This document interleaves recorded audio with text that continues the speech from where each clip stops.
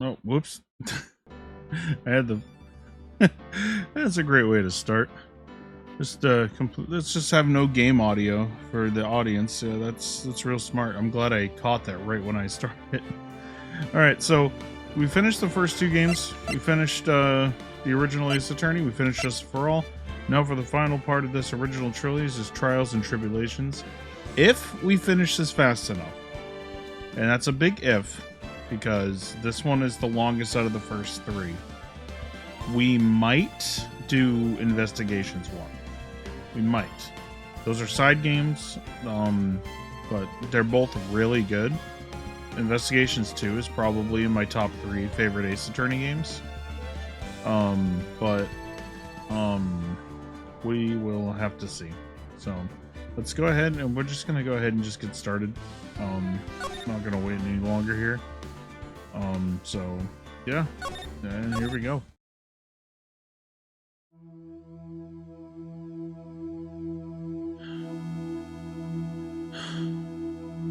How did I get into this mess? Oh, wrong voice. Why? Why did I do that?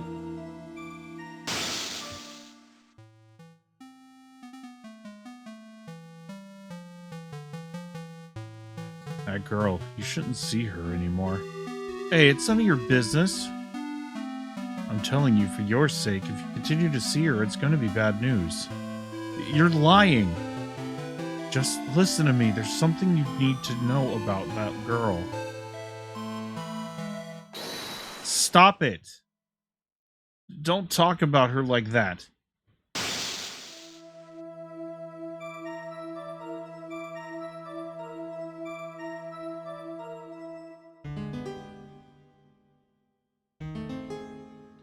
It wasn't me. I didn't do it.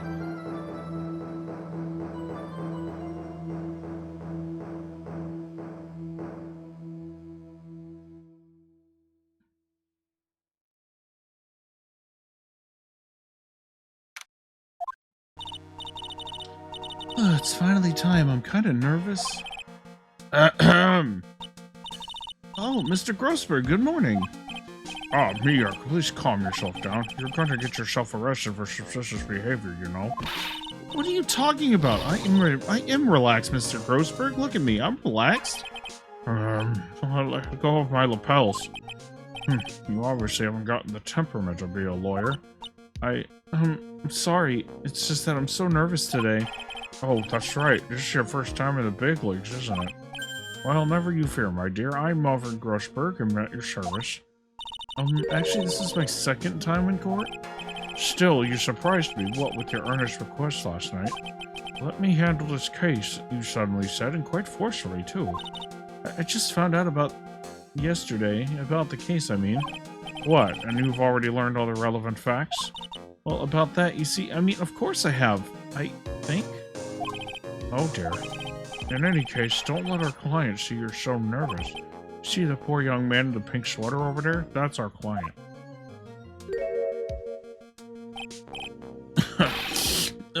Good morning there, everyone. Good morning. Try to keep smiling, Mia.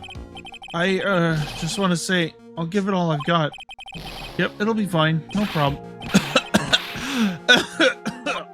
Oh, what's wrong? Do you have a cold or something, Mr. Rye? Actually, it's right. Like the Flying Brothers, people screw it up all the time. And yes, I have a cold, that's what the mask is for. My doc says this way I won't give it to anyone else. Be kind to others, he says.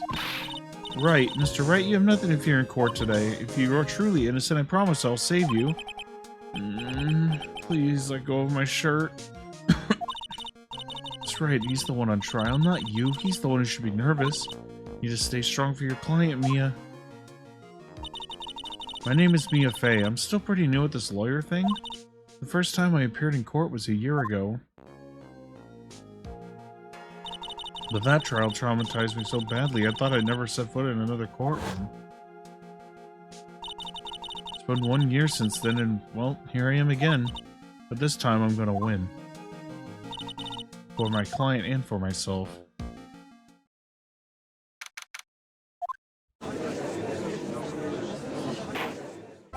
Court is now in session for the trial of Phoenix Wright. The defense is ready, Your Honor. Yes, the prosecution is ready, Your Honor. Laura, thank you so much for the raid. Welcome in, Raiders. How is everybody doing today?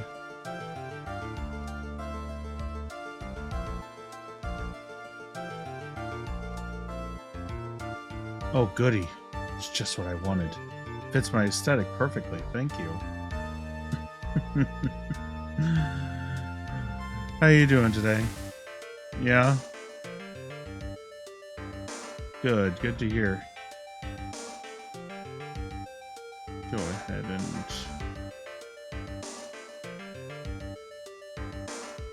Go ahead and throw a follow on there for you.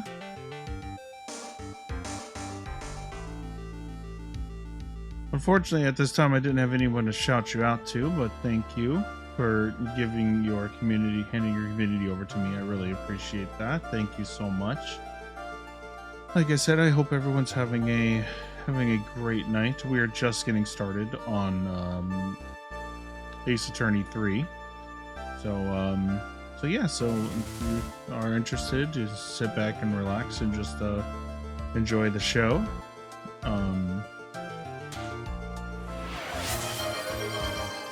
Oh, Mitchie! Thank you for the gift sub. I appreciate that.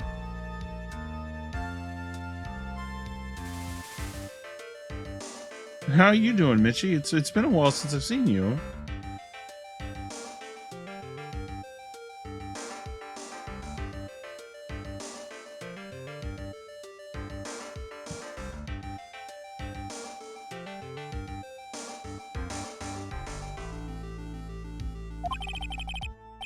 The defense today is... Yeah. Wish I could find work. But, yeah. I know that's gotta be rough, yeah. I tried doing the two-job thing once, and, definitely wasn't for me. I gave it a shot. I gave it an honest shot for a few months, and I was just like, oh, just,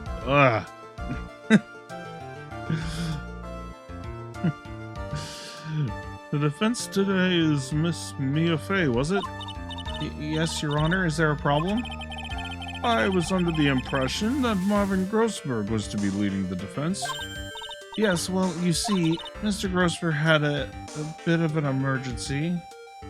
Alright, Ellie, have a good one, and enjoy your movie. Emergency? But isn't that him standing there right next to you?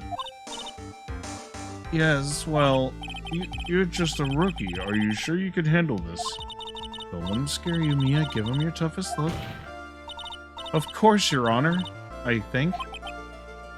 Well, Mr. Payne, your opening statement, please.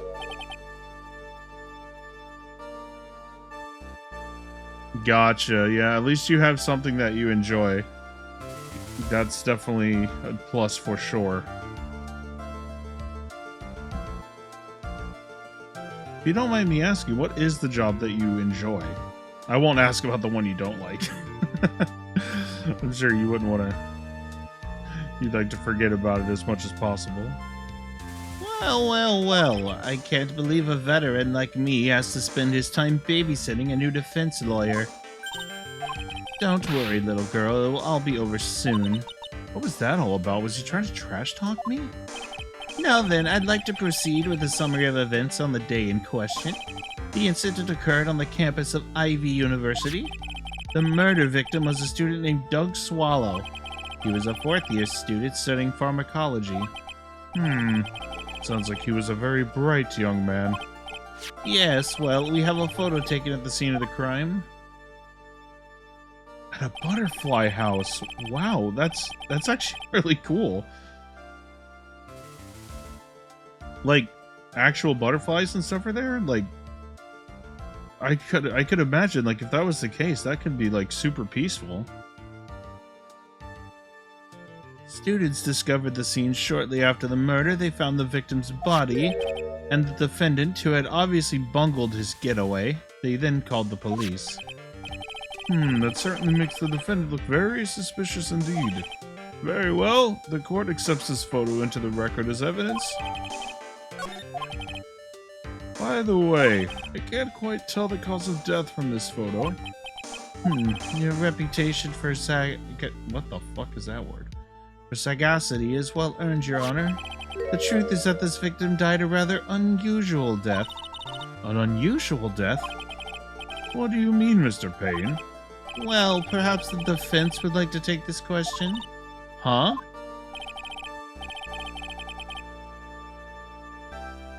Yeah, that's really cool, actually.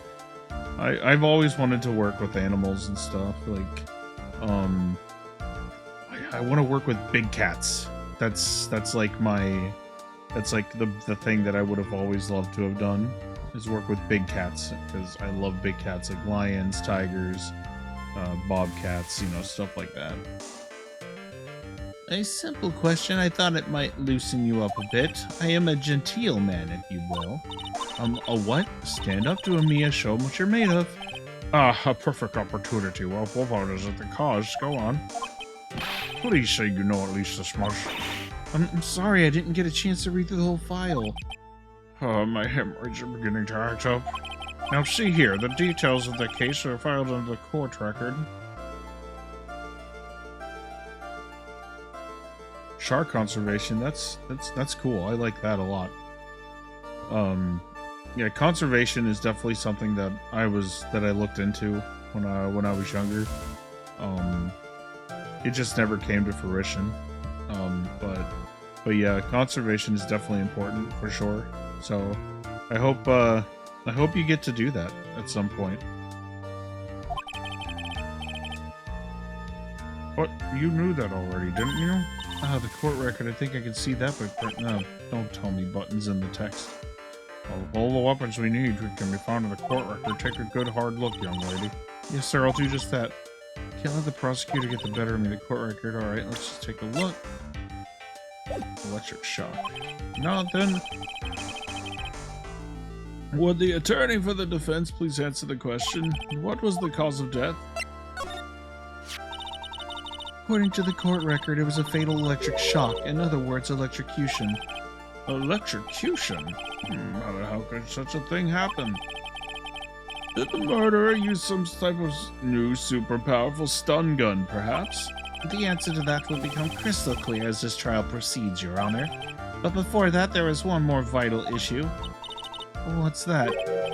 Why, motive, of course. Apparently there was some bad blood between the victim and the defendant. Bad blood? What do you mean? Oopsie, I'm terribly sorry. You're the defense attorney, so you must know all about it. I shouldn't be stealing your spotlight like this. I really don't like this guy's smug attitude. That's Winston Payne for you. He's one smooth operator, if you catch my drift. They don't call him the rookie killer for nothing, you know. Now then, let's hear from the defense. What was the source of the bad blood between the victim and the defendant? And this time I would like to see some supporting evidence. Evidence? No need to get all worked up over this. As I said, all of our weapons can be found in the court record. Find the evidence you need and then shove it in old Greybeard's face. Yes, sir, into old Greybeard's face. Mr. Grossberg, try to set a better example for the young lady. Mia, evidence isn't the only thing in the court record. People's profiles are as well. You can toggle between blah blah blah.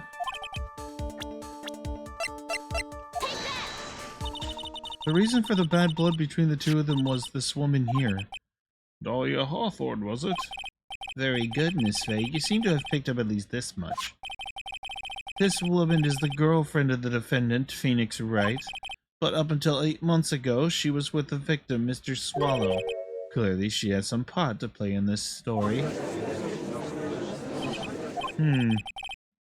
He's done it again.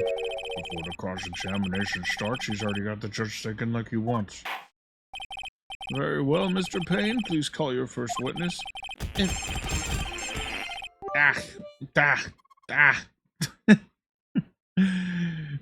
you for the bits. Thank you for the lurk. I appreciate it. If it pleases the court, the prosecution would like to call Mr. Phoenix Wright. What? The defendant himself? Well, Miss Fay? It's fine. After all, Mr. Wright is innocent, right? The defense has no objection. Very well. The court calls Mr. Phoenix Wright to the witness stand.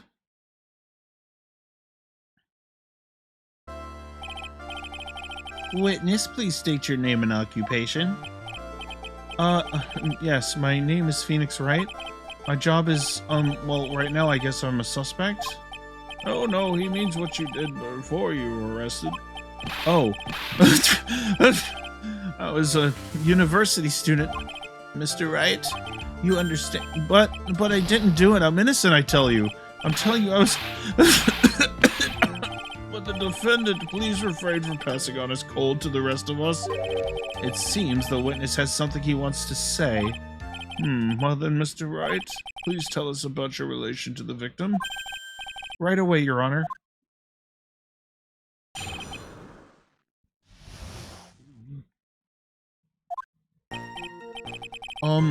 I admit I was there, but I'm not a killer. All I did was find his body. I hardly knew the guy to begin with. I never even talked to that stuck-up British wannabe.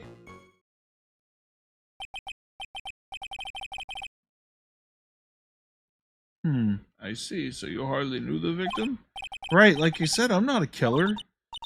Looks like the judge understands. You're naive, you know. Too naive. It seems you've forgotten one small thing, young lady. And that would be... The witness still has to undergo something called cross-examination. Cross-examination? He's right, and it's the defense's duty to carry out the cross-examination. The purpose is to determine if a witness testimony contains any contradictions. Contradictions? If a witness is lying, their statement will conflict with the court record. But Mr. Wright is my client. Even if he is your client, in court all lies must be struck down. As your lawyer, it is your duty to see. What does he mean by that? Is he saying that testimony just now that there was a lie? Then your cross-examination, if you please, Miss Fay. Please, Mr. Wright, tell me you haven't been lying. You wouldn't do that to me, would you?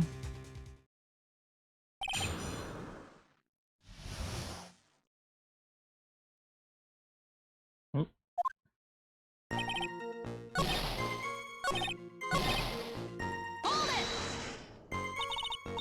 Mr. Wright, you stated the following in your testimony. I hardly knew the guy to begin with. That's right. I mean, why would I even... But that doesn't sound right. If you hardly knew him, then why would you say that the victim was a stuck-up British wannabe?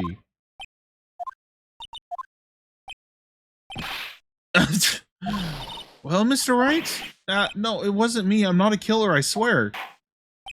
Mr. Wright, I will give you an opportunity to revise your testimony. How is it that you knew the victim was, as you put it, a British wannabe? Yes, well...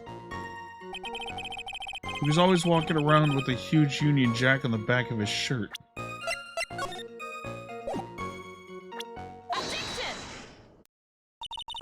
Are you certain you saw the Union Jack? Yeah, I'm sure. It was right there on his back. Miss Fay, is there some point to this line of questioning? Your Honor, please take another look at the crime scene photo. As you can see, there's absolutely nothing on the victim's back. Hey, wait a minute. He's wearing a leather jacket. The Union Jack was on the back of the t-shirt he was wearing. I was under the impression that you accidentally came across the body. But if that was really the case, then you wouldn't know that, would you? You would have no idea what he was wearing underneath that jacket. Mr. Wright, you've been lying to me. Please forgive me. Mia, you've made our client cry. Let him. That pee on his chest doesn't stand for Phoenix anyways. Can't believe I trusted him. Mr. Wright was all wrong. That was an impressive bit of cross-examination. Thank you for uncovering the defendant's lies for me. It's quite clear this man did not simply stumble upon the scene of the crime. Oh, did I go too far? By the way, Mr. Wright, you seem to have a rather bad cold. Have you taken any medicine for it? Yeah, I took some, but was the medicine that you took over-the-counter brand called Cold Killer X? Yeah, that's right. It kills colds good. Hey, wait a second. How did you know I'm a big fan of Cold Killer X? Would you happen to have that medicine with you right now? Well, actually, I seem to have lost it somewhere. He lost it? Does this have anything to do with the case? Mr. Wright, shall I tell you where your cold medicine is right now? Huh? Your Honor, I'd like you to take a look at another photo from the crime scene. What's this? In the victim's hand, it's Cold Killer X. Yes, but even I've got a bottle of Cold Killer X in my apartment. I'm sorry, but I'm afraid that argument won't work. There's no doubt as to who this bottle of Cold Killer X belongs to. Especially since Mr. Wright's fingerprints are all over it. What? Sensing his murderous intent, Mr. Swallow must have picked up the bottle of medicine dropped by Mr. Wright and hid it in his hand. His purpose in doing so can only have been to identify his killer as Phoenix Wright. Order in the court. Your Honor, I'd like to present this photo and bottle as evidence. Very well, the court will accept them into the record. Also, the victim's wristwatch was broken. Broken? Yes, it ceased functioning when a large wave of electricity passed through it. Well, Mr. Wright, do you have some kind of explanation for all of this?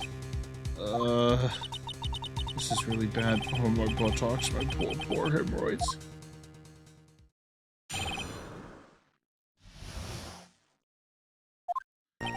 The truth is, I went because he called me. He was in the pharmacology department, so we agreed to meet at 2:45 behind that building.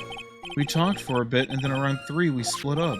Then later, when I went back, I found him lying there. I'd been taking Cold Killer X for the last 2-3 days, but I lost a bottle of it around lunchtime on the day of the accident.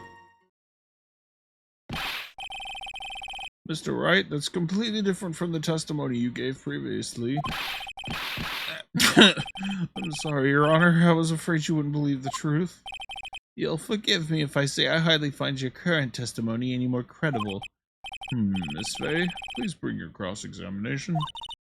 Please, Mr. Wright, don't tell him any more lies.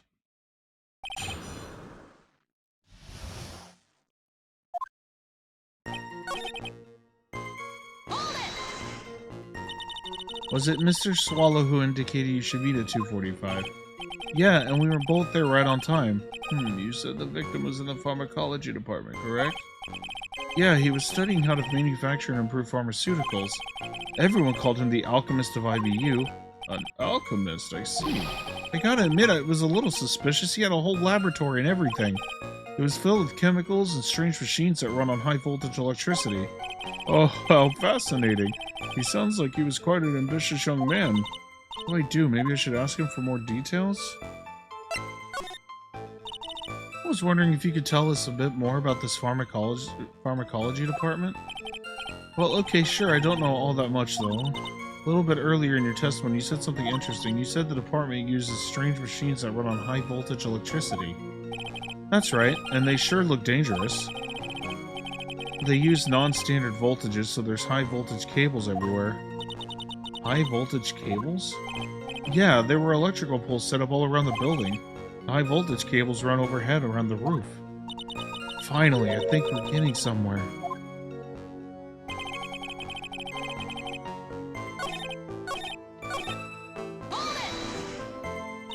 On the day of the incident, what did you do for lunch? Huh? What does that have to do with anything? You can never be too sure. I always eat with Dolly, just the two of us. Dolly's homemade lunches are just the greatest. Her mini omelets are magically delicious.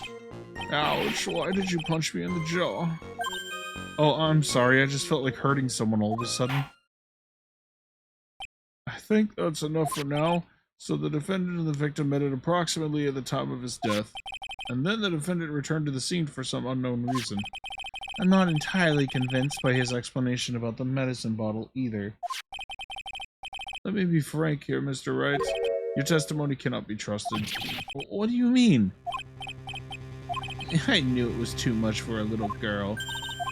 However, there is one mystery that still remains. There is, Your Honor? How the murder was carried out, of course. Just how was the victim electrocuted? I don't believe the murder weapon has been produced yet, correct? Well, you are correct, Your Honor. So how exactly was Mr. Swallow killed? If I could somehow establish how it was done, maybe I could still come out of this mess smelling like a rose. Your Honor, yes, Miss Faye? I believe that if we were to piece together everything we've heard up until now, we should be able to solve the mystery of how Mr. Swallow died. That would be most impressive. Quite the brash statement coming from a rookie. But even a beginner like you must understand the basic rules of the court, yes? An attorney must be able to substantiate their arguments with evidence. Of course I know that. Actually, I totally forgot about that. Well then, Miss Faye, let's see what you've got. Show me how you believe the victim was electrocuted.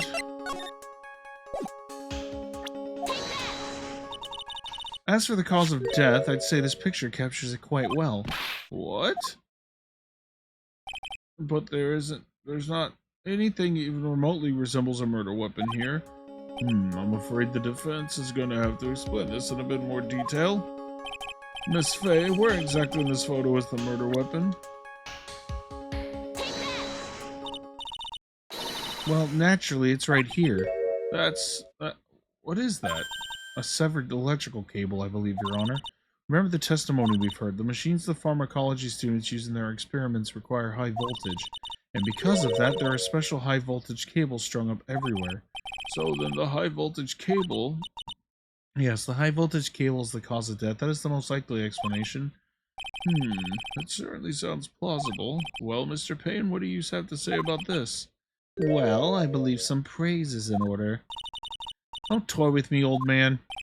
Now, the victim's cause of death may indeed have been a high-voltage cable. However, I want you to think about what that really implies. The only one who had opportunity to use the cable as a murder weapon was... the defendant. That was certainly true. Yes, and that's not all. We have proof. Irrefutable proof that will establish that Mr. Wright is the murderer. You do? Well, what is it? His fingerprints. Fingerprints? You mean that the defendant's fingerprints were on something besides the medicine bottle? Let's take another look at the crime scene photo. As you can see, the victim is wearing a leather jacket, and as you may know, leather holds fingerprints quite well. You mean... Yes, it's quite clearly imprinted on the chest area of the victim's jacket. The palm print of the defendant's very own hand. What? I can only think of one way Mr. Wright could have left a print like that. Intent on murder, he squarely pushed the victim towards the severed electrical cable. Order! Order! That's enough. I think we can conclude that there is no reason to continue with this cross-examination. Stick a fork in us, we're done. Mr. Grossberg? My never life, the show is over me. I knew that boy was guilty the first time I saw him. No, you're wrong. Mr. Wright is innocent. No further evidence is required to convince me of this man's guilt. Your Honor, at this time I am prepared to render a verdict in this case. Do you have something further to add, Miss Faye? Is this what you want, Mr. Wright? You still haven't told us the truth, the whole truth. You don't say something now, the judge is going to hand down his verdict. But I can't just say it. If I told you what really happened, then I'd be... It's okay, Mr. Wright, I'm your attorney, you can trust me. Miss Faye, no matter what it is you have to say, I believe in you and I'll represent you to the very end. We've already established the defendant's guilt, and there's nothing further for him to say. Wait a minute, Mr. Wright. I'll tell you what really happened. What I've already told you, Mr. Wright, there's no need for further... I did it. I admit it, I pushed him. It's my fault.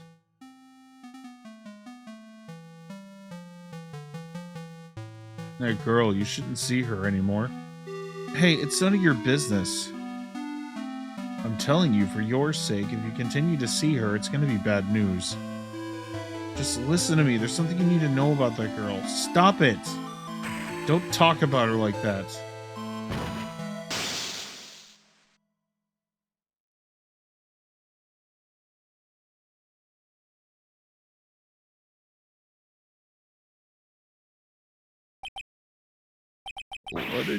What you just said, is that the truth? Yes, I was afraid that if I told the truth, everyone would think I was a murderer for sure. Well, as things currently stand, we are all absolutely convinced you are. Please, give me one more chance to explain. This time I swear I'll tell the whole truth. It'll be okay, won't it, Miss Faye? I believe in you. Oh, thank you. I still can't believe it. He really did push the victim. It feels like my hemorrhoids are doing the Harlem Shake. Gosh, what an outdated reference. My god. That guy, he was talking bad about Dolly. I lost my temper and gave him a shove. At that moment, I heard some kind of loud noise. A little while after I left, I started to get worried, so I went back, but he was just lying there dead. Well, the explanation is really quite simple. When you pushed him, Mr. Swallow flew back and touched the electrical cable. He died from the shock, and that, as they say, is that. A simple explanation indeed. At the time of the incident, the light rain had been falling. Wet from the rain, the victim was more easily electrocuted. But when I pushed him, there weren't any electrical cables nearby. If there had been something like that, I would have noticed. It's true, even a doofus like him couldn't miss that. Miss Faye, let me warn you right now that if your cross-examination does not yield any new facts, I intend to deliver my verdict without any further delay. Are we clear on that? Yes, Your Honor. Don't give up, Mia. If he is innocent, there must be some kind of evidence somewhere that will prove it.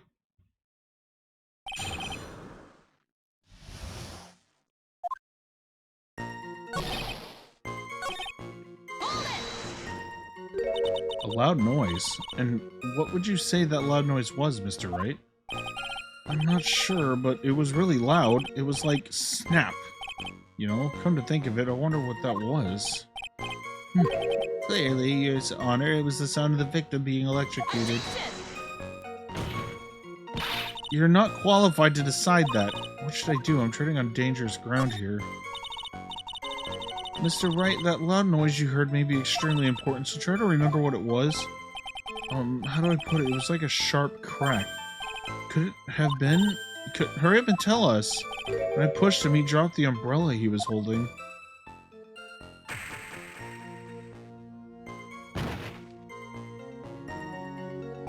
He fell right on top of it and it broke. That was probably the noise I heard. An umbrella, huh? Did that umbrella belong to the victim? Yeah, it was a plastic umbrella, kind of cheap and frail like the owner. Then again, I wish if I had any kind of umbrella, I was totally soaked to the bone. Miss Faye, what do you think? Is there something important in that testimony just now? Well... This is it. This is the new information you've been waiting for. Of course it's important. No, this cheap umbrella is more than important, it's vital. I want it to officially have it entered into the testimony. How perfectly fitting, flimsy information for a flimsy lawyer. Court agrees to the defense's request. Witness, please add a bit about the cheap umbrella to your testimony.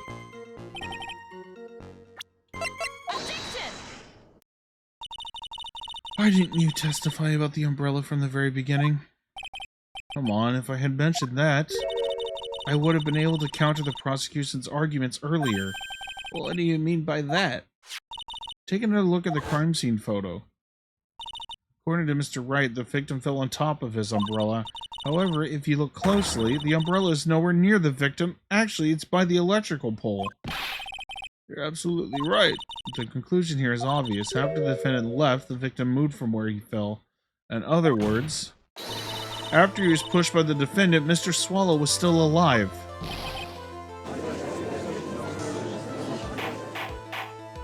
Order! Order! The victim, he moved? Mr. Payne, the umbrella in this photo, where is it now? Well, it was collected by the police at the crime scene. I want it presented as evidence immediately. But the umbrella could have simply been blown there by the wind. According to the testimony, the victim fell on top of the umbrella. There's simply no way it could have been blown there by the wind. But know the matter of the umbrella seems rather relatively trivial, but as long as the smallest doubt remains, I cannot render final judgment. No!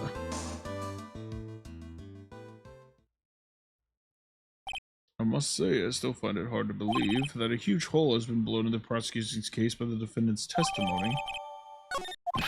Well done, Mia. Mr. Payne, what are you chuckling about? Pardon me, Your Honor. It seems I was expecting too much of a free ride. It was foolish to think I could establish guilt through cross-examination alone. I'm afraid I don't follow what you're saying. Let me guess, you have another witness. Exactly, and this witness's testimony will be incontrovertible. Well, who is this witness? Mrs. Dahlia Hawthorne. Dahlia Hawthorne? You don't mean Dolly? I do, Your Honor. The defendant's very own lover is a witness to the whole thing. That's right, she was at the scene of the crime when the murder took place. I'm sorry to break the bad news to you, my dear.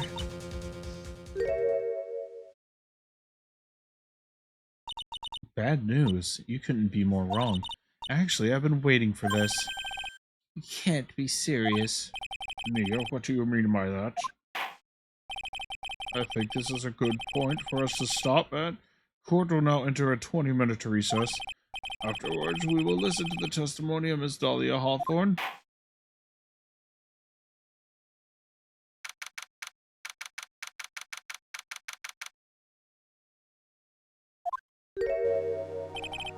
Miss Faye, I'm sorry about what happened back there.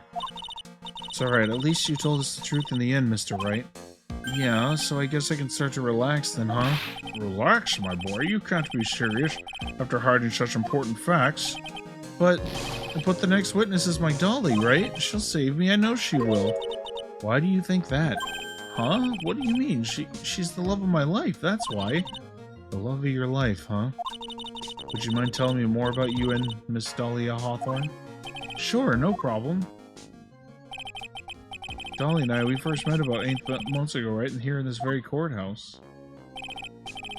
Actually, I'm studying to be a lawyer on the side. Anyway, one day she and I just bumped into each other in the reading room downstairs. That's why I really thought it was fate that brought us together. As soon as I first set eyes on her, I knew she was the one for me. Oh, here, take a look at this. She gave me this the day we met as a symbol of our love.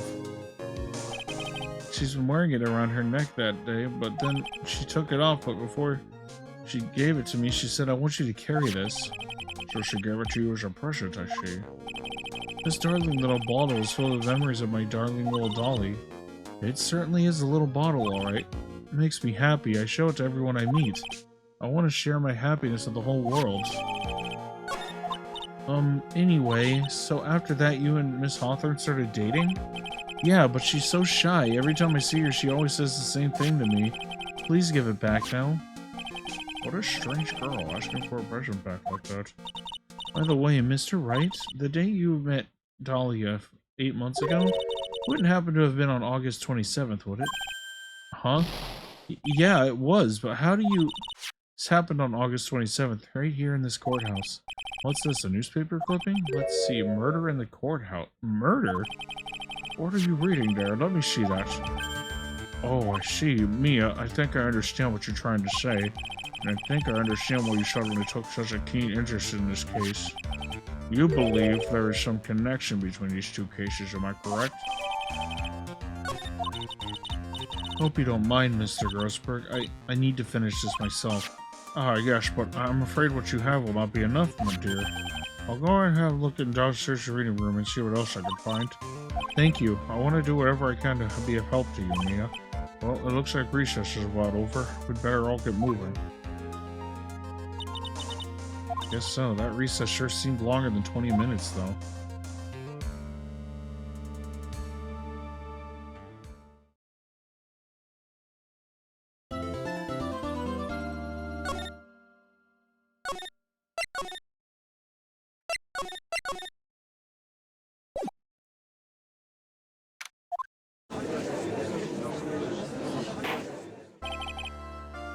Court will now reconvene. Mr. Payne, please call your witness.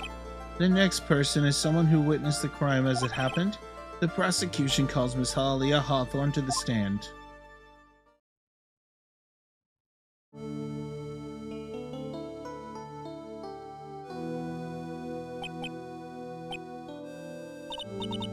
What's with this stiff silence? In my long career as a judge, I have been deceived by many witnesses. It's my job to doubt, to take no one at their word. But in your case, I must admit that you radiate a glow of complete sincerity. I can't believe he actually said that. Now then, witness, could you please state your full name? Don't worry, sweetie, there's no need to be nervous. If anyone says anything rude, you can be sure I'll cut them right down to size. And I will bash them with my gavel. I love how they look straight at me when they say that. Thank you for calming my nerves. You're all so nice. I feel right at home. Not at all. It was nothing. If we may move on now, what is your full name and occupation? My name is Dahlia Hawthorne. I'm a junior in literature at Ivy University. I just want to say it's an honor for me to be here in your noble presence. The honor is all mine. No, the honor is all mine. Well, we know whose milkshake brings all the boys to the yard. Sir? Is there something I can help you with? Just go on and say whatever is on your mind. I'm sure there must be some kind of mistake. Feeny wouldn't kill anyone, I just know it. Yes, so you can see why you'd say that. She's gonna be a tough witness, alright. It only took her 12 seconds to wrap them around her little finger. Now then, please proceed with your testimony. Let's hear about what you witnessed on the day of the incident, if you please.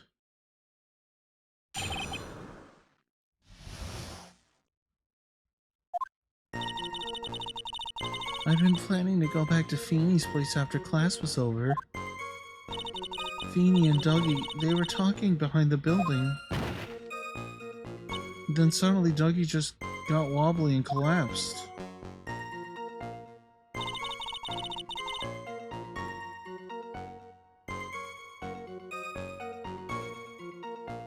That's when Feeny noticed that I was there. I went to go and find some other students and they called the authorities. I don't know what to say. According to you, Miss Hawthorne, the defendant didn't do anything wrong. Young lady, as old as I am, even I recall how hot the flames of young passion can burn. Nevertheless, it is my job to discover the truth. Please tell us the truth. But I would never... That's more than enough, witness. I won't allow this to continue. What do you mean by that? Please just let me proceed with my cross-examination, Your Honor. I, for one, don't plan to win my case on a bunch of paper-thin lies. You haven't changed a bit, Mia Fey. What's this? So you two are acquainted?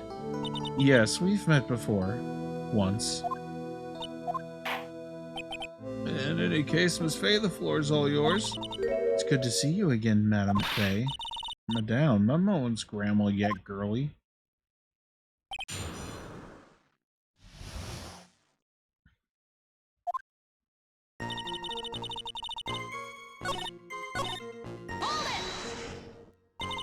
Are you saying that the victim just collapsed on his own? Yes. In other words, the defendant never touched the victim, is that right? I was watching the whole time. Feeny never did a thing to Dougie. The person for no good reason. I just know the judge will get angry with me. What should I do about this just now? Feeble lies are not very becoming, Miss Hawthorne, so let's drop them, shall we? What? I would never... Miss Fey, I will not allow you to badger this witness.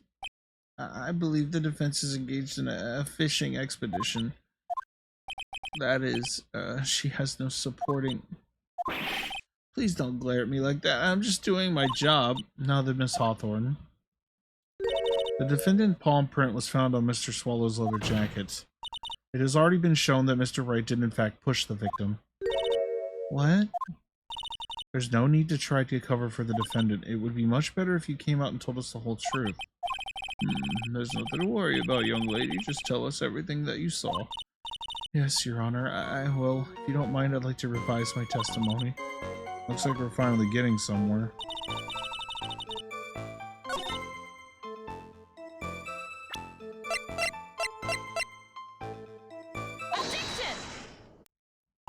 You say you didn't hear anything unusual, is that correct? Yes, that's why I was very relaxed looking at the scenery around me. That's nice, but I find that just a little odd. I have here the testimony of your boyfriend, Mr. Phoenix Wright, and he clearly testified to the effect that when he pushed the victim, he heard a sharp, loud noise. He said that? If you were really that close to the two of them, why didn't you hear this noise as well? Well, maybe the noise just wasn't all that memorable.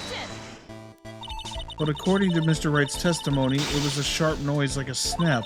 There's no way a noise like that could fail to make an impression. May I have a moment to answer?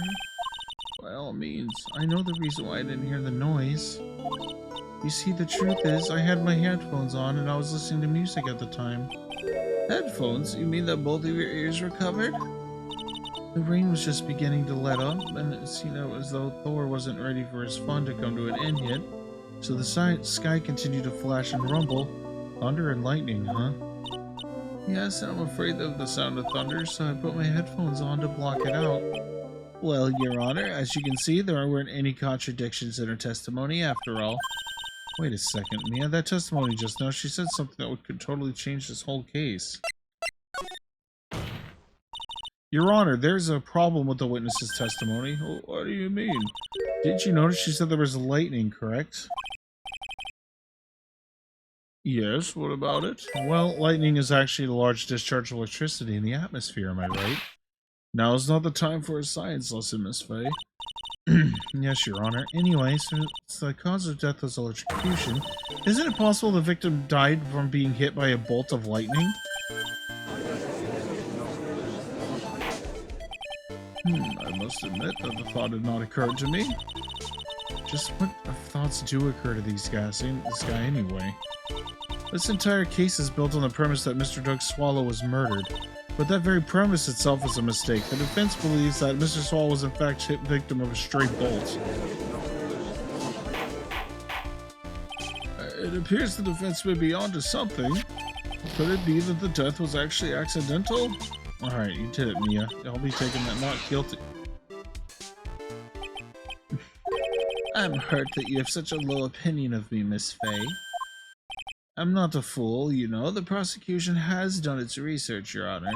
We found that there were no lightning strikes on the day in that location. What? What's more, we have evidence that the electrical cable is definitely linked to this case. Evidence, Mr. Payne? What is this evidence? The affidavit. And who was this affidavit from? The pharmacology students who were conducting experiments in their labs that day. Allow me to read out the court the testimony of the pharmacology students. All equipment in the labs lost power all of a sudden at around 3 p.m. that day. Was it a blackout? All the lab's equipment runs on high voltage, Your Honor. So you're saying the equipment lost power because... Precisely, they lost power because of the severed electrical cable. The power outage occurred at approximately 3 p.m., which fits with the time of death listed in the autopsy report. Exactly. In other words, the victim died as a result of touching the severed electrical cable. According to the students, the cables were very old. They were planning on having them replaced in the near future. I see. Apparently, the cables had become so brittle that even the smallest bump would have caused them to break. However, there's one thing that troubles me. If the cable could have been broken by any small bump, then it wouldn't have snapped if it hadn't been bumped into, correct? Well, I suppose you could say that. Miss Faye, do you have any thoughts regarding the cause of the severed cable?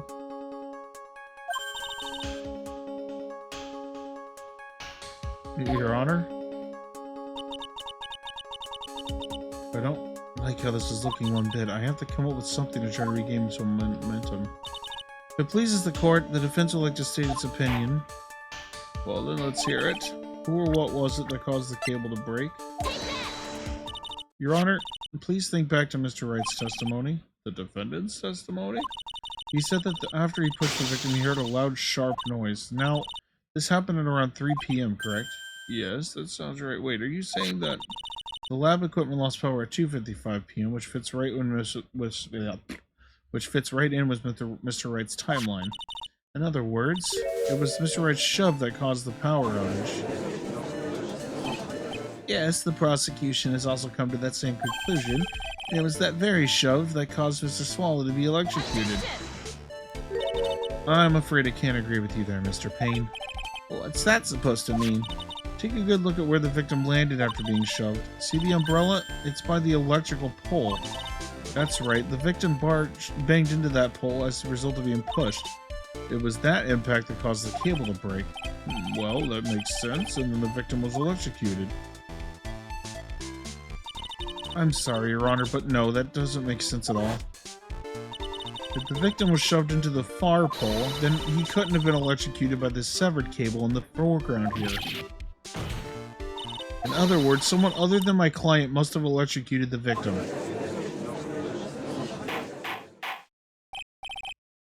Order in the court. Oh, the lamentations of my enemy, how I've longed to hear them. It's true, the defense is absolutely correct.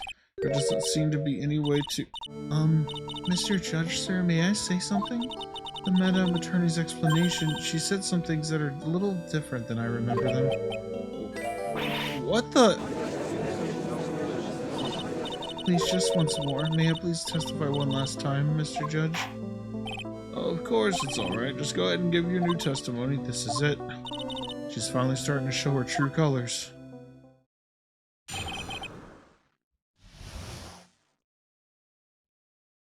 The truth is, Feeney pushed him twice. The first time was into the electrical pole. That's when the cable broke. Then Dougie tried his best to run away from him, but Feeney caught up and crashed into him from behind. The cable snapping and Dougie being electrocuted all occurred in less than a minute.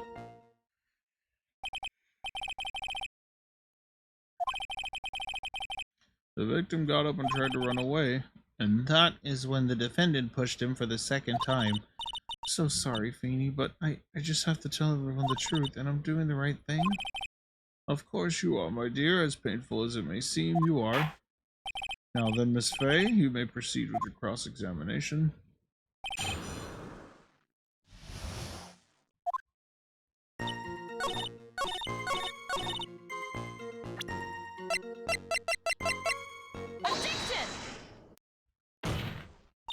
That's enough, witness. I'm afraid I don't understand. You will in a minute. Could you please look at this picture? Oh, that medicine. That's the one Feeney likes to take for his cold. It's not the medicine I want you to look at. It's the wristwatch. It's stopped at the precise time the victim was electrocuted. In other words, 3:05 p.m. Yes, and your point is, Miss Fay? My point is this. What time was it when the lab suffered the power outage due to the cable snapping? Well, according to the student's testimony, the answer is clear. It was 2:55.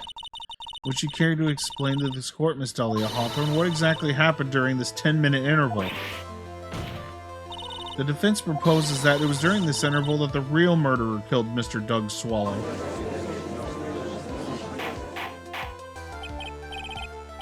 Order in the court. This is nonsense. The real murderer? Even if you can't deny that the time between the cable breaking and the electrocution are completely unaccounted for, then who was it? Who else are you saying could have done it? There's only one person who could have murdered Mr. Swallow. Only after my client had left the scene was there a window of opportunity for the real killer. Miss Fay? Is the defense ready to indict someone as the real killer? It's finally time. This is the moment I've been waiting for. Yes, Your Honor, we are ready. Very well, but remember, if you accuse the wrong person, you will be penalized. Think very carefully before you speak, Miss Fay.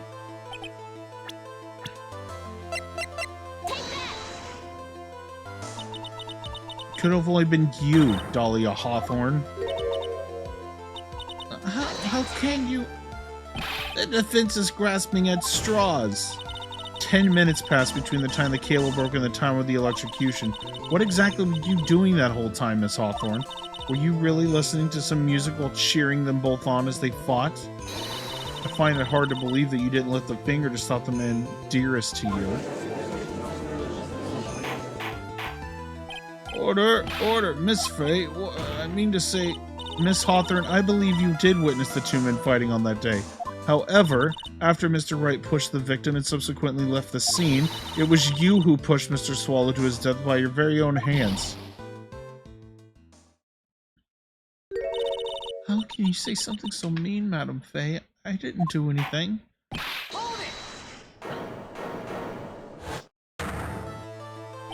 Your Honor, please, I have something I want to say. You? What is it? Please strike everything the defense said just now from the record. What the? Are you daft? You're totally wrong, Miss Fay. Holly, she couldn't do something like that. Mr. Wright, get back to your seat. Bailiff, grab that man.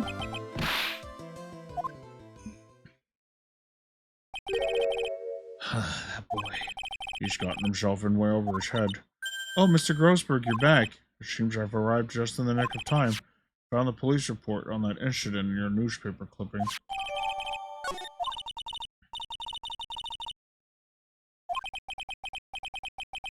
Better take a good look at it. It details how you came to lose your boyfriend. Now, then, the defense has made a very serious accusation. Mr. Payne, what do you have to say about this? Well, really, Your Honor, that is, May I interrupt you for just a moment, Mr. Prosecutor? Don't you worry, my dear. I have the situation well in hand. That is, go right ahead. Madam Fay, are you seriously accusing me of killing my sweet doggy? Yes, I am. Not only am I saying you murdered Doug Swallow, but you also tried to pin the whole thing on your current lover, Phoenix Wright. I told you that you should let me handle this. I'm sorry, please go right ahead. How can you say that? I'm absolutely devoted to my dear Feeny. The notion that I would try to frame him is ludicrous. This is all just too much for poor little me to bear. I believe this girl is trying to ask what on earth her motive would be. The answer to that lies somewhere in this police report. It must. 8 months ago, an incident occurred in the basement cafeteria of this building, and then, that same day, the two of them accidentally meet. Your Honor, the defense requests further testimony from Miss Dahlia Hawthorne. Further testimony? What about? About the events of the day when she first met the defendant, Mr. Phoenix Wright. What could that possibly have to do with this case? The witness claims that she has no reason to frame the defendant, am I correct? Well, I have evidence that suggests that she, in fact, had a very good reason. Very well, then the court grants the defense's request. Young lady, would you mind staying on for just a bit longer? Of course not, Mr. Judge. You're ready for the battle of your life, Dahlia.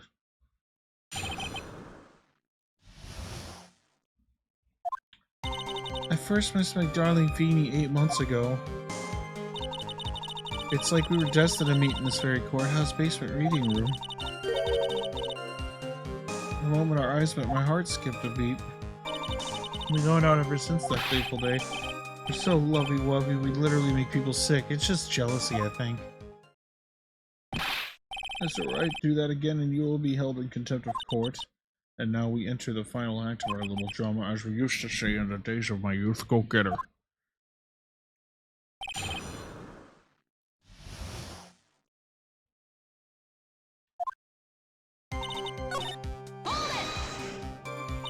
The courthouse reading room, that's a strange place to meet the love of your life. It's not true, Madam Fay. After all, Feeny was not only an art student, but he was also planning on becoming a lawyer. I'm not talking about him, I'm talking about you, Miss Hawthorne. What was a literature student like you doing in a courthouse reading room? This line of questioning is a waste of time. It has nothing to do with our murder case. Miss Fay, I'm warning you, if this has nothing to do with Mr. Swallow's case. Your Honor, if you'll allow me some latitude, I think I can establish relevance. Please ask her to continue on with her testimony. Very well, young lady, I've got a simple question for you. What were you doing downstairs in the courthouse reading room? If it pleases your honor, the answer is simply this. I'd come to this courthouse to do some research for a paper I was writing.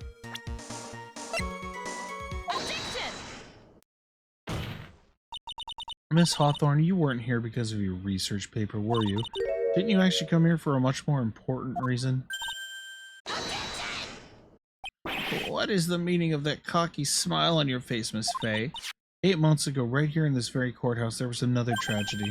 Another tragedy? Do you mean the incident in which an attorney was poisoned?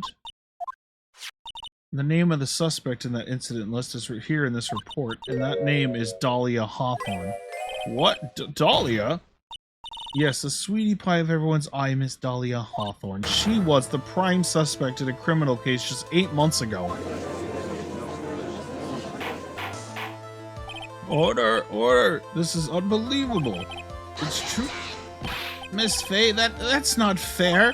You can't slander my witness in this case. I, Winston Payne, will not allow it. Mr. Prosecutor, I believe I was speaking. Pardon me, go right ahead. It's true that about 8 months ago, the police expressed some interest in me. Expressed some interest, huh? Mr. Judge, sir, I know I'm under oath, so I'll tell you the absolute truth. I did not commit the crime that occurred during that incident 8 months ago. I see. Okay, I've tied the two crimes together. Now I've just got to stay on the offensive. Well done, Mia. Oh, I really lit a fire in my heart and my buttocks. I can hardly tell which is more inflamed, my spirit or my hemorrhoids. My God, what is the writing here? What is the writing here?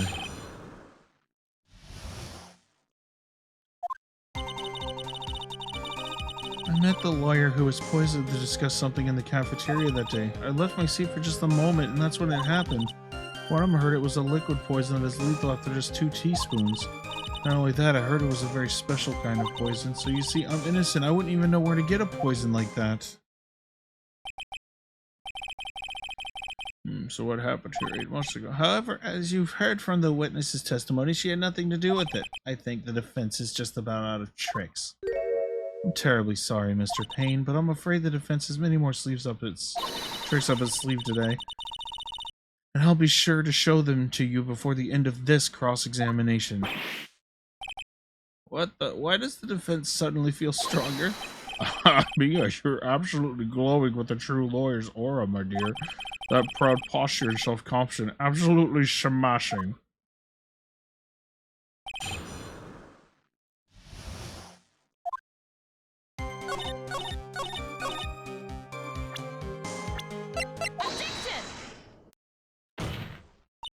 You wouldn't know how to get that kind of poison. I don't believe you. What? In fact, you had an easy access to that kind of poison, didn't you? At your boyfriend's lab. Boyfriend? You mean the victim, Doug Swallow? That's right. Up until 8 months ago, Miss Hawthorne was dating Mr. Swallow, and if you'll recall, Mr. Swallow was a pharmacology student at Ivy University. Pharmacology? His laboratory contained highly advanced chemistry equipment. In fact, without such equipment, the culprit could never have obtained such a rare and special poison.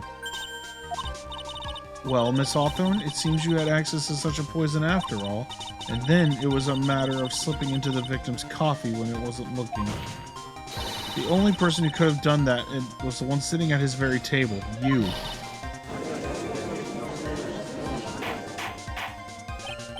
Order! Could it be? That's nothing but a false accusation. May I say something, Madam Fay? What is it, Miss Hawthorne? The amount of poison in the coffee was 2 teaspoons, correct? In order to carry that much liquid, you would need some kind of container. Well, yes, that's true. It was searched immediately after the incident took place. Quite true. In fact, the entire courthouse was turned upside down. But they didn't find a suspicious container anywhere, did they? She's right. They even mentioned that in the report. Well, you could have easily got rid of something that small. Excuse me, madam, but this is a court of law. If you're saying I threw the poison container away, I think you need to show some kind of proof. Provide some evidence or I'll have to disallow this line of questioning, Miss Fay.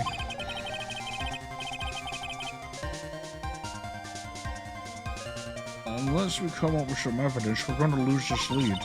The police conducted a full body search of Dolly in front of the current courthouse, and yet the container holding the poison disappeared right after the crime occurred. They're going to accuse the young lady of committing the murder. Wrong voice. Then where's the container the poison was carried in? What happened to it? You were forced to get rid of the container in a hurry, weren't you? And that's why you passed it on to someone that had nothing to do with the case. Someone that you knew wouldn't be searched. Who is this person? Mr. Phoenix Wright, of course. So the defendant was his witness's accomplice? Of course not. She gave that poison to him disguised as a present. But that's a charming little necklace. Is this a little bottle? It really is quite cute. So what about it? What does it mean, Miss Faye? The day the witness met and fell for Mr. Phoenix Wright was 8 months ago, August 27th, the very same day as the poisoning incident. Under the pretense of love, the witness gave my client a present. All for the purpose of hiding the one piece of evidence that would give her away. Are you certain that there's deadly poison in here? No, there's no longer any poison in that bottle. However, I'm certain if the crime lab were to analyze it, they would find a trace amount.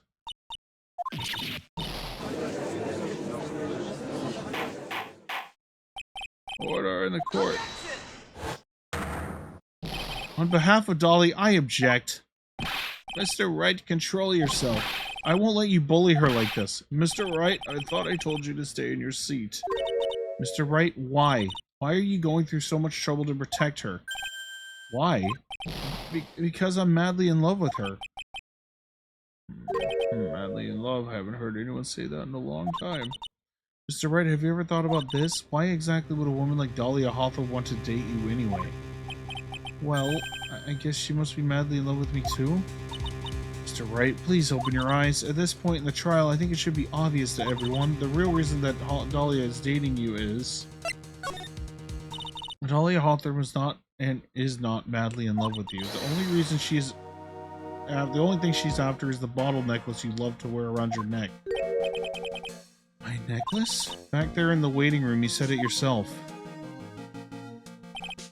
Yeah, but she's so shy. Every time I see her, she always says the same thing to me. Please give it back. What a strange girl, asking for a present back like that. For Dahlia Hawthorne, that necklace is irrefutable evidence of her crime. That's why she absolutely had to get it back.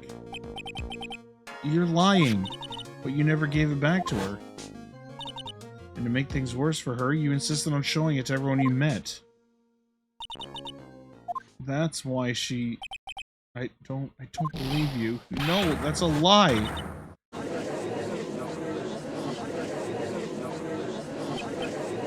Mia, are you alright? The defendant, he's getting away. Bailiff, hurry after him. Mia, are you alright? Yeah, I think so. That boy, he went completely insane. Where's Mr. Wright? It looks like the bailiff caught him, so he should be back soon enough. Thank goodness. Oh no! What is it? The bottle necklace, Miss Hawthorne's present. It's gone. What? That's terrible. Mr. Wright must have grabbed it when he slammed into me. Foolish boy. That's the only thing that could have saved him. What in blazes are we supposed to do now?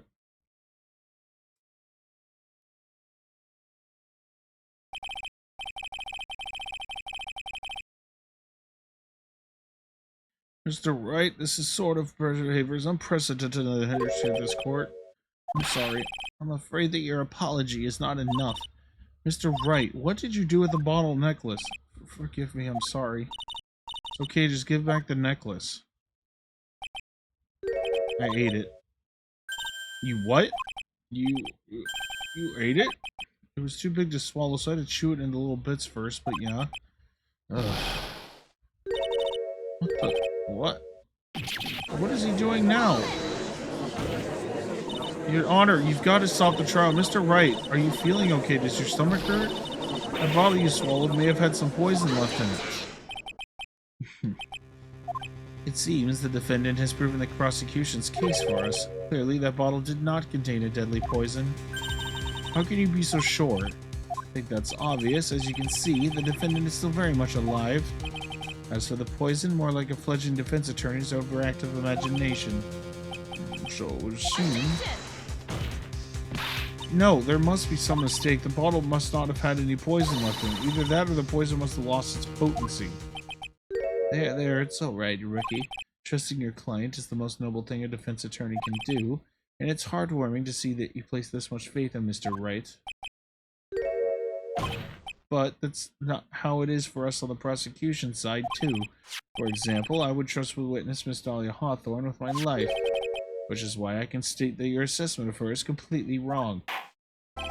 That's enough. Unfortunately, Miss Fay, I cannot accept your explanation of the events. But why? It may be impossible for a beginner like you to understand, but in the court of law, evidence is everything. Even after I prove so much, is she gonna get away with everything? Well, now that the suspicion surrounding Miss Hawthorne has been cleared up, I would like to... Mr. Wright? Sorry, Miss Fay, it totally slipped my mind. I'm really, really sorry. I know you believed in me, and I feel like I really let you down. Mr. Wright, what are you trying to say? There's something I forgot to tell you. What is it? That day I met Doug Swallow?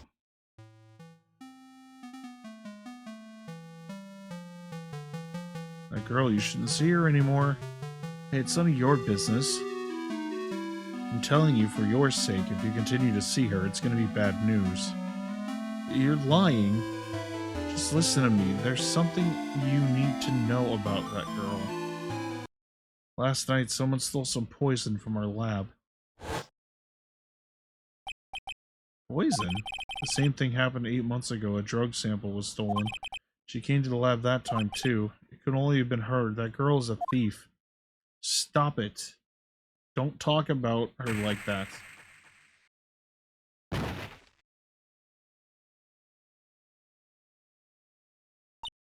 Is it true? Did he really say that? That's ridiculous. There's one more thing. After I pushed him that day, I got worried and came back to have a look. And she was there. Dolly was right there. She was crouched down next to him. What? She told me not to ever tell anyone about it, but I'm sorry, Dolly.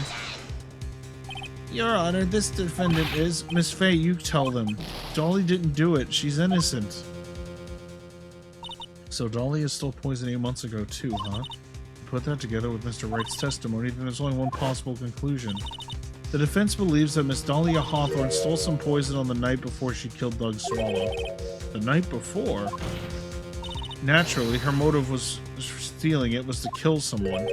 Miss Fay, you're so certain of your theory, then let me ask you this. Mia, this is your last chance. Think carefully. There's something that she desperately wanted to get back there for. Exactly who was it Miss Dahlia Hawthorne was planning to kill?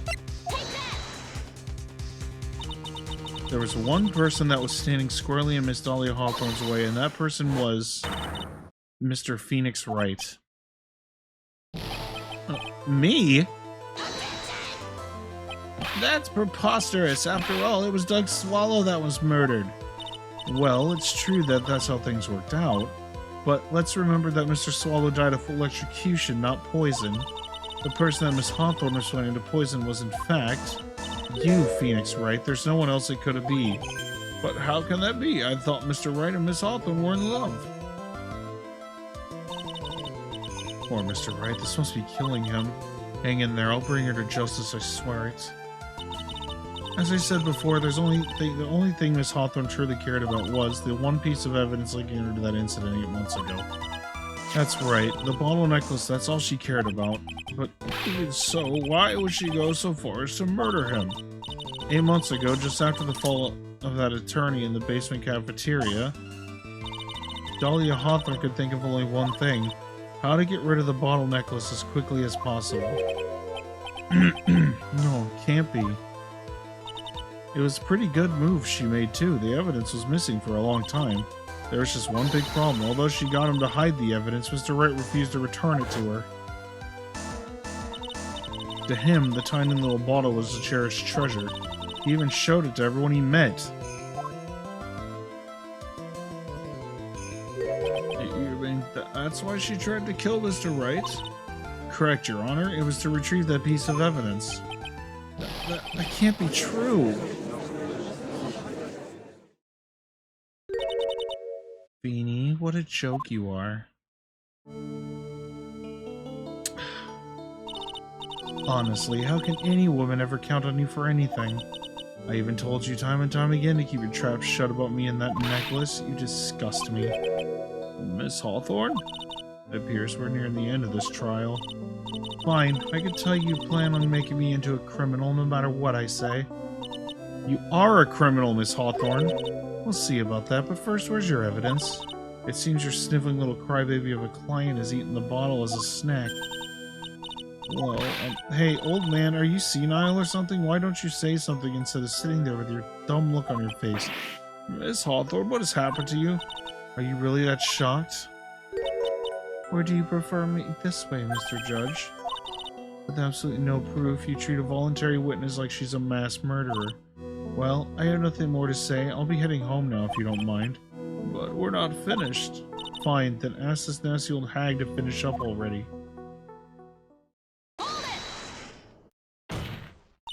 Can't let her get away this time. Stop, Mia. If you keep on pushing without any evidence, you could pay the ultimate price as a lawyer. The ultimate price? You're forced to take off your attorney's badge forever, I'm afraid. You better think it over carefully, Miss Fay, or should I say Miss Gray. Well, Miss Fay, can you provide evidence that would establish her guilt once and for all? If I mess up here, my career as a lawyer is over, but to be honest, at this point I don't have any evidence that's well-founded. Even so, I'd rather lose my attorney's badge than let her get away with murder. Your Honor, the defense would like to present proof. Impossible. You can't possibly... Stupid woman. It is the opinion of this court that there has already been enough discussion, therefore I will only allow one piece of evidence to be presented. Just one? If you are unable to establish her guilt, then I'm afraid that a very harsh verdict will immediately be handed down on Mr. Wright. I understand, Your Honor. Can you just imagine the headlines for the tomorrow's newspaper? Up-and-coming lawyer plummets to earth before she gets a chance to soar. She was planning to poison Mr. Wright. If that's the case, then the poison was probably in there. Well then, Miss Fay, please present your evidence. Show to this court irrefutable proof that Miss Hawthorne was planning to poison Mr. Wright. Here it is, Your Honor. The evidence that will prove your guilt once and for all. Cold Killer X, Phoenix Wright's beloved cold medicine. Does our rookie defense attorney have a bit of a cold? If I did, I still wouldn't take this cold medicine. After all, it's been poisoned. What? Remember what the defendant said in his testimony. But I lost my bottle of it around lunchtime on the day of the accident. I always eat with Dolly, just the two of us. She was the one who took his bottle of Cold Killer X. Then she poisoned it knowing that Mr. Wright was going to take some. Now you're really grasping at straws. After all, it was the victim Doug Swallow that was holding the medicine. I would like the court to recall the crime that happened to her 8 months ago. Where did Miss Hawthorne hide the evidence? What are you talking about? 8 months ago, the bottle was hidden in her... The poison was hidden in her bottle necklace, which she then gave to someone else for safekeeping. Someone she had accidentally run into the reading room, my client, Mr. Phoenix Wright. Yes, that's right, she did the same thing this time as well. After shoving the victim, Mr. Phoenix Wright left the scene of the crime. That is when the murderer, Dahlia Hawthorne, appeared. With her, she was carrying the poisoned bottle of Cold Killer X. This, of course, was so she could carry out her murder plan against Mr. Phoenix Wright. I believe she did testify that she was going to meet with the defendant. Yes, and she heard and saw everything that happened at the scene of the crime, including what the defendant and the victim were arguing about and the cut electrical cable. That's what she realized. I can't allow Doug Swallow to live. She used the severed electrical cable to silence him forever. Unfortunately for her, this is when the problem occurred. Mr. Wright, who she thought had left the scene, came back to check on the victim. And on top of that, because of the power outage, some of the students showed up as well. It's hardly any wonder that she was, as she put it, in a state of panic. Recall that she was carrying that bottle of poisoned cold medicine. She must have thought, what if they did a search on me like they did 8 months ago? 8 months ago? Yes, she disposed of the evidence exactly the same way she did back then. She had someone else hold it, in this case, Doug Swallow.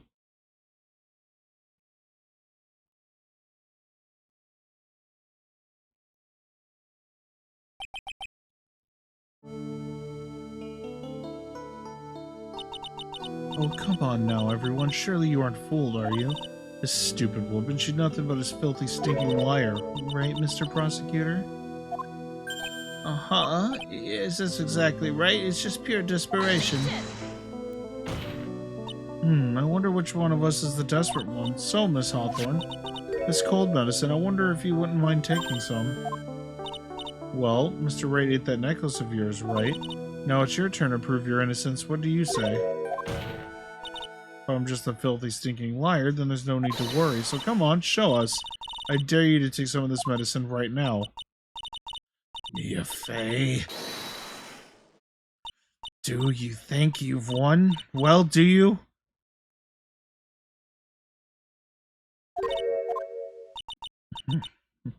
It's fine.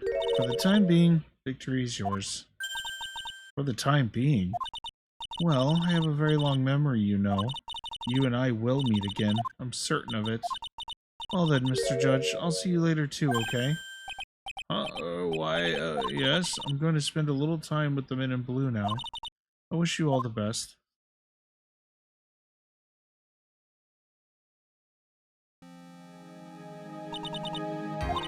It's finally all over.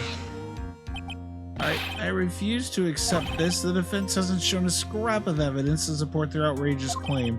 But even so, your witness seems to have accepted it. I don't care. I am Winston Payne, and I don't believe one word that this rookie lawyer has said. Well then, Mr. Payne, let me ask you this. Would you care to try some of this cold medicine? What? Just a little earlier, I could have sworn you said. There, it's alright, rookie. For example, I would trust the witness Miss Hawthorne with my very life. So, if she's so trustworthy, then I'm sure there couldn't possibly be no poison in here, right? You see... And here comes the backpedal. Come on now, rookie killer. Show this rookie how it's done. How much trust do you really have for this woman? Are you willing to bet your life?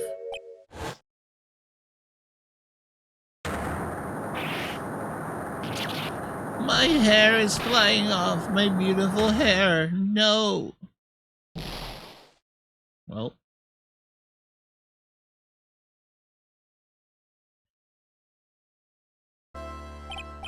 Mr. Payne, about Miss Dahlia Hawthorne? Yes, Your Honor. I filed papers for her arrest immediately. Tragic, but not surprising. I knew there was something suspicious about her from the very beginning. Don't lie, just admit you were wrong. By the way, Miss Fey? Yes, Your Honor. Was it just me, or did you and Miss Dahlia Hawthorne seem to know each other? Your Honor, whether we did or not has no bearing on this case. Very well. Mr. Payne? It appears Mr. Payne has lost his spirit along with his hair. Does the defendant have anything further to say? Can't be true, my dear Dolly. Very well then, I believe I'm ready to pass judgment and bring this trial to an end. The court finds the defendant, Phoenix Wright, not guilty.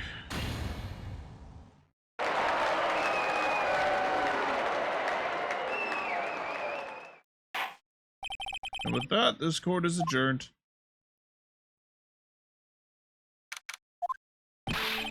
Mia, you were so wonderful in there. Thank you for everything, Mr. Grossberg.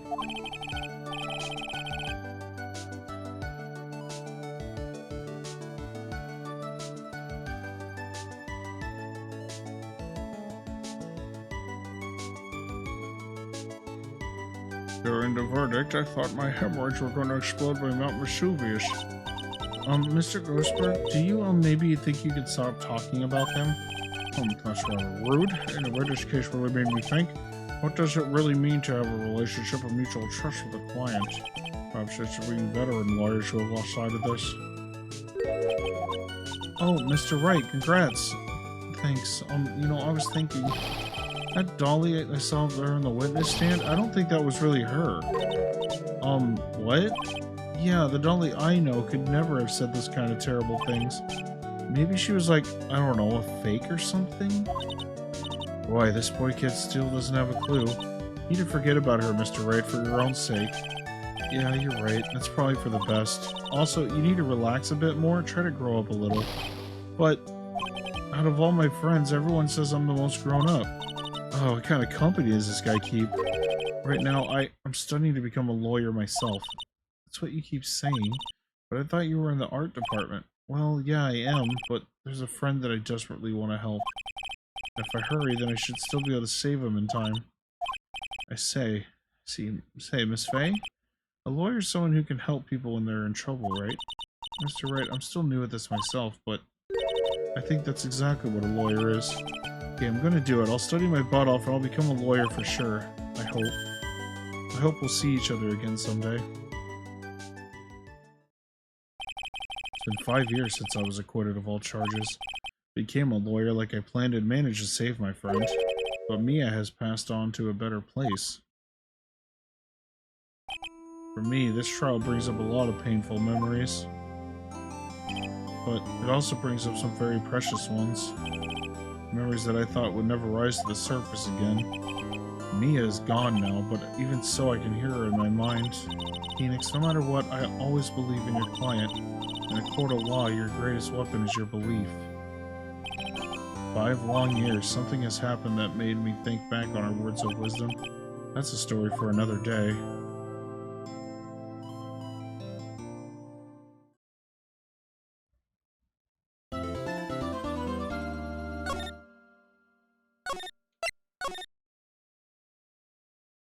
Alright, and as we do with every chapter, we take a short break, short intermission. So that's what we're going to be doing here. I will be taking a 15-minute intermission just to, stretch my legs and get something to drink, maybe a snack. I'll be back.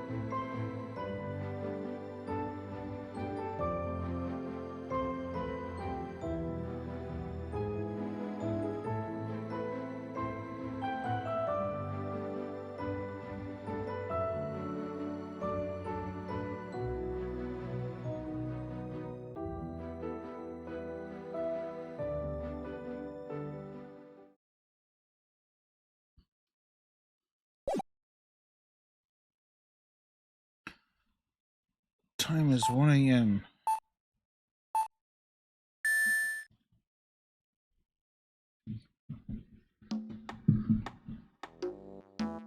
Detective, we made it. What a relief. Glad the jewel is still safe. Oh, you said it, pal. Must have been our rock-solid security that scared him off. You mind opening the safe just to double check?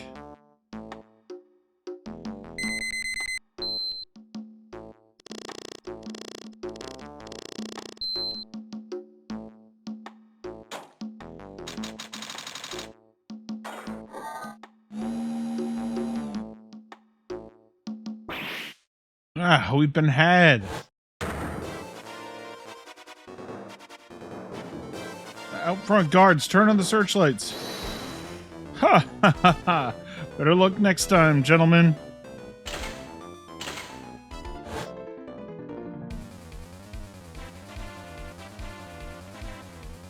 Excuse me, but I'm afraid I must be leaving now.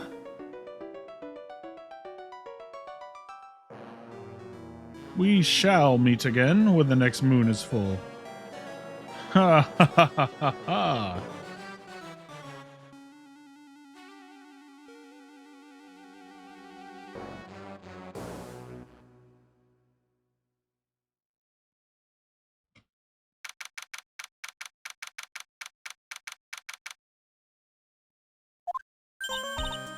Hey, Nick, get a load of this.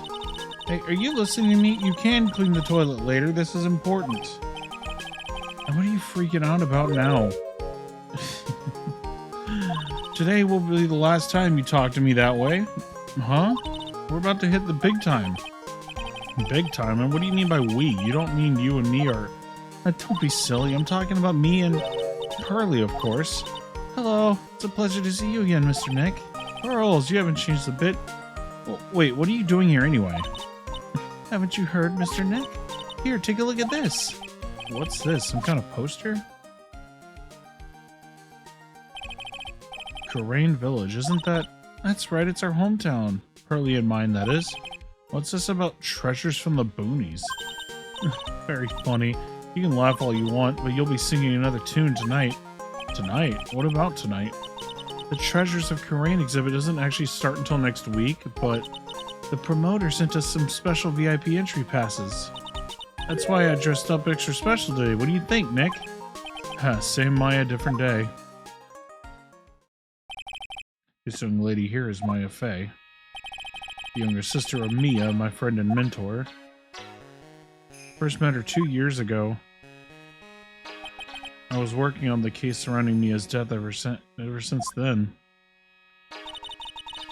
I've been the one who's been keeping the law office afloat from behind the scenes. Actually, that's just a cover for her true identity. In reality, she's a spirit medium and a bit of a shady character. Hey, who you calling shady? Now, this little girl is Pearl Fey, but I usually just call her Pearls. She's Maya's cousin and a spirit medium in training herself. I know I'm a bit young, but I want to help in any way I can, Mr. Nick. Corain Village is the home of the mysterious Corain channeling technique, and Maya here is the daughter of the Corain School of Channeling's master. I know it sounds ridiculous, but it's no joke. I've seen her power with my own eyes, and it's the real thing, alright? Eartha Nick, how long are you going to make two gorgeous women like us wait? Yes, we can't wait any longer. I want to see the exhibit. Looks like I don't get a choice here. Might as well head on out. Lordly Taylor, the city's fanciest and most expensive department store. Treasure exhibit, huh? I have to admit, I'm pretty impressed. Wow, this is awesome. Yeah, you can make even the cheapest junk look great. It all depends on how you display it. Oh, they even have the dusty old hanging scroll that was in the Fey Manor storeroom. Oh yeah, I remember scribbling on it when I was a little girl. On a family heirloom? Say, Nick, the person in charge of this exhibition is waiting for us in the basement warehouse. Alright, I guess we should go and say hello.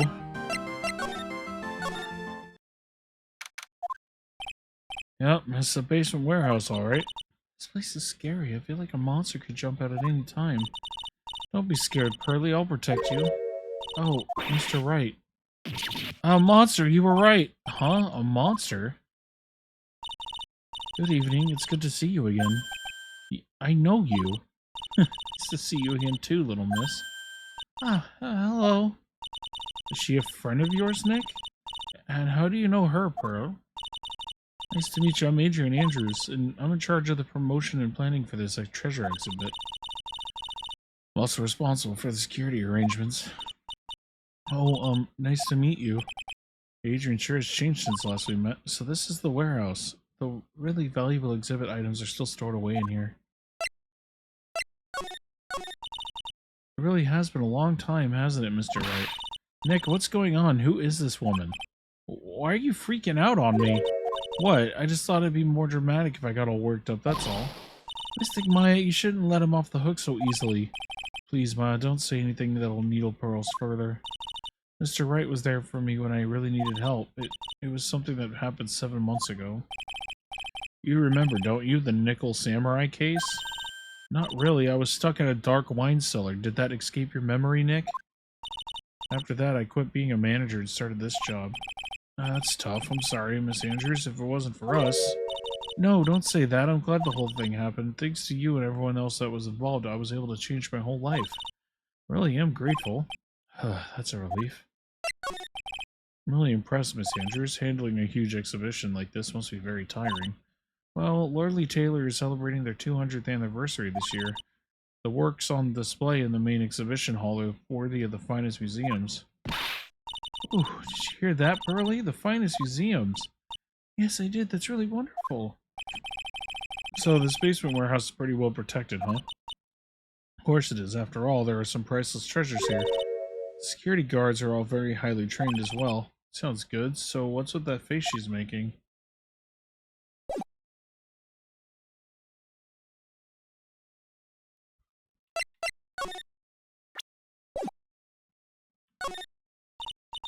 Look, a ladder. That's a step ladder. So what's the difference? You just stop judging things based on your narrow-minded cultural assumptions, Nick. Right, sorry, why do I feel like we've had this conversation before?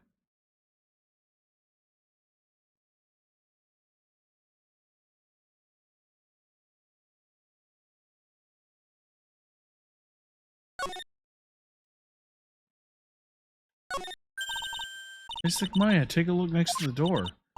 That's Mystic Amy, right? Yes, that statue of the woman who invented the current channeling technique, Amy Faye. The statue's on a loan from one of the training halls of the Faye branch family. In fact, it just arrived this morning.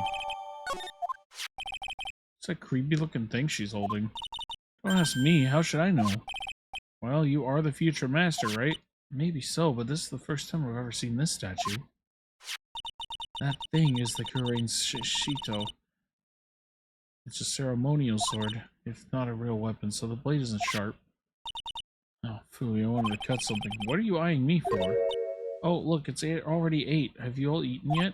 Well, actually, I've already made reservations at a restaurant on the 12th floor. Why don't we all dine together? Oh, I like the sound of that. Dine, it sounds so fancy. The kids' lunch.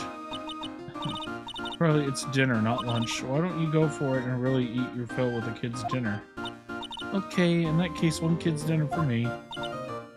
Shall we head upstairs then? After that pleasant evening, all that remained was to wait for the exhibition's opening.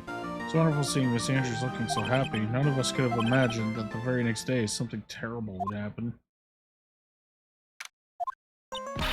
Nick, this is terrible. What the? You're cleaning the toilet again? Never knew you're such a toilet freak. Give me a break, would you? My brain just hit the snooze button for the 5th time. I'm gonna turn on the TV. Got an update on the recent treasure heist. Based on clues found at the scene of the crime, authorities have announced that they believe it was the work of the renowned phantom thief Mask the Mask. Mask the Mask? According to a spokesperson, Lordly Taylor received a threat letter some days ago. This is the 5th heist by the phantom thief, who only targets rare treasures. Lordly Taylor? Well, Nick, what are you gonna do? Don't you dare go back to scrubbing the toilet. Treasure, Lordly Taylor, you don't think... Yes, now get up, Nick. It was stolen by Mask the Mask. Our most valuable treasure. The Kurain's secret urn was stolen. What?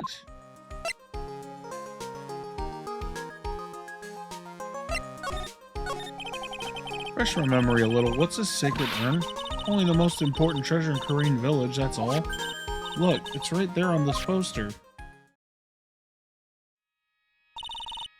Don't you remember what's inside? The urn contains a very important soul. Namely, the soul of Mystic Amy Faye, the founder of the Korean channeling technique. Right, Pearly? Yeah, that's right.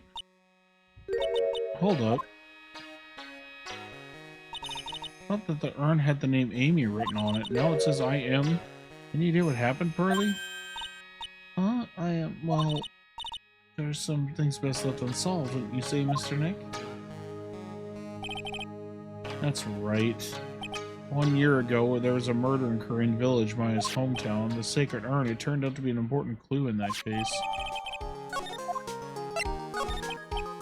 Okay, the toilet's shining in the judge's head, so let's see what's next. What's wrong with you, Nick? What do you mean? The beloved Mystic Maya's treasure has been stolen. Doesn't that even bother you? I thought the urn was the village's treasure, so I don't see how... The village is Mystic Maya. She's the future master of the Korean School of Channeling. You know what I'm talking about, Mr. Nick. I won't let you say you don't. Okay, I do, so what am I supposed to do about it?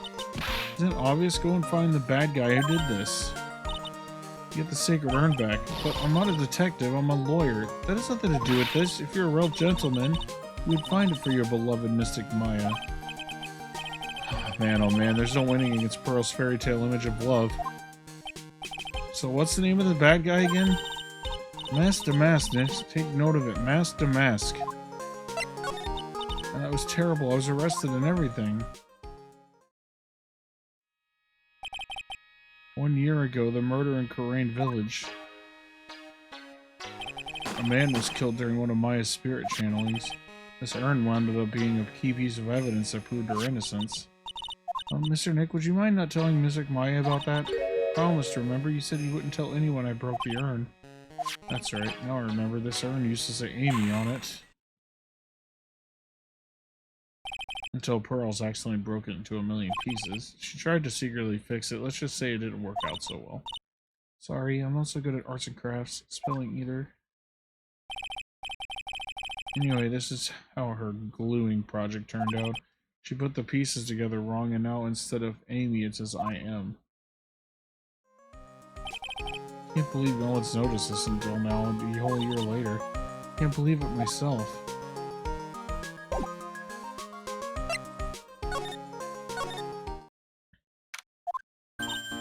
Great, let's see if we can find some clues that might lead us to the bad guy. It doesn't look like anything has been disturbed. Yeah, it looks pretty much the same as it did last night. Bad guy, huh? Hey, you can't poke around here, pal. Wait a minute, that voice. Oh no, not him again. It's you, and I'm the one who should be saying not again. Why is it that every time something bad happens, you always show up, pal? I should be asking you that. Aren't there any other detectives? No, I should be asking you that. What are you doing hanging around here? I asked you first, why are you here? Alright, we got it. Why don't you two kiss and make up already? Hello, it's been a long time, Mr. Scruffy Detective. Oh, it's you, little missy. Actually, my name's Gumshoe. Now's a good chance for you to try to remember it right. If it's too long for you, you can always just call him Dick. Okay, it's good to see you again, Mr. Detective Dick. Yeah, good to see you again too, I guess. Mr. Detective, can you tell us about what happened? Oh, you're trying to remember my name, Attagirl. I'm just Gumshoe, okay? Anyway, the thief stole something called the Sacred Urn. I know about that. Oh, well, the criminal's name is Mask to Mask. Know about that too. Detective, can't you tell us something other than that? Well, I guess it's sort of kind of owe you guys in a way. The crime occurred last night around 1:30 in the morning. How exactly do you know that? We got an emergency phone call from a guard at the scene of the crime. He said the urn was just stolen. The scene of the crime, you mean here, right? Wrong. That urn is being kept under careful guard in the basement warehouse. Basement warehouse, huh? So who is guarding the basement warehouse? That guy. It's all his fault that the thief got away, pal. Solves one case and gets all swelled head thinking that he's an ace detective. Ace detective? So why do you call him an ace detective anyway? That's what he calls himself, pal. I didn't make it up. So, what's he like? Well, like I told you, Master Mask has made 5 heists so far. On the 4th heist, Mr. Ace Detective managed to get the stolen treasure back. Wow, that is impressive. All by himself? Yeah, I gotta admit, pal, maybe he really is as good as he says.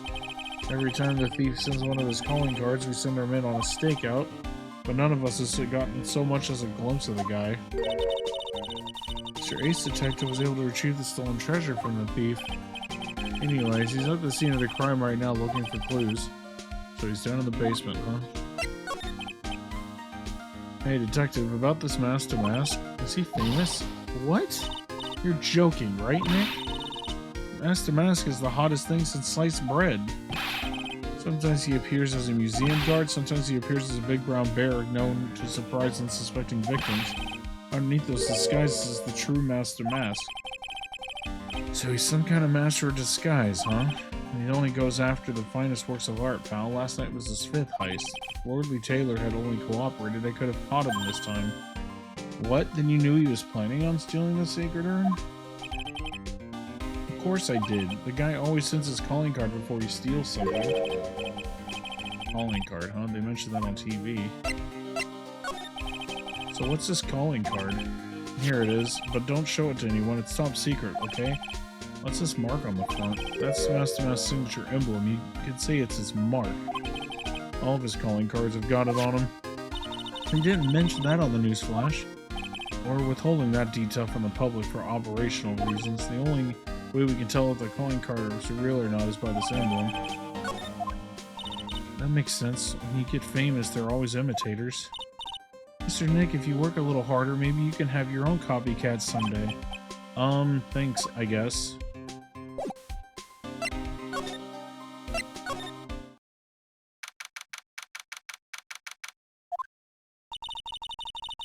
No matter how many times we come here, this place always gives me the chills. It's probably because it's air conditioned to protect the art pieces, you know?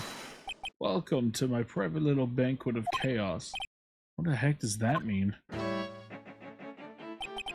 I'm afraid I have very little to offer, but please make yourselves at home. Who are you anyway? Shh, silence. Now I see. It's all becoming clear.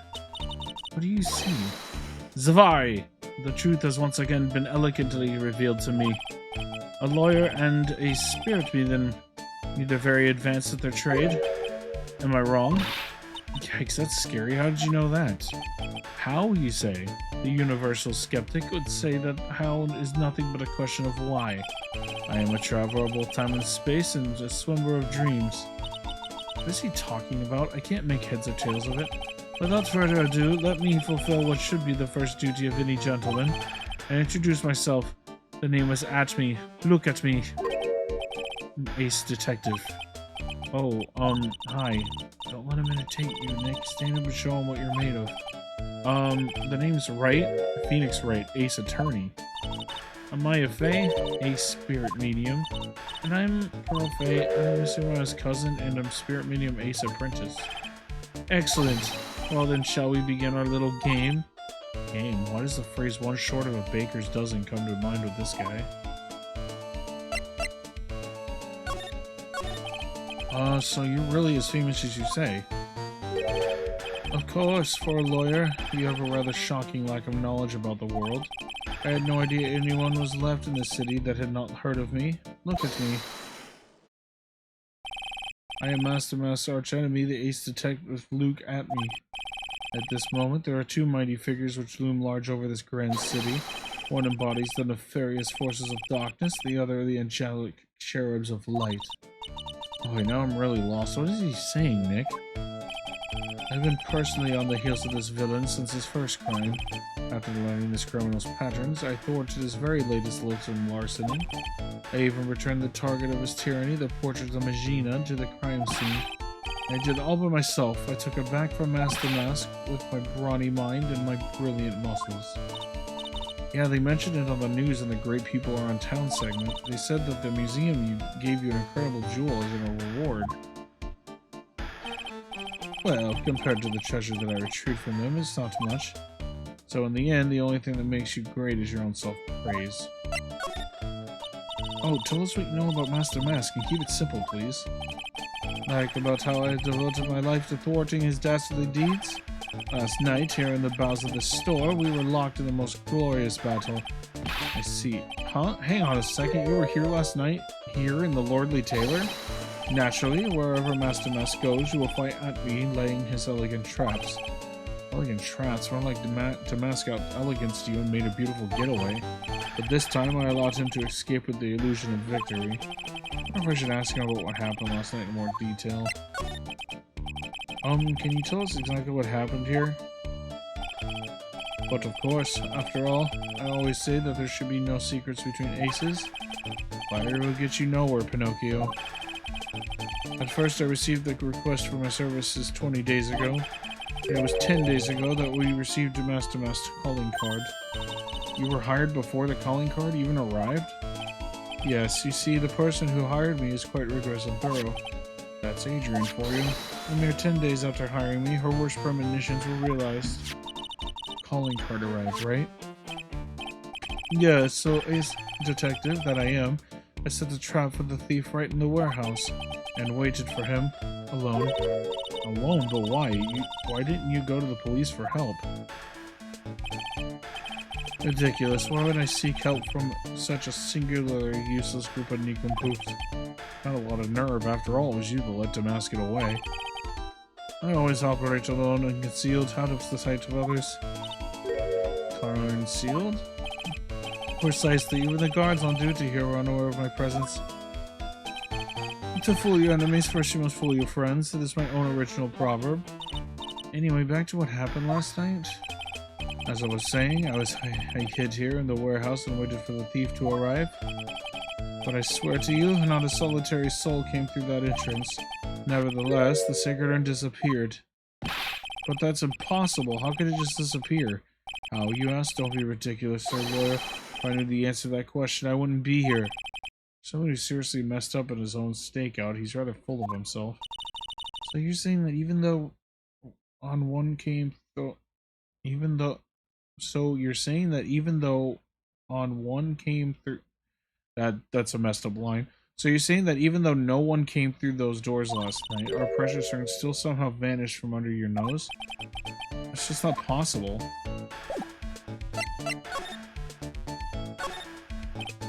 Sir lawyer, please refrain from so crude behavior. What do you mean? The criminal is an artist. The crime scene is the canvas upon which he paints. Only I, ace detective Atme, have an eye which is educated enough to read the signs. Could you translate that for me, Nick? I think you pretty much said don't touch anything, amateurs. If there's something you wish to know about, you have but to ask Atme. I know everything there is to know about my rival Master Mask. What do I do now? Does he have any top secret information? Stuff that only a real crime buff would know? I think I want to ask while I listen to what Mr. Ace Detective has to say. Master Mask calling card, it's got his emblem printed on it, right? Quite impressive, but I would expect nothing less from my arch rival. Surprised to see you in possession of such a top secret piece of information. Well, we've got an ace lawyer, an ace spirit medium, and an ace cousin apprentice here. Yes, indeed, I think I could learn to like you, my fellow ace professionals. I don't know if I really want to like this guy to like us ever. Well, sir lawyer, I've been told that you too are pursuing this mysterious thief. Well, I'm not sure I would... That's right, we're going to find the secret urn no matter what we have to do. Excellent. I will trust you. I permit you to take a look around while I investigate elsewhere. If, perchance, you should discover something of value, return then to my office. Office of Earthly Delights, the Atme Detective Agency. Office of Earthly Delights? Well then, sir lawyer, if you'll excuse me, I have much to do. Wait! He's gone. I don't like the idea of this guy doing this guy's work for him. Come on, Nick. Don't worry about it. It's no big deal. Let's hurry up and investigate before he changes his mind. I want to go to his office too. Take me with you, okay?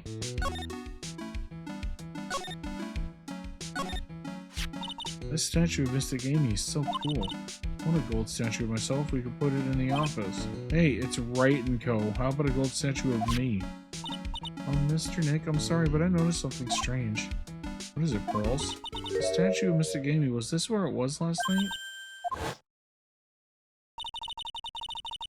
I'm pretty sure it was closer to the door. Yeah, I think you're right. Great job, Pearly. I wouldn't expect anything less from my ace cousin. So the statue was moved on the night of the crime. Look what you did, Nick. You spilled paint over there. I didn't do that. Well, it wasn't here last night. I would have noticed the color of this outrageous. But this paint is already dried up. Well, then you should have cleaned it up before it dried, Nick. Paint doesn't dry that fast. Besides, I told you it wasn't me. Looks like it's been several days since it was spilt. Hey, look at this. There's some kind of shape left in the bottom left side of the stain. You're right, I wonder what it could be. A pathetic looking wooden box. That's the box that had the sacred urn in it. Don't touch it, there might be clues to the thief's identity on there. I worked so hard to make that box. You made that poor excuse for a box, Maya? What's that supposed to mean? That urn has always been on its stand in the winding way of the famed manor, so there was no box suitable for it, Mr. Nick. And I was so proud of it. Poor Maya, maybe it had been better if Master Mask had taken the box too. Wow, this is awesome. What did Miss Andrews say this was called again? Shishido. It's literally 7 branch short in Japanese, or so says Miss Andrews. Well, it's pretty heavy. One hit 7 times the fun. Pretty catchy, huh? It'd sell like hotcakes. There's something about it that bothers me. You're really firing on all cylinders today, Pearly. This sword, wasn't Mystic Amy holding it last night? And another thing, the sword wasn't bent last night like it is now. You're right. Awesome, Pearly. Wouldn't expect any less from my little ace apprentice. Sword is bent, so that must mean last night someone used it somehow. Just thought of something. Maybe Detective Atme smashed the mask with it. Like this? Ow, what the heck? What do you think, Pearly? I think it's even more bent than it was before. Oh man, my head. My hair!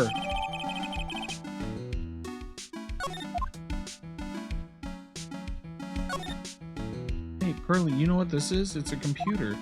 A computer? Oh, I've heard of those. That has such a cute name. Looks like this computer's for storing data from the security camera. When someone comes in or out of the warehouse, the camera takes a photo of them. It's probably the trap the detective set up. Let's see if we can find last night's data on this thing. I didn't even find a photo of Master Mask. Let's see. Man, I really stink at work on these things. What's wrong, Mr. Nick? You're sweating awful lot. Don't know how to pull up the photos. I had no idea you were pathetic with high-tech stuff, Nick. Yeah, well, I managed to print out the camera data anyway. Guess you have to learn to crawl before you can walk, right, Nick? Yeah, sure. Anyway, it looks like the camera only went off once last night.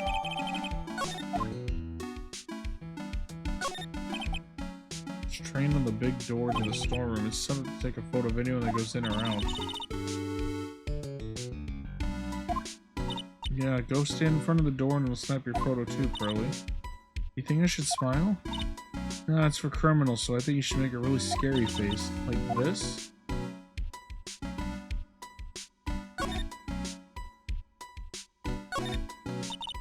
That's a big door over there. It looks like the door to the actual storeroom. I can see lots of big boxes and stuff back there. I guess that's where they were keeping the sacred urn. Remember, Maya, Miss Andrews said we're not allowed in there.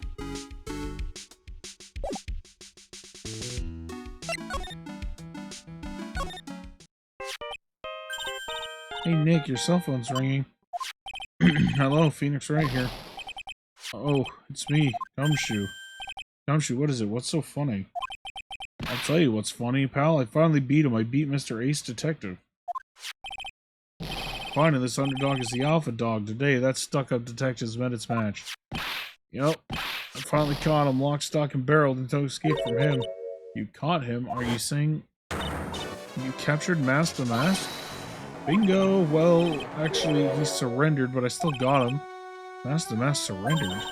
That's great, so when can we come and pick up the sacred urn? Well, you see, I was gonna tell you... What? Something wrong? Think you swing by the detention center sometime? The detention center? He wants to talk to you. Master Mask, that is. What? Who wants to talk to Nick? I'll be waiting for you, pal, so get over here soon. Detention center, huh?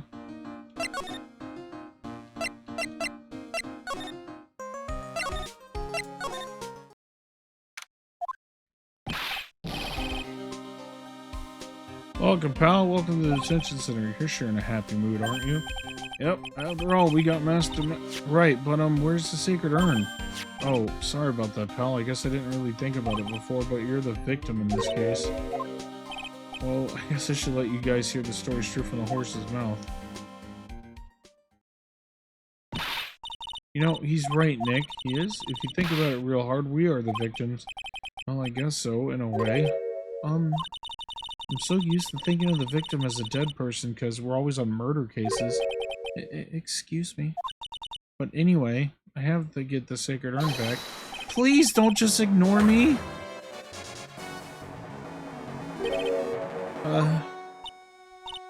Who are you? Mask to mask? Okay. Okay. Hey, Nick, doesn't he look kind of, well, gangly? Wrong Delight, the famous Master Mask. I don't think this guy could punch his way out of a wet paper bag. So, you're the Master Mask guy? Yes, you bet. No, that's wrong. You see, it's complicated, sort of yes and sort of no, if you know what I mean. What's wrong? Well, when I say wrong, what I really mean to say is that it's not right, per se. You see, it's not spelled mask to mask, it's actually mask to mask. What's with this guy? Well, he's a timid little weakling, we know that much. Don't look at me, don't look at me like that, I don't need your pity. A major crybaby, too. So, why did you give yourself up? Well, you see, it's because, well, I don't know why, it's because you stole such a priceless treasure. And now you're overwhelmed with guilt, am I right? Priceless treasure? That broken old urn? I have a little favor to ask. Yeah, what is it? Could you go and talk to Desi? Desi? So who is this Desi person? Please don't talk about my wife like that. I guess she must be his wife. I'm sorry, the truth is, it was my wife that told me to have you all come here. Do you think you can go and visit her at my hideout? A hideout? Mr. Nick, what does he mean by hideout? Oh, sorry, and actually I mean to say my secret base. Secret base? Well, my apartment actually. Palazzo Pepe, 3rd floor. Let's have a look, Nick. The Master Mass hideout. Elgin tells me she just likes the sound of the word hideout. Look, we really want our urn back, so where is it? I'm sorry, I'll give it back, I really will. Maybe not. No, I can't make promises I can't keep. All this. Mr. Nick? I couldn't hear what he just said, especially the last part. Mr. Damas, do you think you could speak up a little? Yes, sir, I will. I promise. Maybe not. See, I'm already speaking in my normal voice, so I really can't do anything. Mr. Damas, about the urn? Oh, yes, the urn, right away. Actually, no. Wouldn't mind telling you, but actually, I'm afraid she wouldn't believe me anyway. Enough already, just tell us straight. Please don't yell at me. I'm sorry, that urn, I lost it. What? What did you just say? Did you just say you lost it? Yes, no, maybe. Yes, I lost it. What do you mean? Well, you know, I lost it just like I said. These things just happen. You're on the train and you get distracted and you forget your bag, you know. What? You forgot our secret urn on a train? Wait a minute, you went on a train dressed like that? No, I was just speaking hypothetically, that's all. Anyway, I'm sorry. I just lost it somewhere. I just don't know where. This guy's story's more surreal than a Dolly painting. Are you really sure this creep is Master Mask? Well, I don't call him a creep. Although I do have to admit, I understand your doubts about this guy.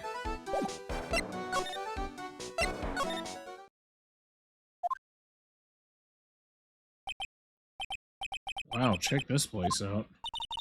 No doubt about it. This is Master Mask's hideout, alright. Who is it? Is that you, Ronnie? Huh? Who are you people? Are you Dusty Delight? That's right, I'm Desiree. Oh, you must be the lawyer and the victim. Yeah, that's us. Your husband told us to stop by and speak with you. I'm Maya Fey, and this is Phoenix Wright, attorney at law. Nicky Boy and Maya, huh? I can't tell how grateful I am that you decided to help my Ronnie. Well, you're welcome. Did she really call me Nicky Boy?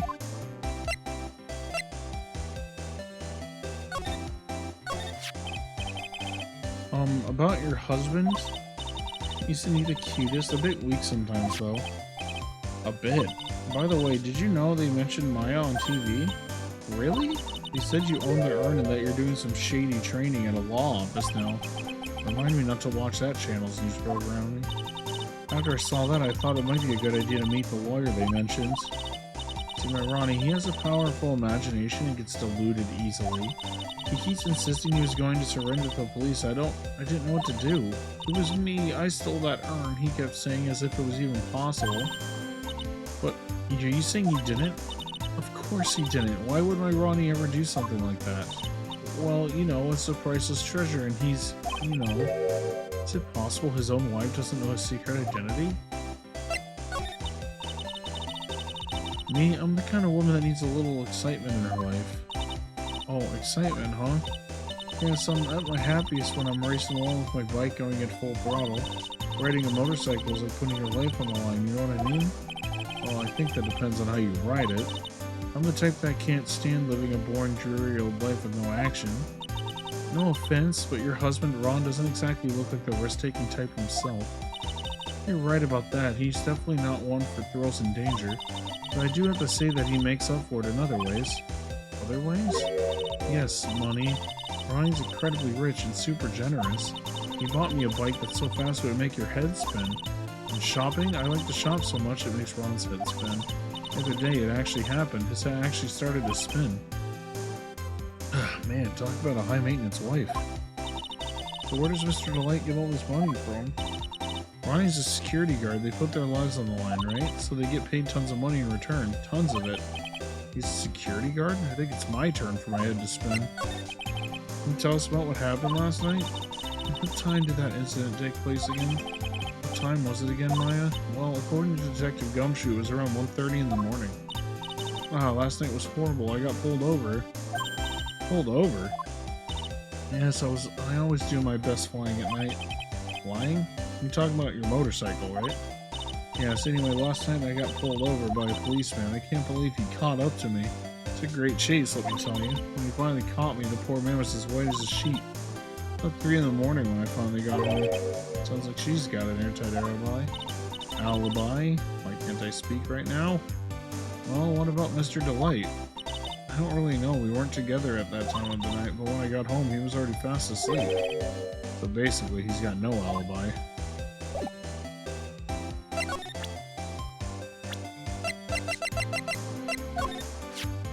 No, he doesn't look like it, but he can really get things done when he puts his mind to it.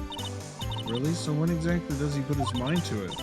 Well, not very often, I admit. How exactly does Miss Delight see her husband anyway? Well, you must have really seen skyrockets when you first met him to love him so much. Skyrockets? I didn't know people still use that word.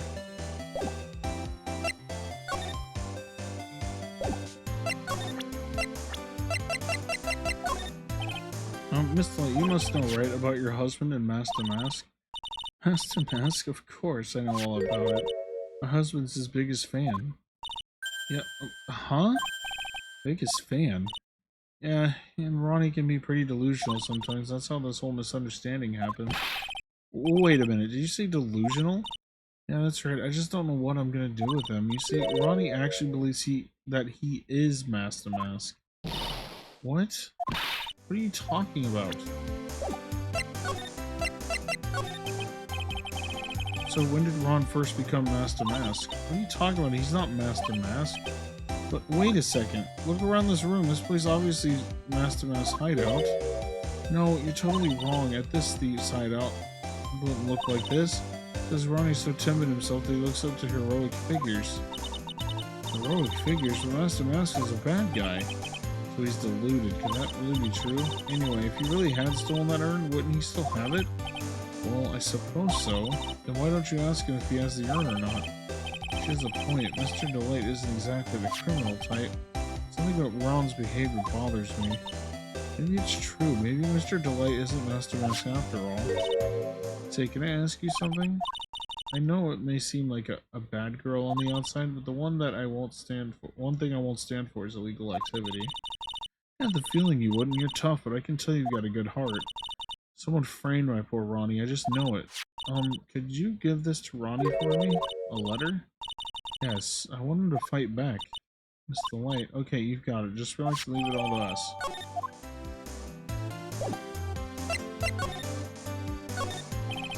This thing looks vaguely familiar. Oh, I know. It's a fishbowl wall, upside down one, remember? I think it's a helmet, an alien helmet. And that looks like a tape recorder or something next to it. I think it's a transceiver, an alien transceiver. Nick, do you think maybe you can act a bit grown up for a little bit? Being lectured by Maya to be more of an adult, that's a new low.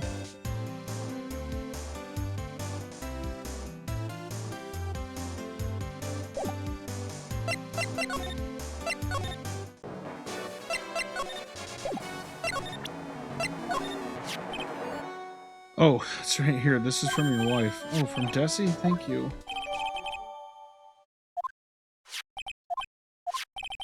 He's clutching onto that letter so hard the ink is going to be squeezed out. He looks so happy. You should write a letter to Mystic Maya too, Mr. Nick. Mr. Lawyer? In the letter that Desi wrote, she said, ask this guy to be your lawyer. I know this would be asking a lot, but could you please take my case? My trial starts tomorrow. Hey, hang on a second. He can't be your lawyer. Why not? What do you mean, why not? We're the victims in this case, right? Victims of this Damask guy. Well, yeah, but according to Desiree, he didn't do it. He said, poor man, he deluded himself into thinking he did it, right, Mr. Nick? Come on, she could be lying to protect her husband. Well, that's true. No, actually not. Actually, it's hard to say. Oh no, it's spreading. Oh, please, I'll give you the treasure of your choice in return. What should I do?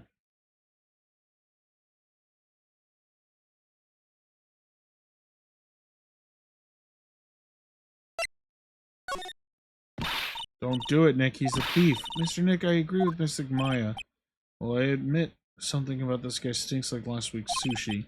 Guess I really should say no, but if I do that, this poor guy will have nobody on his side. Well, Mr. Delight, I've decided to take your case. Really, you will? Mr. Nick, I was wrong about you. I shouldn't have trusted you. Pearls, I can't believe you would defend this person after what he did to Mystic Maya. I'll never forgive you. Pearly, wait. This is gonna be ugly. I'll go after her.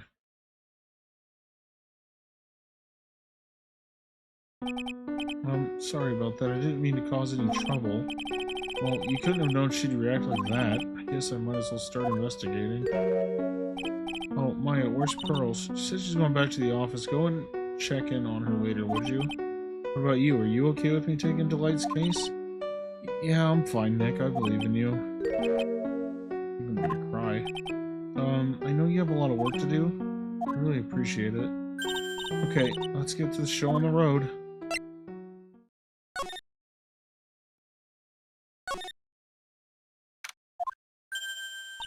Mr. Nick, welcome back.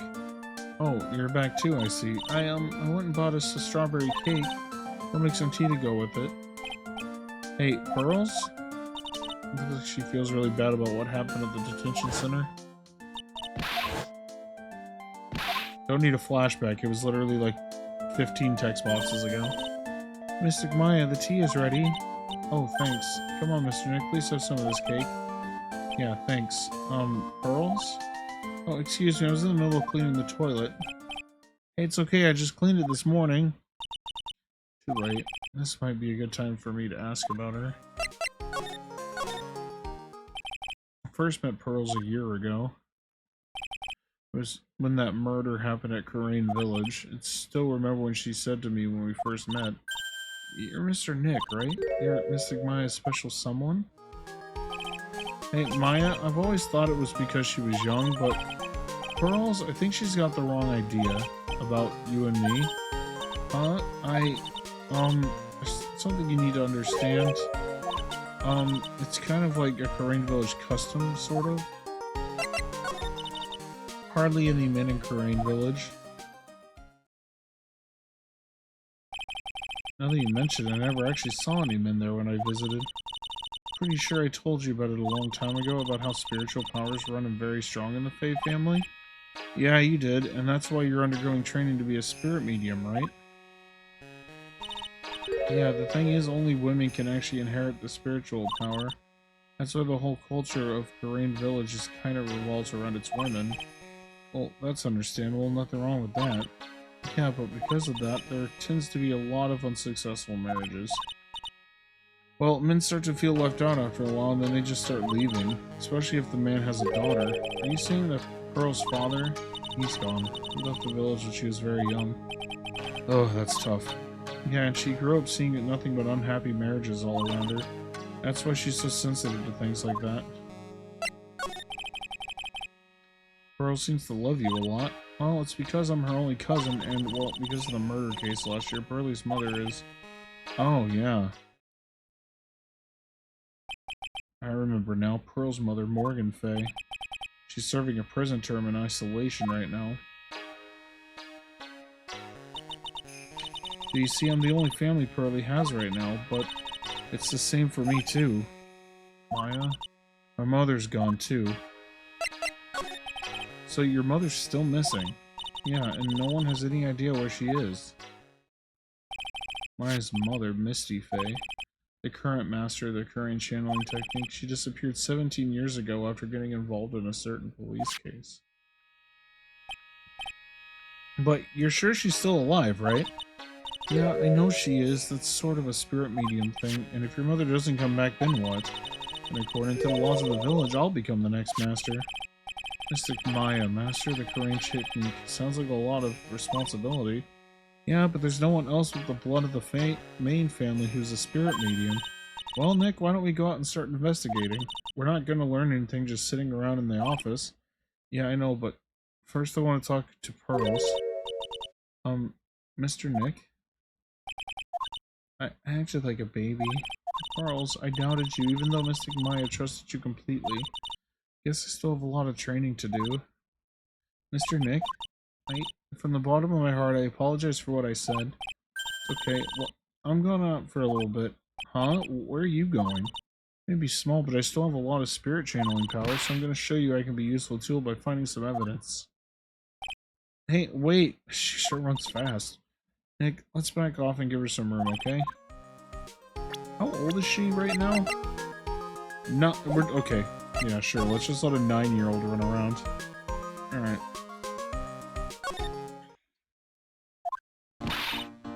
Maya! Oh, Miss Andrews.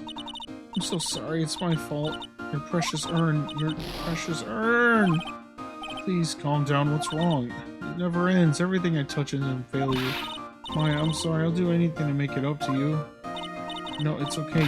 I know I don't look it, but I'm good with my hands. I can make you another urn. Hold on, just wait, okay? Breathe, calm down, and talk to us. Forgive me. So when did you get the calling card from Damask? Let's see, exactly 10 days ago? I was gonna show it to the police, but the detective stopped me. So you asked Detective Atme to help with security? Yeah, in fact, it was about 20 days ago that I hired him. He seemed to know much more about Damask than the police. So you hired him for security even before the calling card arrived? Well, yeah, I had a premonition that something bad might happen. I've learned to trust my hunches, so that's why there are security cameras, even in the basement warehouse. Yes, Lord V. Taylor was very serious about their security measures. It was their way of saying bring it on to any potential thieves. Well, he sure brought it last night and even left with a nice souvenir. Can you tell us a bit about the security for the treasure exhibit? It was all my fault. I never should have called this paltry little collection a treasure exhibit anyway. Why do you say that? The urn that was stolen is a pretty important object.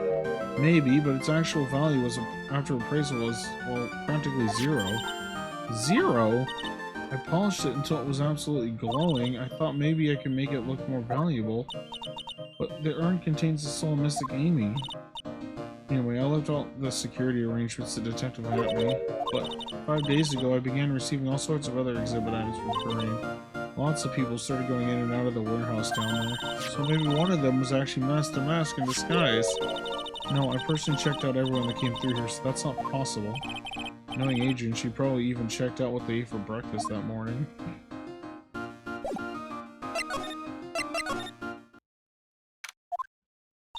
Hello? Well, well, how lovely it is to see you again, my dear. Welcome to my abode. Relax and soak up the atmosphere. We're actually kind of... Shh, silence. He's precisely as I expected. What is it? Savari! The truth has once again been elegantly revealed to me. A lawyer and a spirit medium, am I correct? I think we've already been through this. So my estimation was correct. Savari, how truly elegant. Now then, what can I do for you? I mentioned before that you were on guard duty all alone last night. Precisely, this is my 5th encounter with my arch enemy. I refuse to allow anyone to interfere with the rightful pursuit of my prey. I heard you've been after Master Mask since his very first theft? Yes, my dear, I see you've done your homework. This is his very first heist. That vile thief pilfered the famous jewel, the Tear of Emanon. I first encountered him in the museum's sacred hall, the crime scene itself. So that's why you were hired as a security for the treasure exhibit. Pretty sure he said that Adrian Andrews hired him. Yes, I brought some equipment from the lordly tailor and set the perfect trap. Must be the security camera. But I thought you were watching the area yourself, too. How did the Master Mask manage to steal the urn? That's the $1 million question. What's his Master Mask's modus operandi? There's something that's kind of bothering me. Please, my dear, ask me anything you like. After all, we are all but seekers wandering about into the dark. Well, I was wondering how Master Mask managed to steal the urn. Apologies, I had to take a drink of water. I mean, isn't it strange that you don't seem to know? Yeah, now that you mention it, it is strange. After all, you were on guard that night at the scene of the crime. Unless you were sound asleep, then you should have at least seen Master Mask.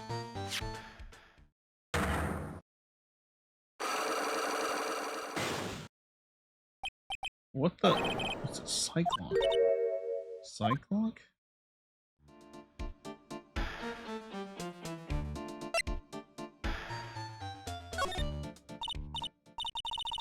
Hey, Nick, what's this Cyclock thing? Well, your Magatama lets me see when people are keeping secrets. By breaking their mental locks, I can find out what those secrets are.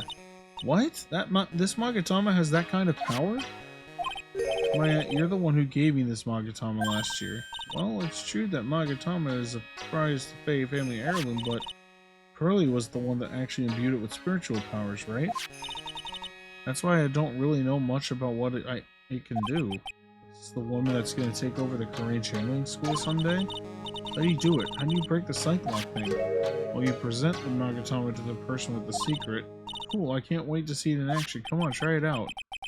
Oh boy, I think the future master still needs to learn how to be patient. Mr. Atling, do you know about the Sacred Urn? I am interested in only one thing, my dear, and that is Master Mask. Sacred Urn? That's nothing to do with this case. But wasn't that what Master Mask stole this time? I am a hunter, sir. The urn was nothing more than a lure to catch my prey. Do yourself remember the shape of individual peanuts you throw the pigeons.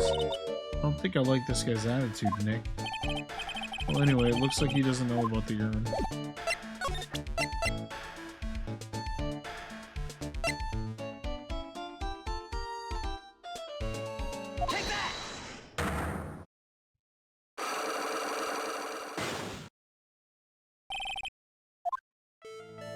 Detective Atme, you were standing guard at the scene of the crime. There's no way you didn't see Master Master commit this crime. Well, no, I can hardly see why you're so positive about that. Yes, indeed, I was guarding the warehouse, that much is true. I can tell you for certain that not a single person passed through that door. Not sure why, but this Atlee guy is lying through his teeth. I know, I'll show him some proof. Detective Atlee, I have proof that someone went through that door that night. There was a security camera set up at the scene of the crime. It should have automatically taken a photo of anyone that went through that door. Precisely. I hope you don't mind, but we've already gotten our hands on the camera data. And as you can see, the camera went off exactly once last night. What? But my monocle didn't catch anyone in its flash. Must be some kind of computer malfunction. It must be. Maybe it was your monocle that malfunctioned. What? Are you saying I didn't do my duty properly? Detective Atlee, you must have seen the thief last night. The question is why you're trying to hide it. He's hiding it. There must be some reason that desperately wants to keep hidden. Got just a piece of evidence which will prove it. Okay, let's suppose you didn't manage to see Master Mask. In that case, the reason that you didn't at the time was because you were afraid that making a guess isn't enough. Time to put your money where your mouth is. Show me your evidence. Detective Atlee, you were knocked unconscious by the thief, weren't you? Ha, surely you must be joking. You think I, look at me, could easily be knocked unconscious so easily? The sword proves it. That's... For the theft, the sword was in the hand of the statue of Amy Faye. Furthermore, at the time, it was not bent. It's only one explanation. You were struck on the head and knocked unconscious by the sword. Well, Detective, how about it? I'm impressed. You truly are an ace attorney.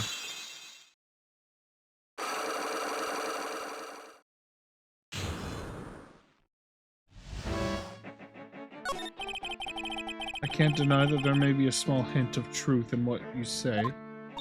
So, you were knocked out when the thief first clobbered you? Clobber? What an ugly way of saying it, but I suppose you could put it that way. The coward struck at the precise moment that I turned to look at the computer. So you never noticed that the thief had entered the warehouse? No. Coward must have wormed his way in through somewhere besides the door. Perhaps the air ducts or the sewer pipes. And my arch nemesis struck me on the head from behind with this gruesome item here. Master Atlee should have his head examined. See that again. How could he have underestimated the thief that badly? Well, looks like we got one thing cleared up anyway. Oh, what? That Atlee is the greatest ace detective in the world? No, that he never actually saw the thief. Oh, that's right, so the thief may not even be Master Mask. Just one moment, sir lawyer. The thief was unquestionably Master Mask. But you never actually saw him. Perhaps so, but I installed a security camera for just such a contingency. Last night, the camera went off exactly once. Behold, this is the photo of the dastardly thief taken by the security camera. That's him. Master Mask.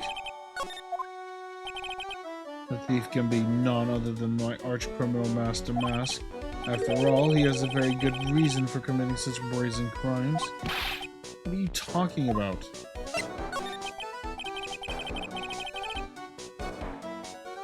So, what do you mean by he had a very good reason? Exactly that, Mr. Delight had a very good reason to dress up and commit those crimes. There should be a green envelope somewhere in his room. You'll need to go and investigate. But how would you know about that? Have you forgotten? You're speaking to the finest ace detective ever to walk on the face of the earth. Most brilliant mind since, well, ever. Look at me. Well, I guess you better go take a look just in case.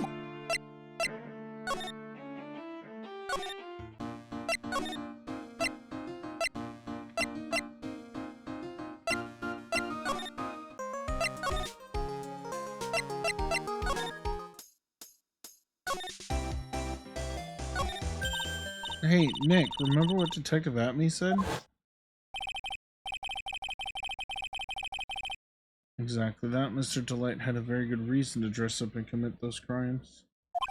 There should be a green envelope somewhere in his room. You'll need to go and investigate. A green envelope, huh? Looks like this is it. Okay, let's have a look. If you don't want your true identity revealed to the world, come to KB Security at 1 a.m. on October 12th and bring $50,000. 50,000? This is a blackmail letter? Sure, looks like a major clue, alright. Oh, someone's at the door. I'll be right back. Won't take but a second, I promise. Oh, thank you for coming. That's so nice of you. When I see a damsel in distress, I just can't help myself. Please come on in. I'll make some coffee. Really? Okay, I guess I'll make myself at home, pretty lady. Wait a minute, I know that voice. Oh, Nicky boy, I'm so sorry, but I've got another guest.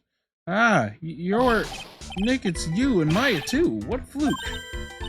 Larry, long time no see. What, you know each other? Nicky boy. Nick, do you and this girl have, you know, something going on? Something? If you mean what? I underestimated you, Nick. Gorgeous lady like this. And married, too. Way to go, dude. I knew it. Just when things can't get any worse, it's time to cue in the butts. Larry Butts. Ever since grade school, he's been not exactly a close friend, but yeah, we know each other. Hey, man, that wasn't very nice. How was your first client? We've got quite the storied history, he and I, and what we used to say still rings true. When something smells, it's usually the butts.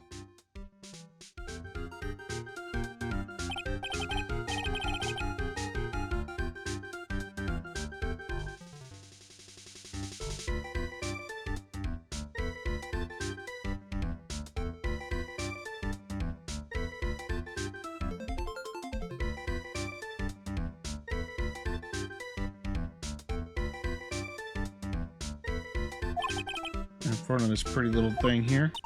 So you two are childhood friends, I see. That's so sweet. You two go ahead and catch up on old times. I'm gonna go check on my bike.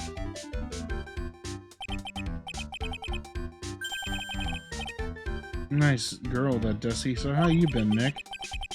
Too busy if you really want to know.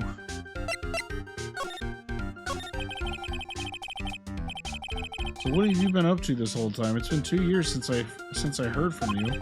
And what those weird clothes? You look, well, weird.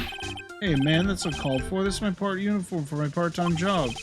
I can't believe it's been 2 years. They say time flies when you're having fun. Huh?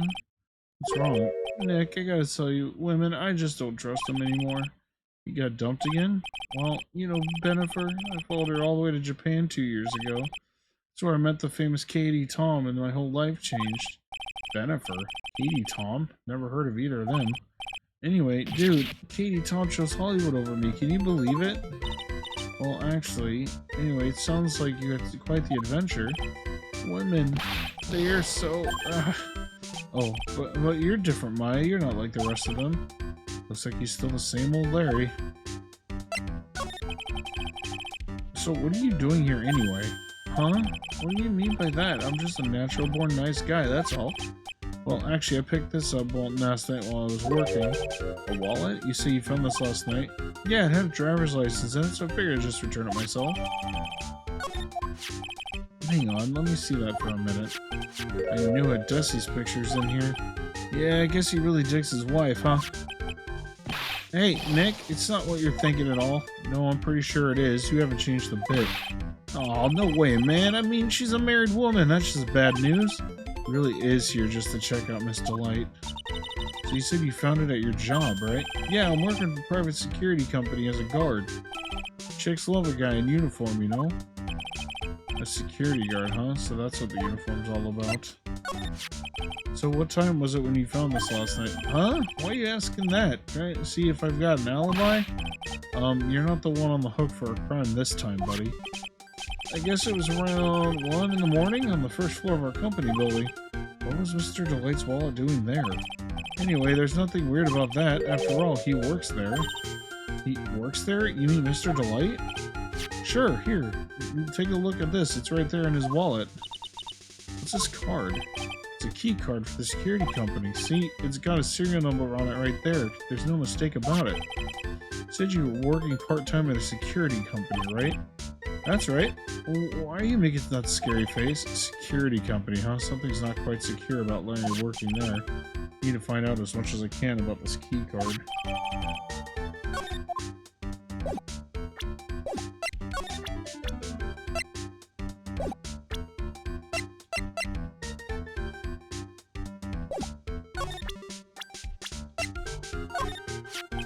So you're sure about this key card? Yep, that's the key card we use at the building I work in. According to the serial number, this is one for the CEO's office.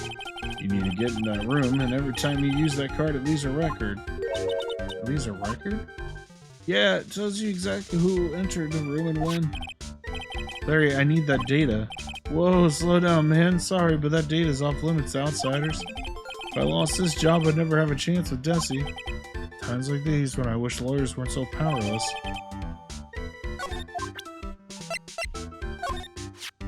Hey, Larry, what about this? What, if you got something to say, then say it already. Huh? A blackmail letter? Don't you know anything about this? Well, I don't know anything about Alexis, and that's the truth. Huh? What? I can't believe you do this to me, and I thought you were my friend. $50,000, I don't have that kind of money. No, you don't understand. This blackmail letter was sent to Ron. Whew. Man, you scared me. I almost had a heart attack, you idiot. Wait, I'm the idiot? Man, I was totally confused because it says KB Security right on the envelope. Yeah, so what? That's where I've got a part-time job at KB Security. What? Sounds like you really should find some more about this KB Security place. KB Security, the company in the blackmail letter, you know about it? That's where I work, yeah. In fact, I'm on the job right now. So what are you doing here, then? Well, the boss is always right now, was away right now, and you know what mice do when the cat's away. Yes. Far away is this company? Let me see, about 30 minutes by car, I guess? Well, if you fly down the road anyway. Well, this apartment building's pretty close to the Lord E. Taylor, right? It would take roughly an hour to go from here to KB Security and back. Rhonda Light was at KB Security when the robbery occurred then. Well, then he couldn't have stolen the urn. Hey, Nick, your phone. Hello, is this the right residence? Pearls, where are you? I thought I'd go to Lord Lee Taylor and try to find some clues, but I'm afraid I've gotten lost. What? Give me that phone, Nick. Pearlie, where are you right now? I was walking along and found myself in front of that person's office. That person? Who? The person who doesn't act his age and always says Savari when he's excited. Luke at me. Okay, stay right there. We're coming to get you. Alright, I'm a little scared. Alright, let's go, Maya. Wait a sec, Nick. What? That phone call just now sounded like a real cutie. Another one of your special friends? She's 9, dude. Say goodbye to Miss Delight for me, would you, Larry?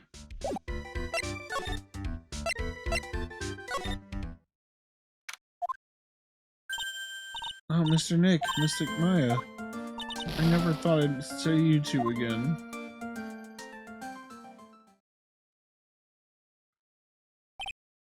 So is Mr. Ace Detective out of the office? Yes, when I arrived here, there wasn't a single soul in sight. St. Nick, doesn't it look like something's changed since we were here last? Now that you mention it. This bag, I'm sure it wasn't here before. It looks quite full. I wonder what could be in here. Hey, Nick, come on, open it up. Hey, wait a minute. We can't just open his private property. Don't be such a fuddy-duddy. This is an important investigation. It's true, and truth be told, I have to admit I am kind of curious. Well, what's in there? Hang on a sec, I'm taking it out. Oh, it feels kind of hard and smooth. Well, hello there. He's here. What are you doing, sir lawyer? I'm shocked to see a servant of the court ignoring the law so flagrantly. I'm really sorry. I'm sorry Maya made me do it. Nick, I can't believe you. A gentleman never uses a lady as an excuse for his own poor behavior. The real question is, can you afford to waste time lollygagging around here? What do you mean by that? Perhaps I should make myself more clear. Tomorrow's trial, shall we say the figurative, Sir William will be dropping his panties before lunchtime. Nick, sounds like it's going to be really exciting.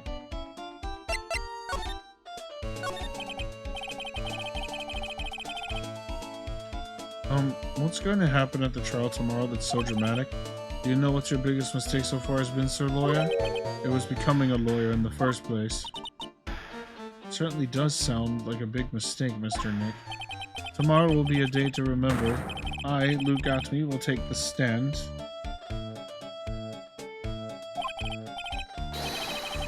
And then, Safari, my testimony will prove to be the undoing of the lot of you.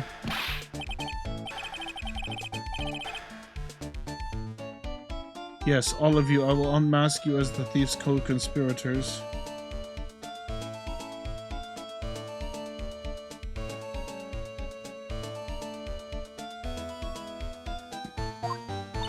Conspirators?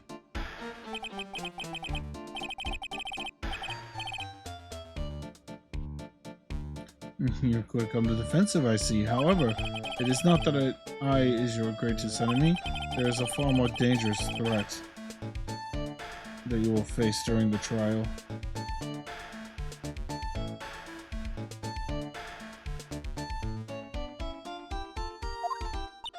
What are you talking about? Sir Lawyer, if you truly are who you say, then I'm sure you've heard of him. His name is Godot. Godot? Who is this Godot person? It is not surprising that a spirit medium has not heard the name.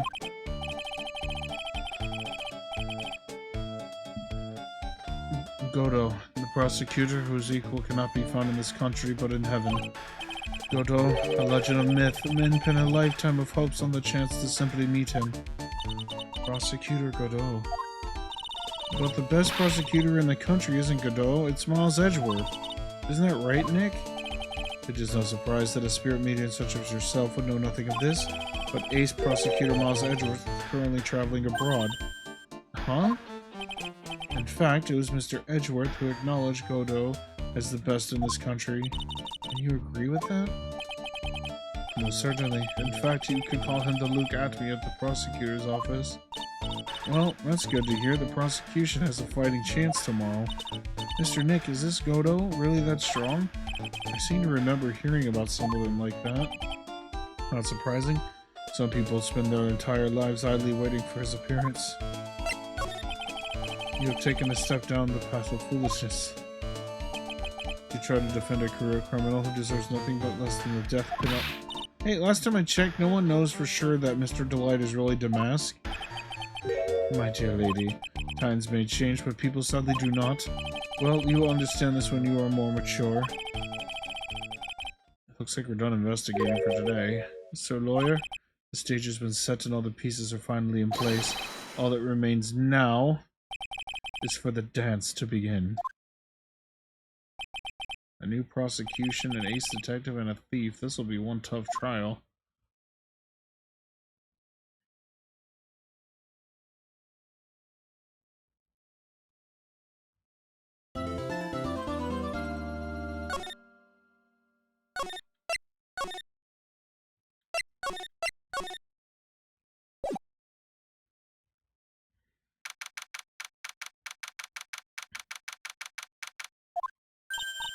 Hey, Nick. What is it? Something wrong? Nah, do you see all the people here? It's crazy. Oh, so check out the Master Mask Glossy I bought. You bought this? Where? From the little tents in front of the courthouse, they have all sorts of things for sale. You know I'm a sucker for this kind of stuff. Come on, I'm guilty. Throw the book at me. Who's screaming like that? Oh, Mr. Wright, you made it. Yeah, I did, but it doesn't look like things are gonna get any less ugly for you. Because I did it. I'm the criminal. Me. Ugh, he's at it again. I sent the calling card to Lord Lee Taylor. I admit it, but you don't have the sacred urn, right? Well, it's true, but it doesn't mean that I didn't commit the crime. Normally, when I say of course you didn't, I'm being sarcastic, but you... Yikes. Anyway, I admit that I'm guilty. Just make sure to give me a guilty verdict, please. Oh, there you are, Ronnie. Bonjour, sweetie. Oh, Desi, honey. Bonjour. Well, actually, I don't really know why I should be speaking French to you at a time like this. Leave it all to me, Ronnie. I swear I'll protect you. Well, you see, actually, the thief is me. Can I tell you something, Nicky boy? I can guarantee that my Ronnie is innocent. If he's declared guilty, I will be ever so cross with you. So why are you smiling when you say it? Well, if you'll excuse me, I've got some errands I need to take care of. I'm counting on you, Nicky boy. Good luck.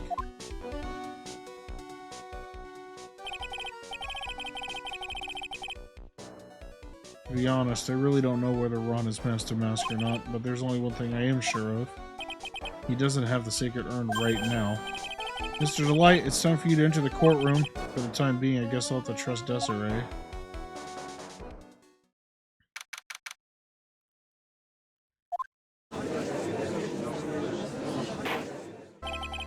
Court is now in session for the trial of Mr. Ron Delight. The defense is ready, Your Honor. What about the prosecution? Are you prepared to... What a stupid question. What did you say? Fine, let me ask you then, Your Honor. Are you ready? Are you ready to pass judgment? Well, no, I am not. I will pass judgment after I hear arguments from both sides. Well, if you're not ready yourself, you shouldn't expect others to be. That's a rule to live by. Who are you? I am Godo, legendary prosecutor. I've never lost a case. He's the one that Detective Atlee was talking about. Yes, your reputation precedes you. What kind of cases have you dealt with so far? None. What did you say? I've never prosecuted a case before. Never? But you said you've never lost before. Exactly. I've never lost. I've never won before either. Quite arrogant for a beginner, aren't you? Even the mightiest of redwoods begin their lives as mere saplings. Yes, but a mask in a court of law? Don't you know anything? No matter the man, we all wear masks, either on our faces or over our hearts. This guy's the real deal, alright, Nick. Why does it seem like all prosecutors are the real deal? So we finally meet Mr. Phoenix Trite. Nick, is he a friend of yours? No, I don't have any friends that call me Trite. Just who is this masked man? I've returned from the depths of hell to do battle with you.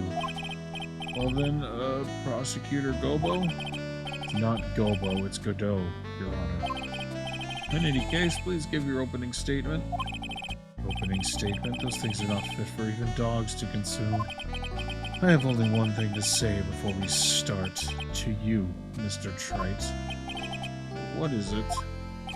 Are you familiar with the saying, a chain is only as strong as its weakest link? I wonder how much you can withstand before you and your case breaks in two. Well, then let's hear from our first witness. My name is... No one has asked for your name, witness. The important thing is what you know, that's all. Start talking, we're listening. Yes, sir. Alright, witness, first let's hear about what you know about the thief that stole the urn. Yes, sir.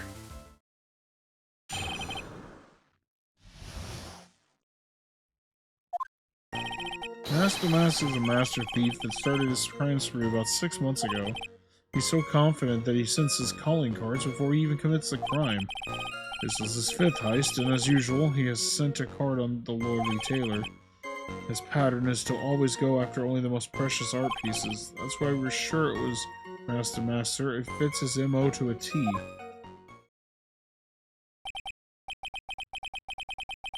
So the actual identity of this Master Mask is... Mr. Godot, what are you...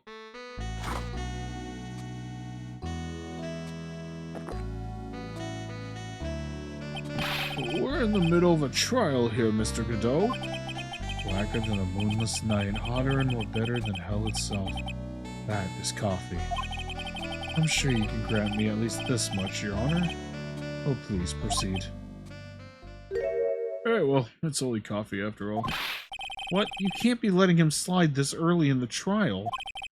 Proceed with your cross-examination, Mr. Wright. Well, Nick, what are you gonna do? As long as they haven't brought up Mr. Delight's identity, all we can do is show that it wasn't Master Mask who stole the urn.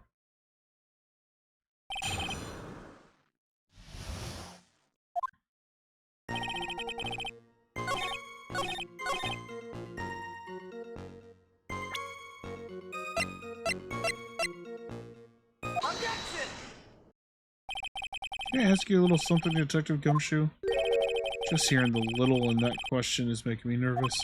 You said that he always goes after the most precious art pieces, right? That's right, pal. But there's one problem. That's not what he did in this case. The supposedly priceless urn doesn't exactly rise to the level of precious art. What do you mean? Nick, how can you say such a terrible thing? No, I meant from a financial point of view. I mean, it wouldn't fetch a good price. Well, Prosecutor Godo, what is the value of that urn? The appraisers I spoke to said they couldn't attach a price to it. And I mean that in the worst sense. So in other words, it was not the kind of item that Master Mask would normally go after. If I understand you correctly, Mr. Wright...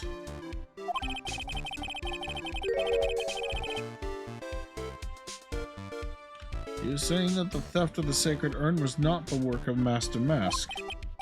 Yes, that's what I'm saying. Actually, all I did was point out the contradiction. The argument made itself, but... Well, first of all, we need to get this issue cleared up. Was this last robbery the work of Master Mask or not? What do you have to say about this, Mr. Godo?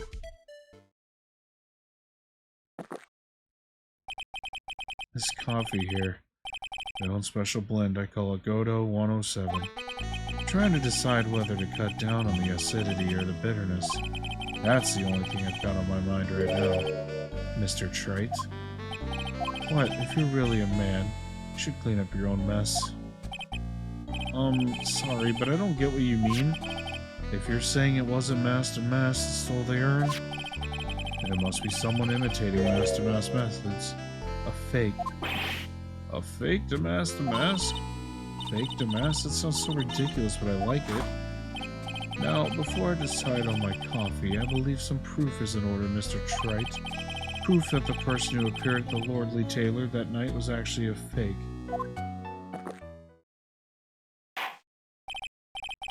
My bad. Well, I don't approve of Mr. Godo's behavior. His point is valid. Mr. Wright, we're waiting, so we're going to have to prove it. And the proof that the person at Lordly Tailor that night wasn't fake, a fake to Mask.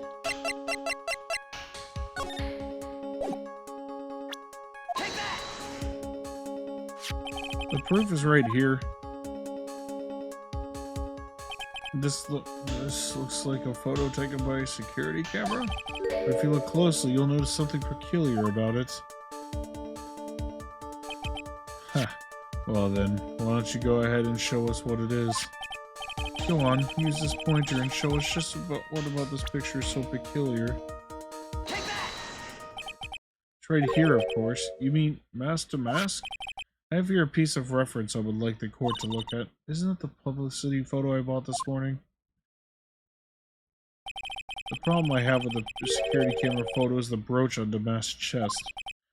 A brooch. Here, bailiff, get my steed. We need to retreat at once. A brooch, Your Honor. It's sort of a clasp for holding one's cape on. A clasp? I see now. But the Master Mask in the security camera photo... Ah, he has no brooch. And that brooch is the same as the emblem on Damask's calling card and serves as a symbol. But the thief that broke into Lordy Tailor wasn't wearing a brooch. In other words, this Master Mask is a fake. I'm fooled again. Order! It's true, undeniably true. Detective Gumshoe, how could you have overlooked this? Sorry, sir, I don't know how I... Hey now. You're gonna have a pity party, invite me too. Mr. Godo, you deserve some blame in this too. How could you have overlooked such a large brooch? Ha. The brooch you're talking about? You mean this? That's Master Mask's brooch. Where did you find it? Well, I've always had a good nose for evidence. Got it at the crime scene. It was hidden in the shadow of a big female Buddha statue. Buddha statue? You must mean the Amy Faye statue. Why did you tell me about that, sir? I always put evidence away in my pocket. After all, it's the safest place for crucial evidence. This guy's one cool customer. A little early to be shaken up, isn't it, a little lady? That friend of yours left pretty little hickeys on there, too. Ickies? Figuratively speaking, of course, I'm referring to Rondelight's fingerprints. What? The defendant's fingerprints are on the brooch? Order in the court, Mr. Godo. Let's see that brooch. I've grown attached to my metallic girlfriend here. Take good care of her. It appears to have been torn off some clothing. There's a little bit of cloth left on the back. Obviously, there must have been a big struggle that night after the crime scene. Uh-oh, Phoenix, we have a problem. You mess with Godot, and you get burned. He's been playing with me like a violin. Well, Judge, I'm about ready to call my next witness. Huh? You're done with me, but I haven't proved anything yet. You've proven your own incompetence. That's good enough. Doesn't sound good at all. Bailiff, bring the next witness into the courtroom. Finally time for the ace detective to make his appearance, huh?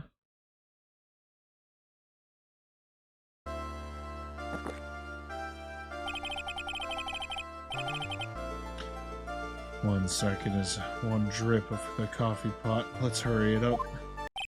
Shh, silence. I see, it's all becoming clear.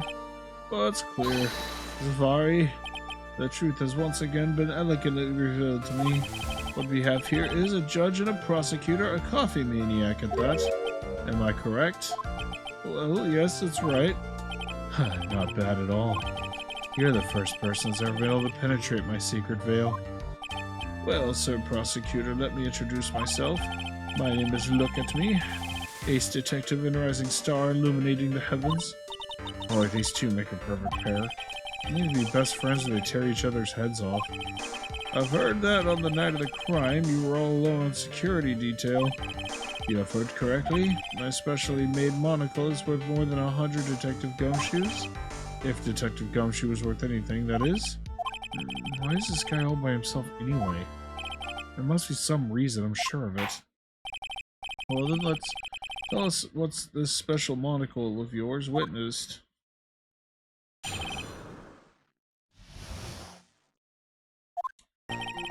It was approximately 1 o'clock in the morning, just after the date changed.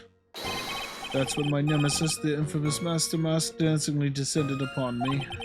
Just as I began to turn, the coward struck a fierce blow upon my noble head. Darkness swallowed me before I could land a single strike. When I awoke, he was gone. 30 minutes later, I used my emergency phone to notify the police.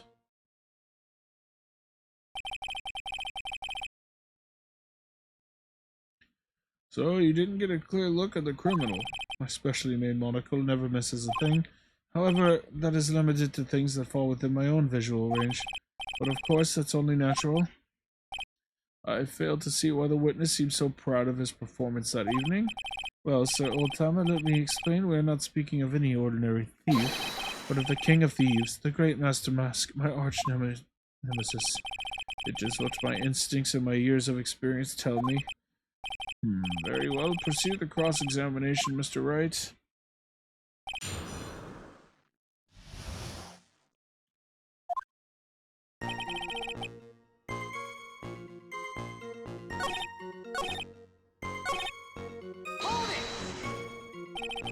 Attacked and knocked unconscious and you weren't able to do a thing? That's certainly some very impressive detective work. Well, sir lawyer, have you ever been suddenly struck on the head? Huh? Well, actually, yes, by a fire extinguisher. And what happened? I was knocked out. You lost your memory, too. You see, you have no right to look down on me then, do you? The only reason I didn't lose my memory was because I have more brains to begin with. I may have brains, but the wiring to the self-reflection part seems to be severed. In any case, that was how I was knocked senseless. And then...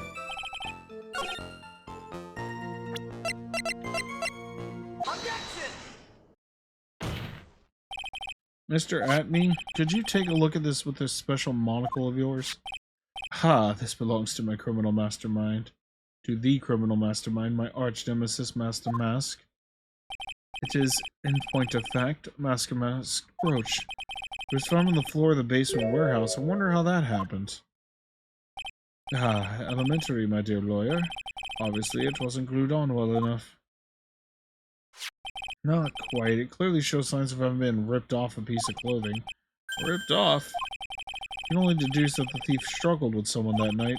That's the only thing I could think of. And there's only one person that was in a position to have a struggle with the thief. That only person that was on to security duty that night, you, Detective Atme. Detective Atme, you must have fought with the thief that night, so why did you lie in your testimony to the court? Witness giving false testimony is a serious crime. No. Wait, just a moment, sir, old-timer. Don't talk to me like I'm living in a nursing home. I just remembered, Your Honor. I was just confused because I've been dealing with so many cases lately. The true measure of a man is the amount of work he does. That's what I always say. Nick, you can only handle one case at a time, isn't that right? You talk too much.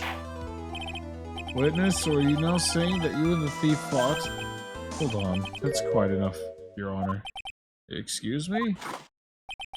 Save the big questions for the testimony. That is one of my rules. Indeed, I understand. I look at me, completely agree.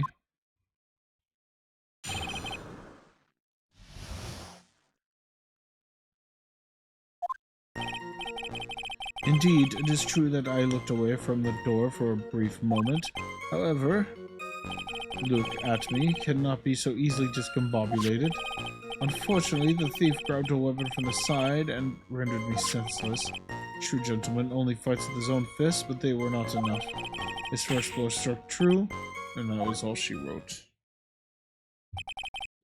So in the end, did you catch a glimpse of Master Mask? Correct. It was during his third crime that he struck me from behind. Seems though my memory has become a tad jumbled, so to speak. Well, that's certainly understandable. I myself always get confused about which testimony goes in which case. That can't be good.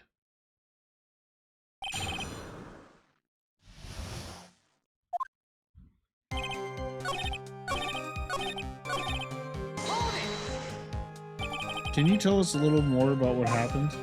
My opponent was both powerful and vicious. You might say he was powericious. Powericious? I assumed the Atme fighting stance, but a sudden flash of light blinded me. That, of course, was checkmate, and my opponent had bested me. What do I do now? Should I ask more about this?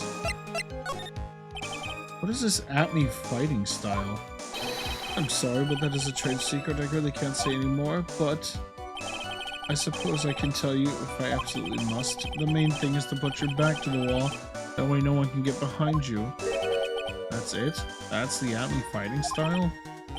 Well, Mr. Wright, what about that testimony? Of course it's important. We've learned a detective's secret technique after all. Yes, indeed. I'll remember to use it if I ever take a walk alone late at night. Why the heck is he eyeballing me like that? It's creeping me out. Now then, witness, we'll go ahead and add that secret information to your official testimony.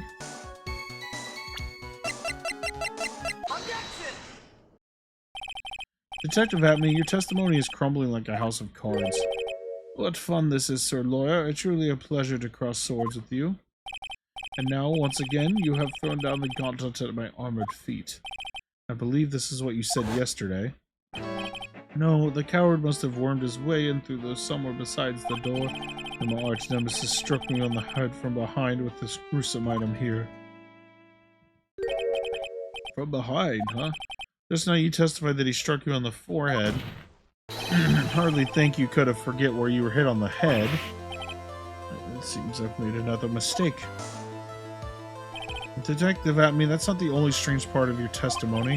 What do you mean by that? For example, the very fact that you hid the calling card from the police itself is strange. It's almost as if you were afraid they were going to help with security. Geniuses such as myself have always been misunderstood. How sad. That's wrong. There is human, forgive divine. Humans aren't machines, they have souls, feelings. They live, they die, they love, they hate. And yes, they even make mistakes. Hey, hold on, it's not as pretty as that. Really? What is it like then? Always chase a riddle down to the end. That's one of my rules. This is it. This might just be my chance to turn things around. Mr. Wright, what exactly is that you're asserting? Very well, Your Honor. The defense asserts that... The answer is simple. It's all clear to me now. Detective Luke Acme's true identity is actually Mask to Mask. Order in the court, Mr. Wright. What is the meaning of this? There are too many unnatural parts to Mr. Atmey's story. He says he was hiding at the crime scenes, which is why no one ever saw him there.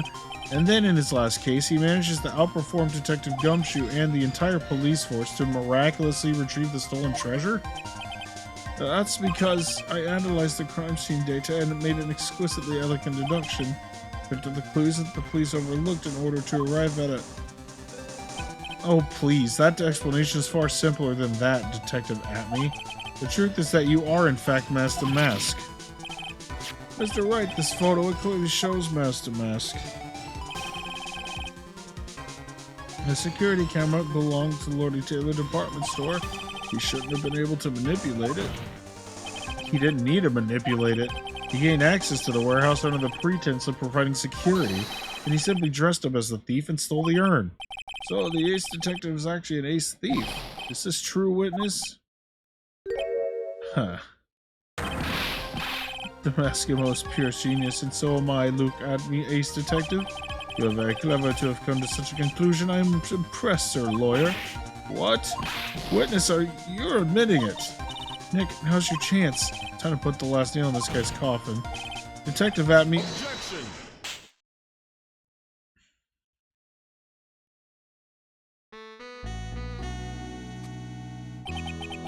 Godot Blend 102, my personal favorite. Mr. Godot, the ace detective is actually an ace thief. I smell a best-selling novel. There's only one problem, it simply isn't true. But Mr. Godot, Mr. Wright has made some very strong points, and I will admit my opponent has woven a compelling narrative out of whole cloth.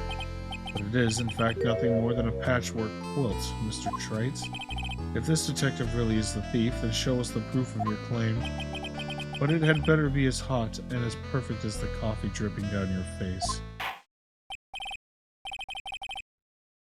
Well, Mr. Wright, don't just stand there. This court would like to see this decisive proof you have quickly. Oh, yes, of course. What's the big rush? Are you alright, Nick? Atmey looks pretty rattled right now. I'd like to finish this right now if I can, but can I really do it? The decisive evidence that proves Mr. Luke Atmey is in fact Mask to Mask. Proof?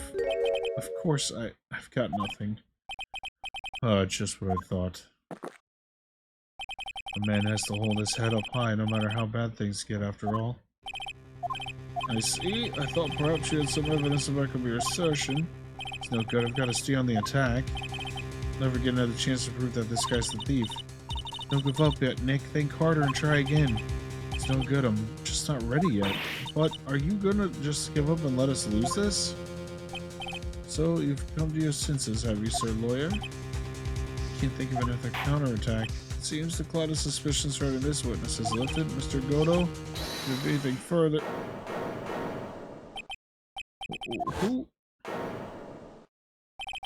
Who are you? That doesn't really matter right now, does it? Miss Delight, what are you doing here?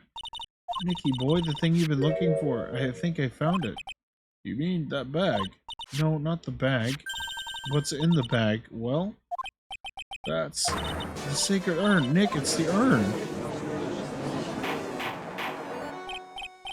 Order! You, madam, that urn, where did you find it? You'll never believe it. It was in the office of Mr. Fancy Pants Ace Detective Luke Atmey.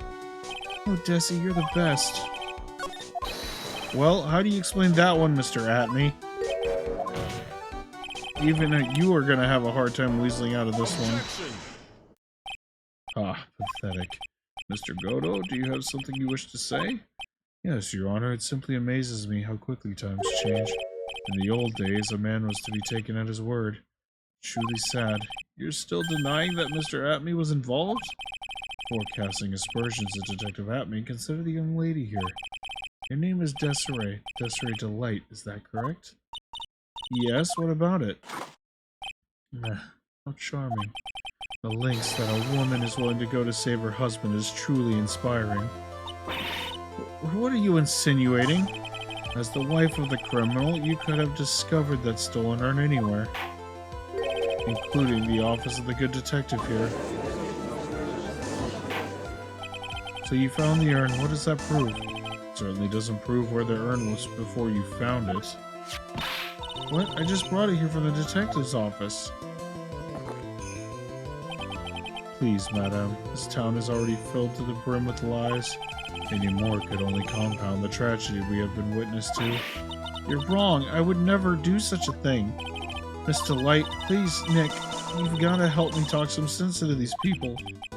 Must be some way. I've got to prove that urn was actually in the Acme Detective Agency. I can prove where the urn was by the fingerprints on it. Fingerprints? Oh, come now. Now you're really making me laugh, Sir Lawyer. Fingerprints indeed. May I go on? Good. Now it would be perfectly understandable if my fingerprints were on the urn. After all, it was I who was guarding the urn in the first place. In any case, I am always in the habit of wearing gloves, as you can see. So unfortunately, my fingerprints wouldn't be evidence of anything. What about it, Mr. Wright? The witness's fingerprints wouldn't mean nothing anyway. Nick, what are you going to do now? It's too far to turn back now. Atme must have brought the urn back to his office yesterday, and there I'm sure someone must have left some fingerprints on it. The defense proposes that the fingerprints of this person should be on the urn. So what is all this fuss about fingerprints anyway? Mr. Atme, do you recall the events of yesterday? Hey Nick, come on, open it up. Hey, wait just a minute. I can't just open his private property. Don't be such a fuddy-duddy. This is an important investigation. Well, what's in there? Hang on a sec. I'm taking it out now. However, it just feels kind of hard and smooth. Well, hello there. It's true that I didn't get a chance to look in the bag at the time, but I did touch what was inside. What? You touched it. And I remember it very well. It was smooth and hard. Smooth and hard. Well, that was just... Your Honor, I'd like the court to examine the fingerprints on that urn. If my fingerprints are on there, then it proves that the urn was in Detective Atme's office. Well, even if your fingerprints are on the urn, it still doesn't prove when they were put there, does it? Of course it does. What did you say? It's not what I say, but what Adrian Andrews, the person in charge of the exhibition, said. I polished it until it was absolutely glowing. I thought maybe you could make it look more valuable. If she polished it that much, she must have removed any and all fingerprints on it. And the only chance I had to get my fingerprints on it was after that. Yesterday, at the Atme Detective Agency.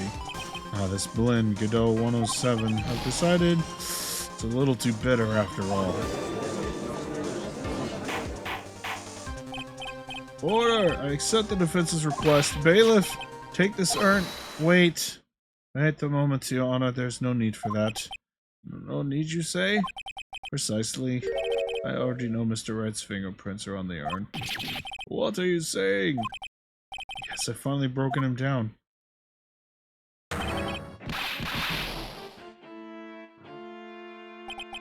Take a good look, everyone. Unable to find a rival worthy of my genius, I was forced to create one myself. Here I am, the tragic clown. This guy's nuttier than a fruitcake. You see, it was me all along. I'm the only one and only Master Mask. I hope you all enjoyed my little performance.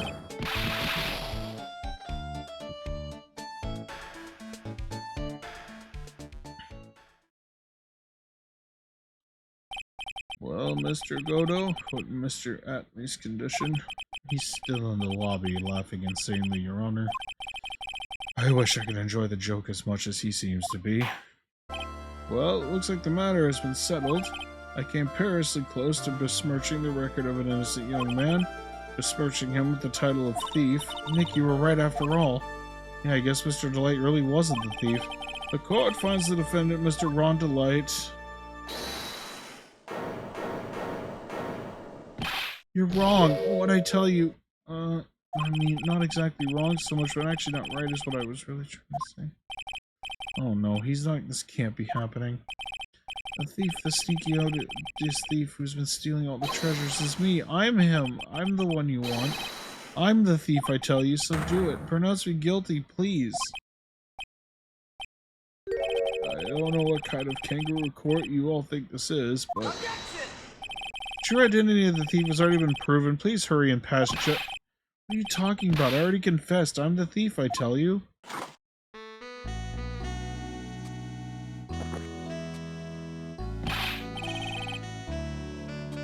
Mr. Godo, don't just stand there drinking coffee. Hey there, Mr. Thief. Yes, sir? If you're really a man, then clean up your own mess. I'm sorry, I'm afraid I just don't have any idea what you mean. If you are Master Mask, then prove it. That's what I mean.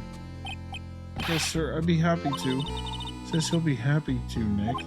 It's kinda cute. He's 100% committed to his fantasy. Good boy. Just remember one thing. A boy only gets one chance in his life to become a man. I know that. I won't fail, I swear.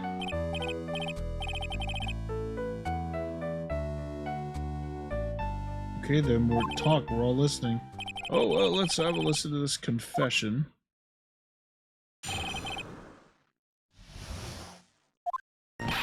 Truth is, I've been Master Mask all along. I mean, you can't prove that I'm not actually Master Mask, can you? I don't have an alibi for the night the urn was stolen, after all. I donned my costume that night and dancingly descended upon the scene of the crime. Look, you can see it right there in the photo. That's me. As for my brooch, I snagged it on the door handle and it got torn off. That's all. I don't like the direction this trial is taken, but this is how every trial goes, at least with me anyway. You're doing great. Stop it, Mr. Godo. You're embarrassing me. Like I said, you're only getting this one chance to testify, alright? But if you make it through this with flying colors, I'll keep my promise too. I'll make sure you stay locked up in prison as the one and only true Master Mask. Thanks so much, Mr. Godo. I'll do my best. Alright, Mr. Wright, I'm afraid it's time for cross-examination.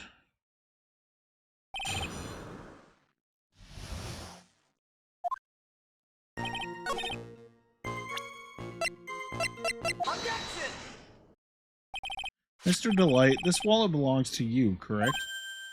Yes, it does. I had lost it somewhere. Mr. Wright, when you find a wallet, you should report it to the police right away. No, you don't understand. This is an important piece of evidence. Evidence? Mr. Delight, when did you first notice that you lost your wallet? Let's see. I think it was on the night of the crime, but I know I still had it when Desi and I went out for dinner. This wallet was found at approximately 1 a.m. at the KB security headquarters. What? Surely you're not serious. Yes, I am serious. This proves that Mr. Delight was in fact at KB security that night. No! So if the defendant was at KB security at 1 o'clock in the morning, then that proves that he had a watertight alibi. Furthermore, considering the distance between Lordly Taylor and KB security, it would have taken 30 minutes to get there by car. According to Larry, anyway. Well, Mr. Godo, do you have anything to say? And stop drinking that coffee! Come on, Mr. Thief, don't let this guy beat you. Tell him why he's wrong. You're the only one who calls me thief, Mr. Godo. Alright, I'll try. I'll do it. I will. He's really got Mr. Delight all worked up. Yeah, he's like a kid at his first day of school. Look, it's just ridiculous. Why would I have dropped my wallet at KB security? Someone must have planted it there to make it look like I was there and not at the heist. Planted it there? He's really reaching now. Mr. Delight, you probably dropped your wallet when you took it out to use this, didn't you? The keycard to KB Security's CEO's office? No! Huh, that was pretty good try, Mr. Trite. Unfortunately, overlooked one small thing. What? Motive, of course. Why would this thief go to KB Security in the middle of the night anyway?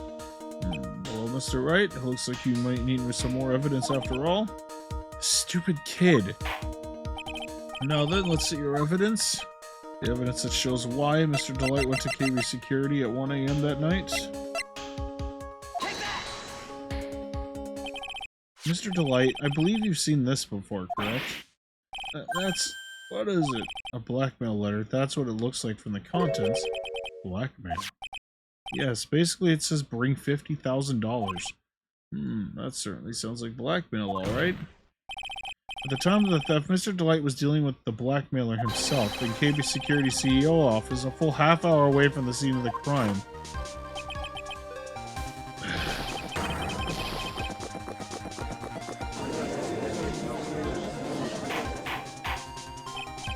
Order! So when the theft of the urn occurred, the defendant was at KB Security. Looks like a perfect case for the defense. You may see it as a perfect case, Judge, but to me, well, let's just say that my good old Blend 107 impresses me a lot more. What are you trying to say? You say the thief was being blackmailed by the CEO of a security company, but did you actually investigate the CEO at all? Huh? Well, no, I guess not. Accusing a man of blackmail with no proof, I'm not sure what I think of that. Not sure what I think of that, at least I know what I think of you. Good point, I'm not sure what to think of it myself. You claim that the defendant entered the CEO's office, but you will need at least one witness to corroborate your claim, Mr. Wright. Nick, I think we're gonna have to track down the CEO guy. No, we don't have to track down the CEO at all. What do you mean by that, Mr. Trite? There is someone else who can testify. This is the person that can testify that the key card was used at 1 a.m. that night. Well, who is this useless-looking young man? You don't remember him, Your Honor? Not exactly, but just looking at his picture makes the bile start to rise in my throat. Looks like he does remember the case from 2 years ago. Probably blocked out that memory on purpose. Anyway, this man was working as a guard at the KB Security that night. Oh. The question at hand is this key card. Yep, that's a key card they use in the building I work at. According to the serial number, this one is for the CEO's office. You needed to get into that room, and every time you use that card, it leaves a record. Yeah, it tells you exactly who entered the room and when. As you can see, there's no need to investigate the CEO of KB Security. You should be able to discover the truth simply by analyzing this keycard's data.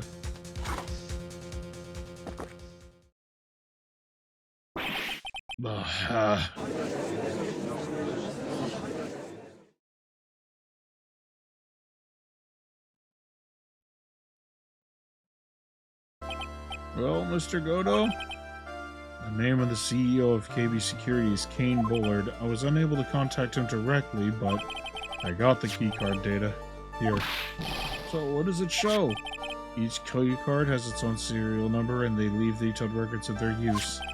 According to this data, this card was used at 1 a.m. on the morning of the crime. Well, that means it can't be Mr. Delight dressed as Master Mask in this photo. It looks like you're right. 2 minutes isn't even enough time to brew it all a good cup of joe. So then, Ron Delight was clearly in the office of KB Security CEO at the time of the crime. The prosecuting office is ready to admit that as fact. Therefore, it's impossible for the defendant to be Master Mask. Good job, you did it, Nick. That's enough. I came perilously close to besmirching the record of an innocent young man, spurging him with the title of thief. What's wrong, Your Honor? I'm ready to pass judgment, but before I do that, do you have any further objections? No, Your Honor. Very well. The court finds the defendant, Mr. Ron Delight, not guilty.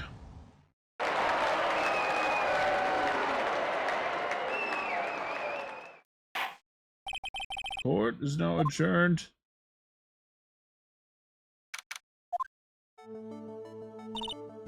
Nick, you did it. You were right after all. Actually, I'm a little bit ashamed of myself. Nicky boy. Oh, Miss Delight. I knew you could do it. I believed in you all along. I don't know how I could ever repay you. Oh, shucks. Thanks, Miss Delight. Congratulations, Mr. Nick. Oh, Pearls. I've got a bad feeling about this.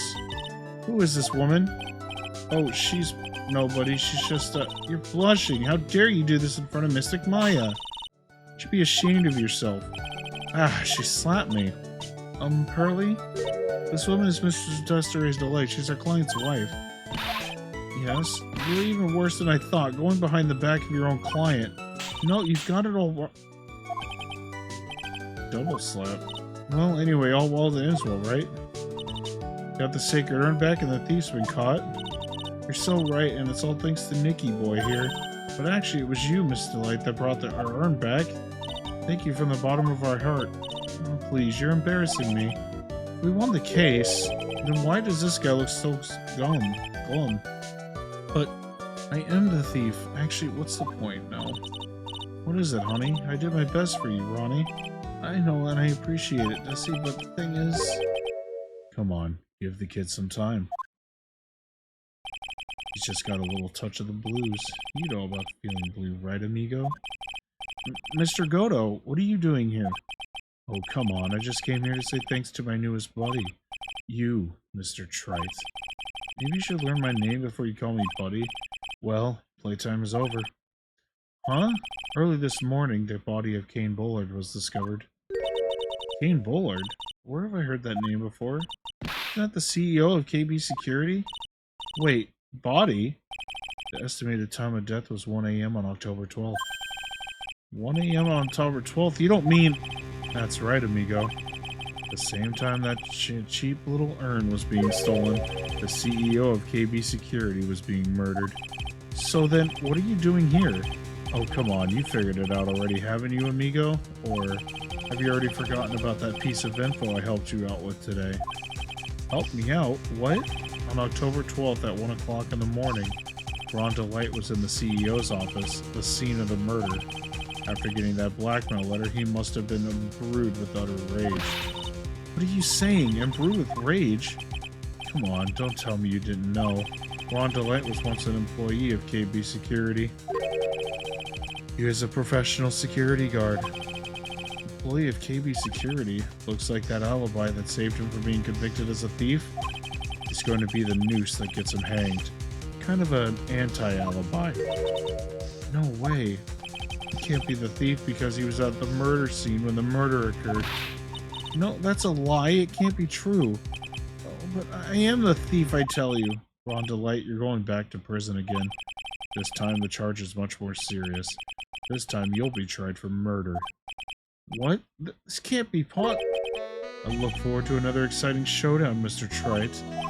You and I aren't through with each other yet. Surely you won't back down from a challenge. You've never been a coward. Mr. Nick, is there something personal between you two? I've returned from the depths of hell to do battle with you. At least let me have some fun while I'm here. This guy, who the heck is he? He may be quiet, but he's the most dangerous enemy I've ever faced. Well then, time to say goodbye to Mr. Delight.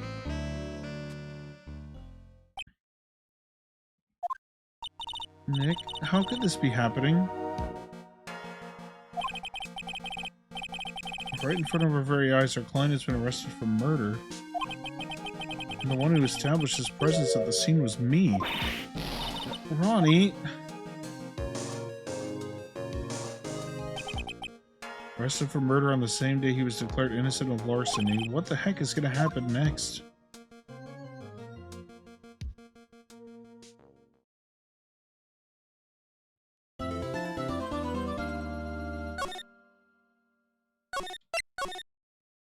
Alright, we're going to take a short intermission. Give me about 5 minutes and we will be back to finish this case.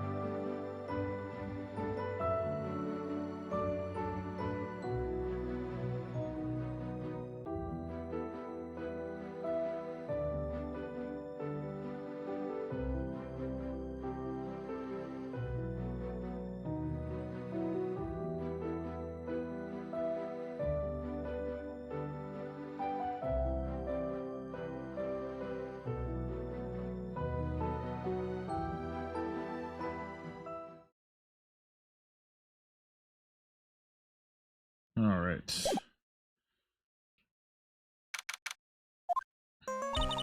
You know, I'm glad we found the urn and all, but poor Mr. Delight got arrested again.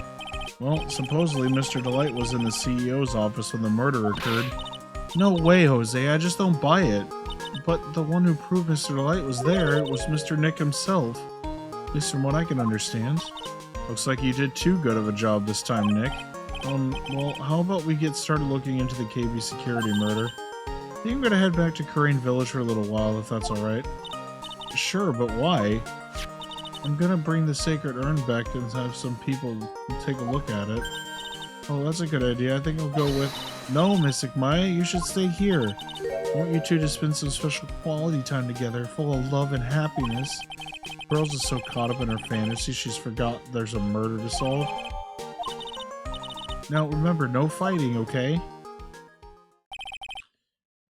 He's gone. Okay, Nick, time to get this murder investigation going.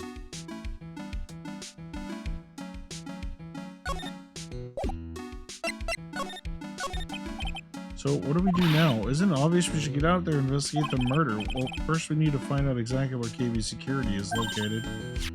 Why don't we ask Miss Delight? She should know. Besides, I want to ask her some stuff about motorcycles. Motorcycles? You're not thinking of getting one, are you? Not the same little Maya who used to be happy with her dinky little bike, Nicky boy. Speaking of asking, I got a few questions of my own for Mr. Delight. Okay, well, let's make sure to go to the detention center, too. You must be relieved we got the sacred urn back, huh? You bet. But there's something a little different about it. Don't at me. It's pretty obvious, isn't it? I mean, take a look at this. It clearly says I am on the urn in the poster. But the urn we got back says Amy like it always used to. Oh, yeah, you're right. Plus, the vase has pink splotches on it now. Sure they weren't there before. Maya doesn't know, but 1 year ago when the urn was broken, the repairer was actually turned Mystic Maya... Ah! Can't read! Accidentally turned Mystic Amy's name into I am. For some reason, I thought it said Rapier, like the fucking little dinky sword, but no. That repairer was one mechanically unskilled little pearls, but still... I don't remember ever seeing any pink splotches on it. Is it possible that urn is a fake? I'm sure Pearls will find out about that once she gets back to Karain Village. And I suppose, now that I think about it, Maya hasn't been back to Karain in a long time. So, I guess people still go to Karain Village to do their training, right? Yep, if you want to become a spirit medium, you need to undergo severe training. So, why haven't you been training lately, Maya? Well, lately I've been thinking of heading to the channeling dojo to do just that. A channeling dojo, huh? Sounds pretty serious, whatever that is. If you're going to train, you have to be serious, otherwise real tragedies can happen. Is what happened last year still bothering you? That murder in her village happened because the power of channeling was misused. When a medium uses the Karain technique, she temporarily loses her own will. So when an especially strong spirit is summoned, the spirit medium can get taken over and even forced to commit terrible crimes. What's worse, in those cases, the spirit medium has no memory of what happened. The murder, it wasn't your fault, Maya. You know that, don't you? I suppose not, but I guess I'm still a bit shaken up, that's all. Sounds like being the master of Karain is going to be a heavy responsibility.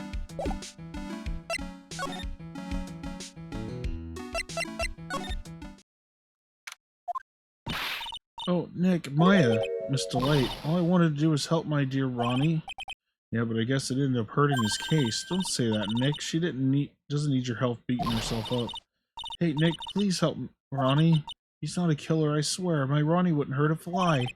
Alright, I'll poke around and see what I can find out. Really? Are you serious? I'm so happy. I knew asking for your help was the right thing to do. I don't know what I can do to help anymore. I had no idea Miss Delight had this vulnerable side.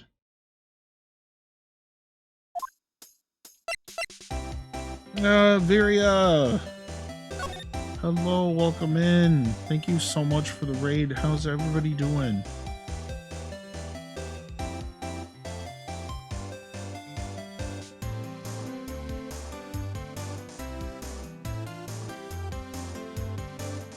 I'm doing great. I'm doing great. I hope your stream went well. What were you guys up to?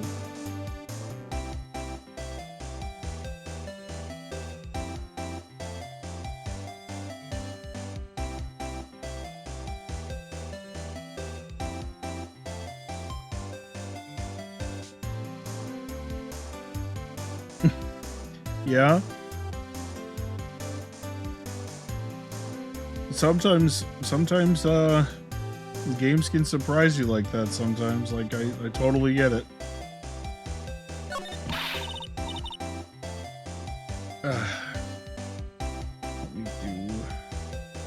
No, she beat me to it. I was about to do it myself, but she beat me to it.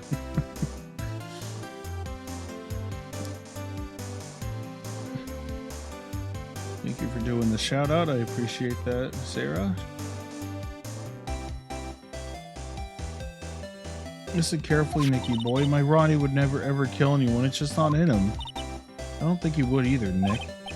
Yeah, but you have to admit he's got a bit of temper to him. Not that hard to imagine him just snapping and screaming, "Please die."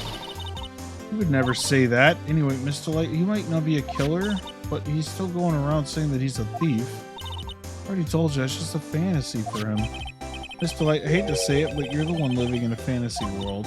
What? How dare you say that to me? I know everything about my Ronnie. We don't have any secrets between us. Ronnie isn't the thieving type. He's so honest that he wouldn't even sneak a nap. He's so honest that he wouldn't steal a glance. A thief. Very good idea. I guess I just don't get it. I don't get what? I just can't understand how they can be so different and yet be such a happy couple. Sure are different. Come on now, Nick. Isn't that mysterious? It was love at first sight, for me anyway. What? For you?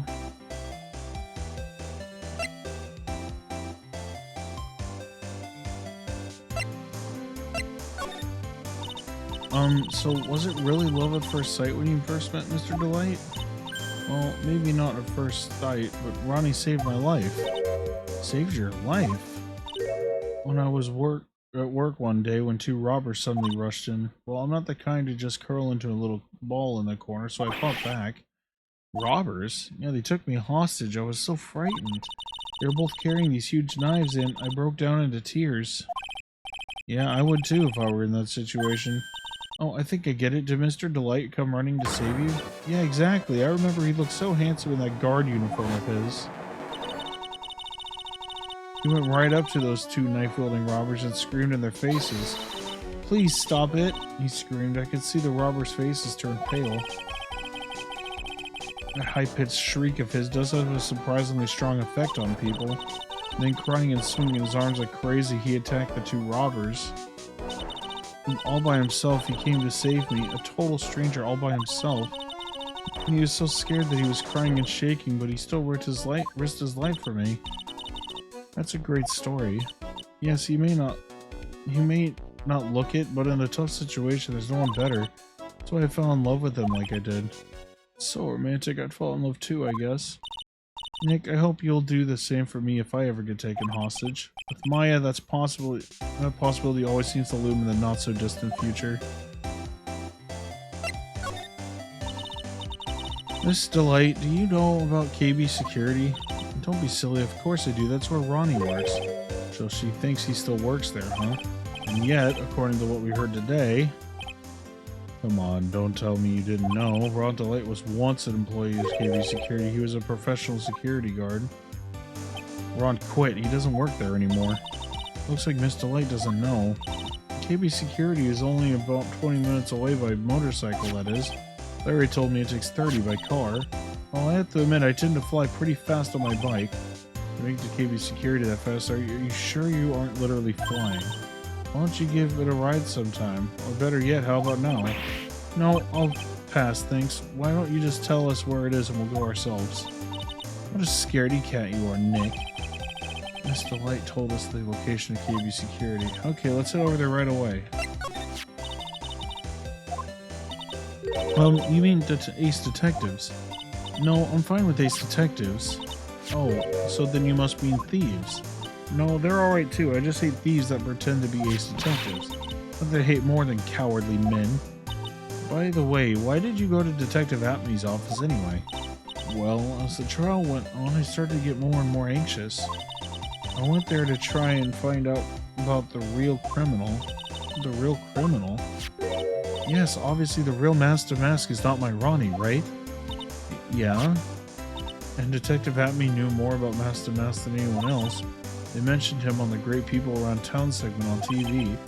So then, you went there to ask him some questions? That's right, I'll do whatever it takes to save my man. The secretary said the ace detective isn't in right now, but I forced my way past her and into his hideout. I wouldn't exactly call that office of his a hideout. That bag was sitting right there on top of the table. Oh yeah, we saw that bag there yesterday too. There's nothing lower than someone who would try to pin a crime on someone else.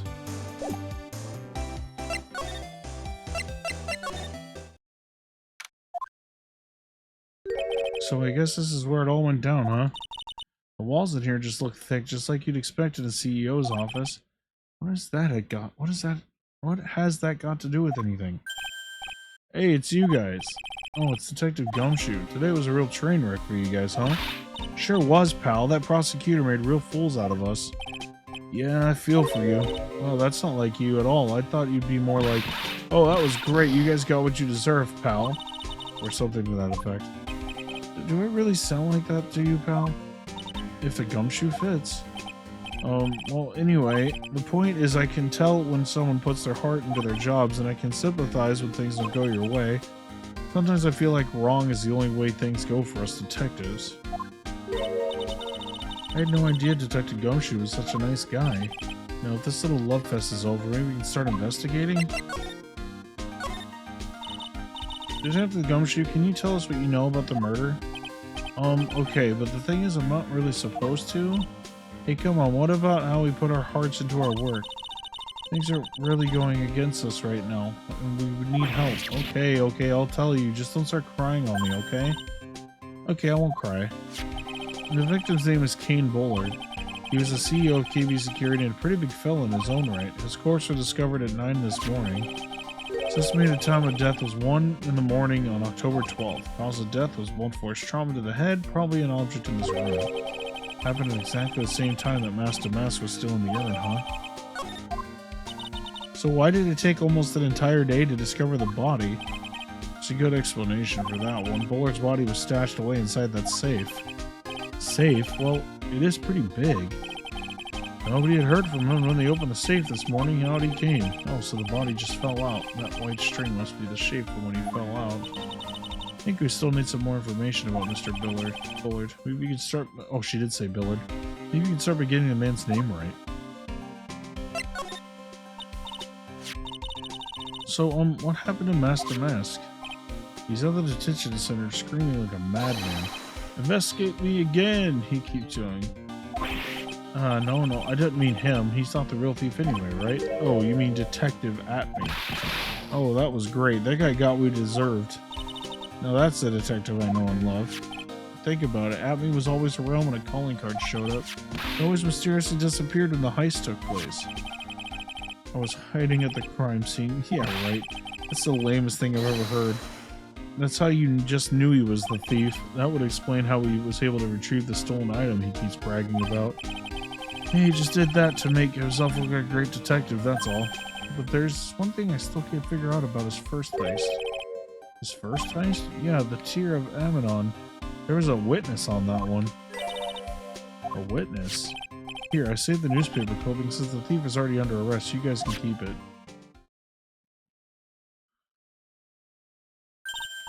Hey, this guard here. Haven't I seen him somewhere before? It's pretty small so it's hard to see, but now that you mention it.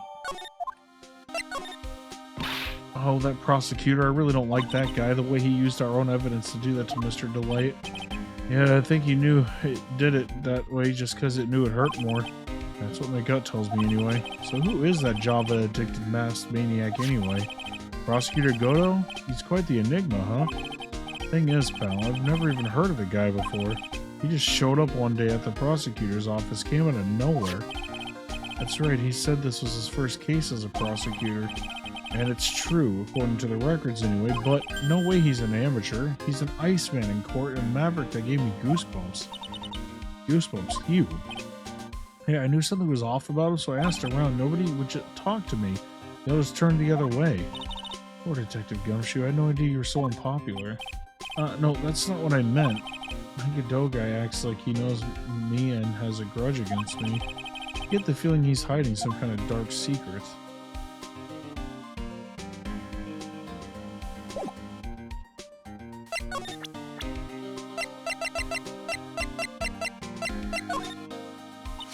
Detective, tell us more about Shane Bluebard.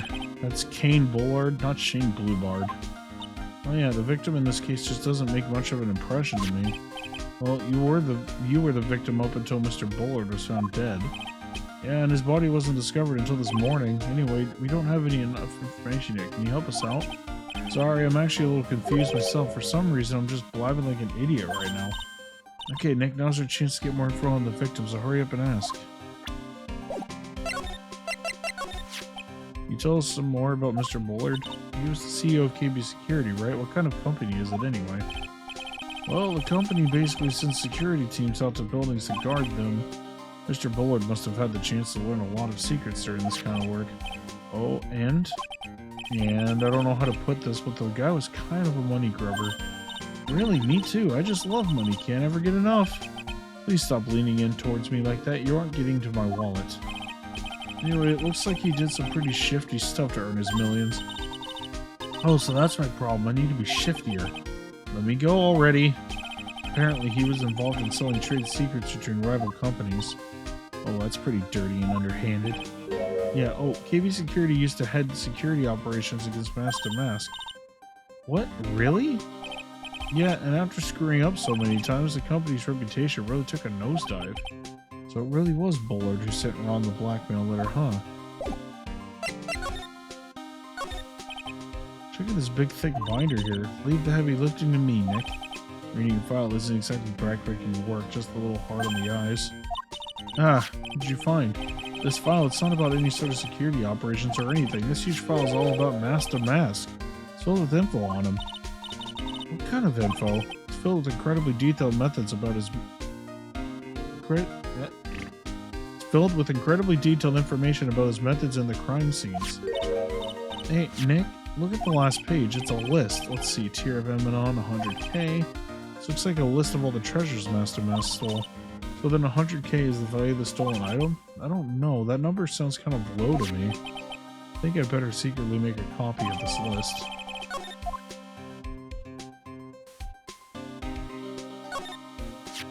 Oh, there's a button here. Let's see. Hey, cut that out. Don't press that. That's pretty funny. I never knew Detective Gumshoe could jump like that. What's this button anyway? It's an emergency buzzer. It says right there on the panel.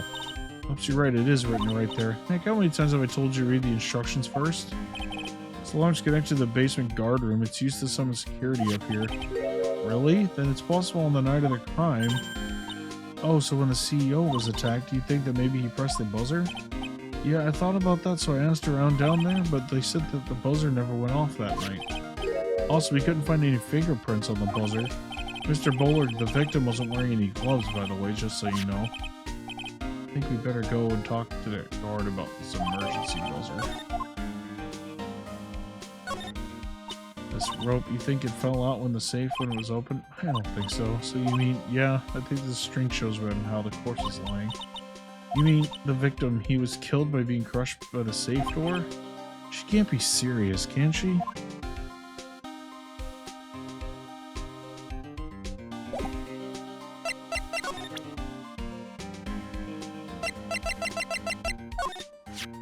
About this blackmail letter? Yeah, I've been thinking about it a lot too, pal. Why would Kane Bullard have been blackmailing Ron Delight anyway?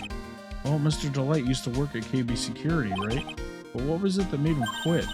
Nick, that's it. Maybe that's the same reason he's being blackmailed. Well, I'm in the middle of investigating that right now. Oh, alright.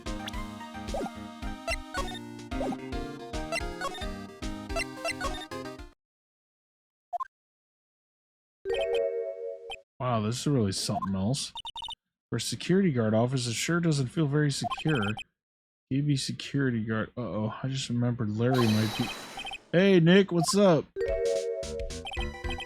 So he is here. Yo, how's it hanging, dude? And you got my sweet little Maya with you, too. Hi, Larry. Here I was working my fingers to the bone, and walks an angel. Got no problem with a daytime date, it's all good. No, that's not what we're here for. We're investigating the Bullard murder case. Huh? Oh yeah, that's right. You're a lawyer, aren't you? He's so hopelessly clueless. Well, if it's about the murder case, boy, have I got some good info for you. Really? What is it? Well, I don't mind sharing with my sweet little Maya, but Nick here is a different story. But Larry, I thought you two were old school buddies. That was then and this is now. So what's this good info you were talking about, Larry? Hey, I'm a guard, a pro. I can't just give away information for free. What's a bribe? Professionals were, I don't know, honest? Can you talk to him, Maya? Larry, tell us already. What's this good info? Hey, I like that. This kitten has got some claws. Okay, you really want to know? Yes, so tell me. Okay, so the thing is, Ron Delight was an employee here. Naturally, since I'm a pro, I looked into his background. Follow me? Yes, you're a pro. I follow you. Go on. Well, 1 year ago, Ron Delight was fired. And there was no warning at all. It just happened all of a sudden. I know it's a small company, but I think that was pretty awful. Guess he must have done something bad to have gotten fired like that. Like maybe skipping out of work to go pick up hot chicks or something. No, that's just you. So what's it like to be a part-time security guard? Let me tell you, it's tough. Well, you know me, I get by alright, I guess. First, I have to keep my eye on all those monitors all the time. Monitors? There's security cameras set up in each room around the building. It's really hard. Sometimes I feel like my eyes are gonna fall out. Oh, and if I see something suspicious, I have to contact one of the teams. What teams? The security teams for this company. They're supposedly the best in the business. But I'm no amateur either, so if it's something small, don't bother calling them. In other words, you basically watch TV screens all day. You were in the office when the murder took place, weren't you? Well, why do you say that? This is just a part-time job for me. I can't operate the equipment, and I'm dumb. Even if it's a part-time and you are dumb, you're still in charge of security here. Hey, give me a break. Don't try to pin the whole thing on me. That's not fair, Nick. Huh? I don't think you can expect someone like him to take any responsibility. Anyway, the point is you were here that night, right?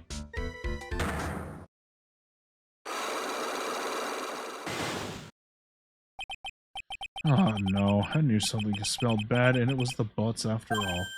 Well, it's like I always say, that was then and this is now, okay?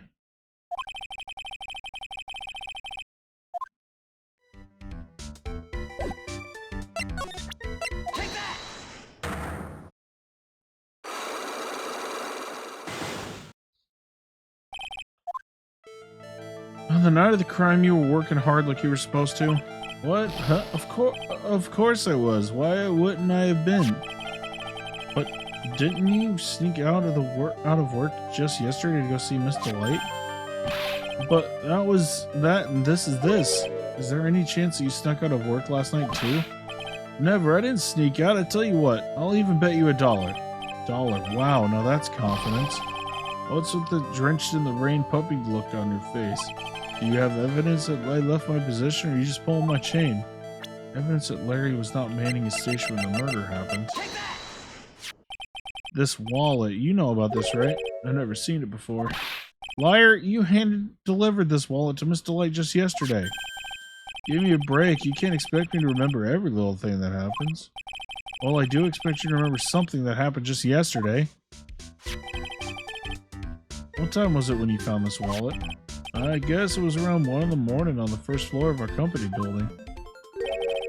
1 o'clock in the morning? That's right. In other words, Larry, at the time of the murder, you were away from the security guard office.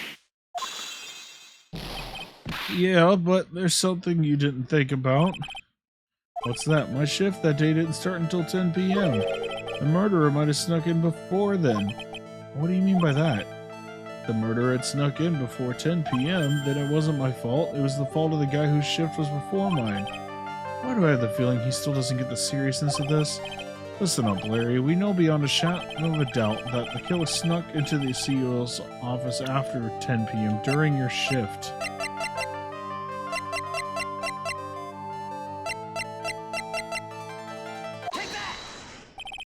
Larry, when you use this key card, does it leave a record? Yeah, it does, but I can't show the record to just anyone, you know. That keycard data was already made public in the trial today. What? I didn't know that. Any kind of request for the info like that is supposed to go through me. Boy, does that sound a bit arrogant coming from a part-time guard. Anyway, according to the data, the door to the CEO's office was open with this card. Furthermore, it was most definitely used at 1 a.m. the time of the murder. No way. Yes, so someone used this to get into the CEO's office. Happened at 1 a.m. on the night of the crime, right in the middle of your shift. Larry, you can't duck your responsibility this time.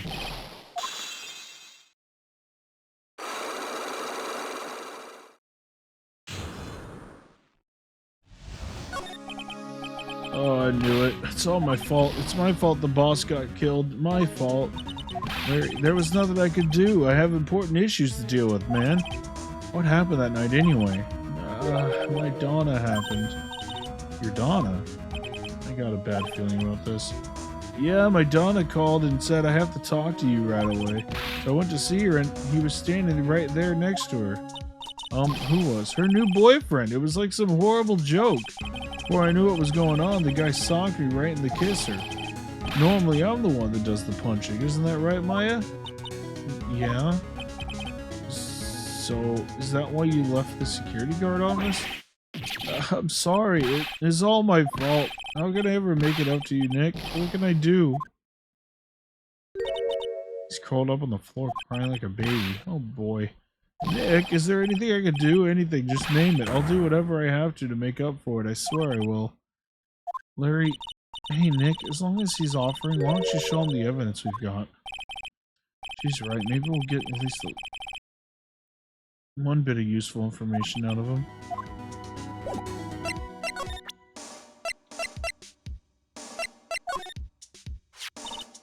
The buzzer in the CEO's office is directly connected to his room, right? It's always the bad teammates. Then go suck a chode. That's right, just like my heart is connected to yours, Maya.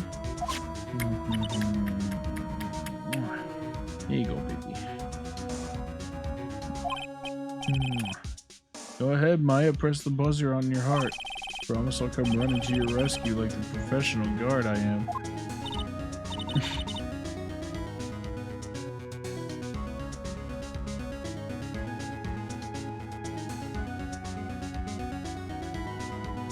Oh, that's pretty good. Yeah, thanks, I try. Do you think you could tell us... God, I keep getting the voices mixed up. Do you think you could tell us about the buzzer now? Yes, please tell us. Okay, I guess so. Prepare to be wowed. I accidentally pressed that buzzer earlier. Yeah, I heard it. So that was you, huh? You're a security guard, aren't you? Why didn't you come to the CEO's office? Well, this is the 3rd floor of the basement. The CEO's office is on the 1st floor. I thought it would be a good idea to, adopt a wait-and-see approach. Plus, there's a police detective here, right? I just didn't think it was necessary. As if he's trying to win an award for the laziest person on the planet. Let's get back to talking about the night of the murder, okay? Is it true the buzzer didn't go off that night? There must be a record, right? You must have had a look at it, right? Of course I did, and I couldn't possibly have made a mistake either. Do you think you could take one more look at for me, pretty please? Oh, okay, I can't just say no to you, Maya. What do you think, Nick? It's probably... Ah! What is it? What's wrong? I made a mistake! But how? It can't be. It's impossible. Okay, enough already. What about the records? That night, it went off just once in the morning around 1 a.m. 1 a.m.? That's when the murder happened. Really? Are you serious? That's terrible. It can't be.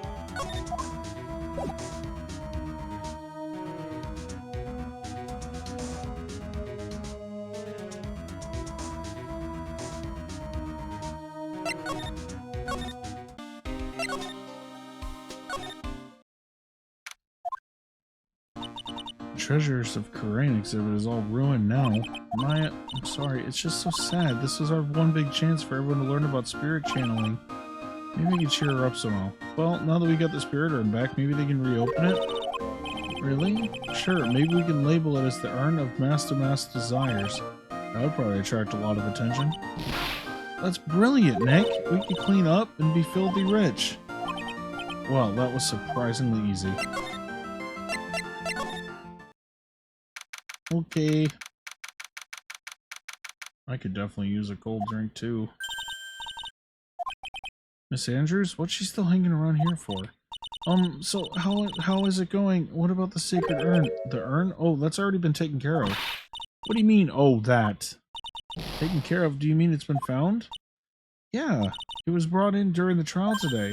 Really? You really are the greatest, Mr. Wright. Mr. Wright had nothing to do with it. It was Master Mass' wife that found it. Well, anyway, I'm so relieved.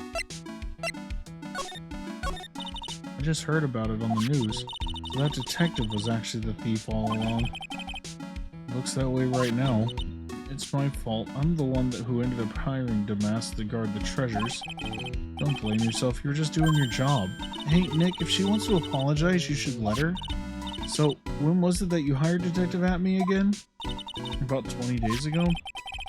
And when was it that Master Mass calling card arrived? That was about 10 days ago. So he sent a calling card to the very place he was hired to guard. I guess that's it then. Detective Atme must have really wanted the sacred urn after all. Guess so. What? So Master Mass murdered someone as well? Well, that's how things look right now. Yes, but I thought that he was here stealing the urn at the time. Well, we're talking about a criminal mastermind, so anything is possible. Nick, let's get down to business already. On the night of the theft, did you notice anything suspicious about Detective Atme? No, I couldn't have. After all, he was hidden the entire time. I never even caught a glimpse of him. He claims that the way he always operates. And that's just what he says so he can have an alibi when he commits the thefts himself. Yeah, he was caught in a crime scene photo dressed up as Master Mass pretty well.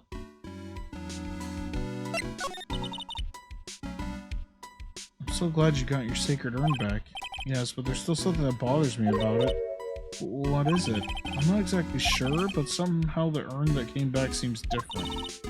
Really? You wouldn't know anything about that, would you, Miss Andrews? No, I don't know anything. Why would I?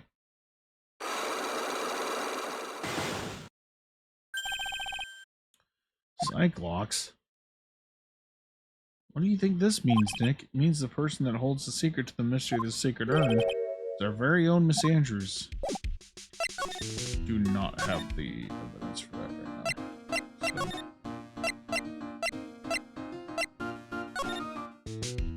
So. Whoops.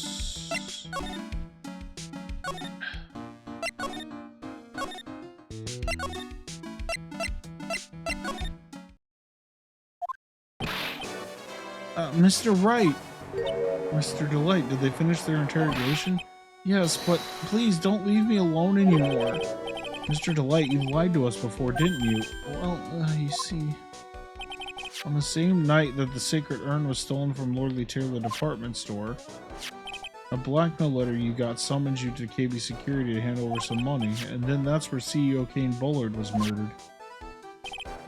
But there's only one Rhonda Light, am I right? So the only question is, where were you that night?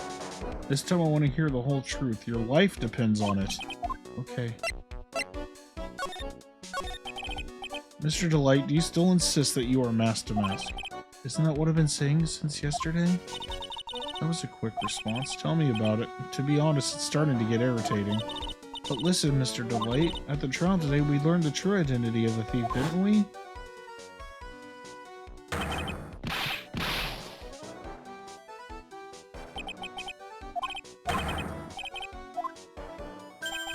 I guess it's true. I wasn't the one who stole that urn. Of course not. After all, you were at KB Security at the time. So then the person dressed up as Master Mask in this photo, it's gotta be Detective Atme. So that night you didn't go to the Lordy Taylor, you went to KB Security, right? Yes, I went to KB Security at the time to blackmail... The blackmail note said I should.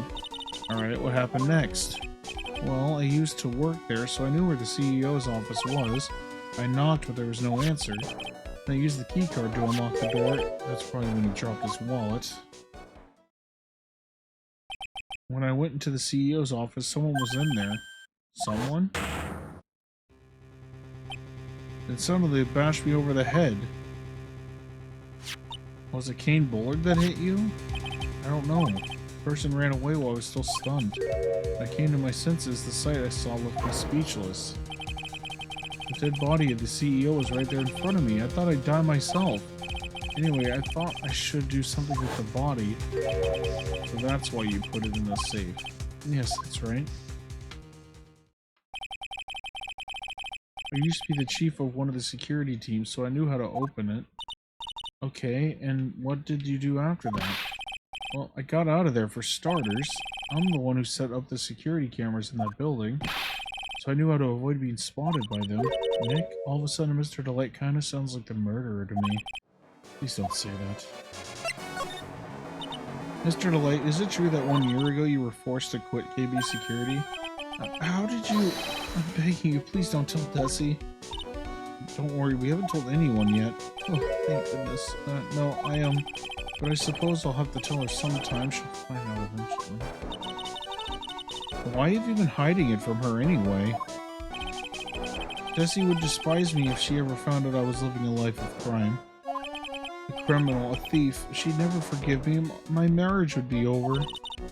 Knowing that, why did you become a thief in the first place? Because Desi spends money like it's water. There's no job in the world that could bring in enough money, except being a thief. At least that's what I thought anyway. So he became Master Mess for Desiree, huh?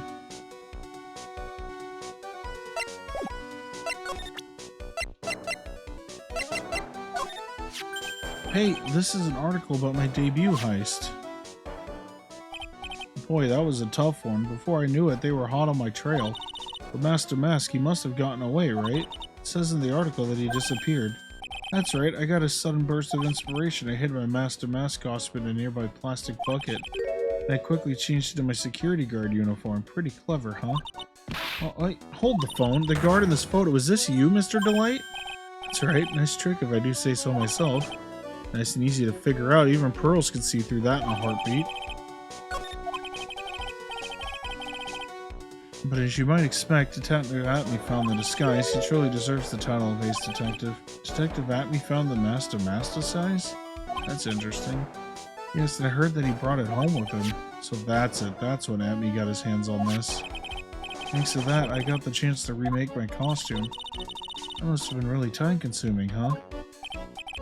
Yes, it took quite a while to complete. Anyway, a few days after that, I received the first of the blackmail letters. Blackmail letters? You got them starting when? Tell me more now. Hey, calm down. Don't get me so worked up.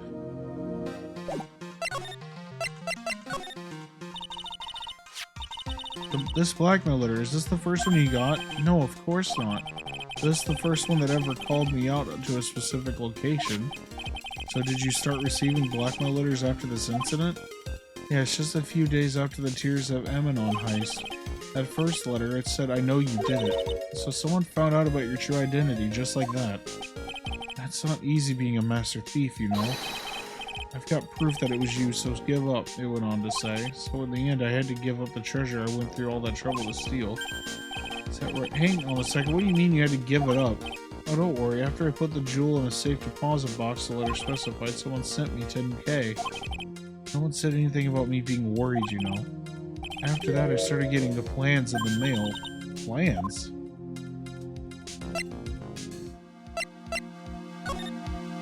What are these plans you're talking about? They were instructions on how to steal a crown, or painting, or some other rare treasure. They showed security blind spots, escape routes, and even suggested training methods. So you mean the ones who planned the heist wasn't you? No, it wasn't. I only planned the very first one. After that, I received plans from some very kind person. Incredibly detailed plans. Sounds like Mr. Delight is thankful to the person that was blackmailing him. So Ron Delight was Master Mask after all, but someone else is behind the theft? Someone who planned them all out in detail? All I had to do was deposit the treasures I stole into the safe deposit box. Then I just waited for the cash to come in the mail. Did you try not to look so gleeful about it? So you went after the sacred urn because of one of those plans, too? Well, see, the truth is I've never seen the urn. All I did was follow the instructions and steal what I was told to steal. Mr. Delight, is everything you just told me the truth? Yes, but please don't tell Dusty, okay? Ron, before we go, there's one more thing I want to ask you. Yes, but please don't hurt me. Mr. Kane Bullard, do you swear that it wasn't you who killed him? Yes, of course, I could never. I'm not lying. All I did was hide his body in the safe. But then I was afraid they discovered what I did, so I turned myself in yesterday. Why? Well, if the judge had ruled that I was guilty of robbery, then I'd have an alibi, right? I guess so. You're really clever, Mr. Delight. Guess I have no choice but to take Mr. Delight at his word. Mystic Maya. Pearly, I'm back. Hey, Pearl, so what have you been up to this whole time? Sacred Urn, Mr. Nick. I took it back to Crane Village to have it examined. And what did you find out? Well, there's no need to worry. They said it's the real urn. Whew, that's a relief. I was really worried. But there's one small problem. Problem? These cute little pink splotches, they said that it's paint and that they were put on the urn recently. Why are we talking about the pink splotches again? What's the big deal? What's the big deal? We've got to find out how they got there. That's the big deal. Yes, Mr. Nick, we've got to find out how they got there. Okay, we'll go find out how they got there. Please don't forget about me.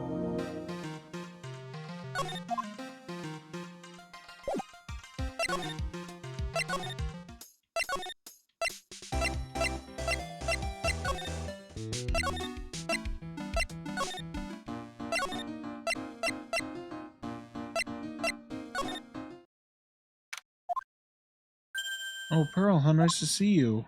Hello there. Haven't seen you around lately. What have you been up to? Well, actually, I went to have this urn examined. Oh, I see. Maybe if we take another good look at this urn. Figure out the mystery of what actually happened here. Nick, let's look around one more time. This box, there's something about it that's bothering me. That's the box the sacred urn was in. Looks like there's some pink paint on it too. It's definitely the same color as the stuff on the urn. I think I know how the paint got on it now. Alright, let's investigate again. Looks to me like it's been dry for several days. Something suspicious about this paint mark. The shape of the bottom left was shaped oddly, and it's shockingly pink.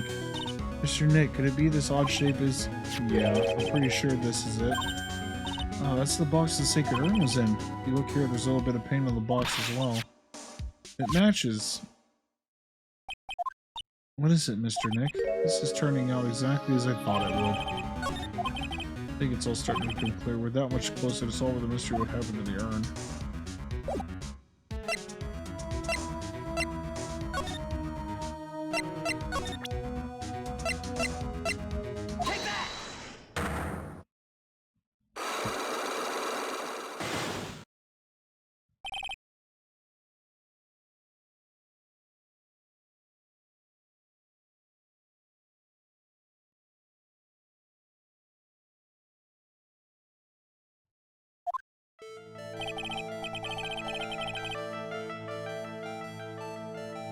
Miss Andrews, do you know anything about the sacred urn? Do I know anything? I'm in charge of the entire treasure exhibit. The urn that was submitted before the court today. It's obviously not the same urn as before. Well, that's true. Maybe it isn't the same. It could be a fake. A fake? You're the one who said it wasn't the same, so that's the most obvious explanation. Do you have any evidence that the urn that submitted at the trial was genuine?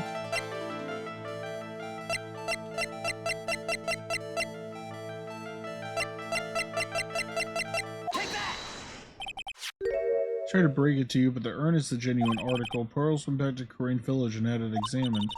Yeah, right, that's nice, but I don't see how... What she discovered was that the urn had been broken. Again. Did you say again? Yes, it was broken once a year ago, and now it looks like the same thing has happened. Quite recently, too. Recently? Are you saying this urn was broken recently? Yes, that's exactly what I'm saying. Pay attention, lady. Why do you think it was broken really recently? How do you know?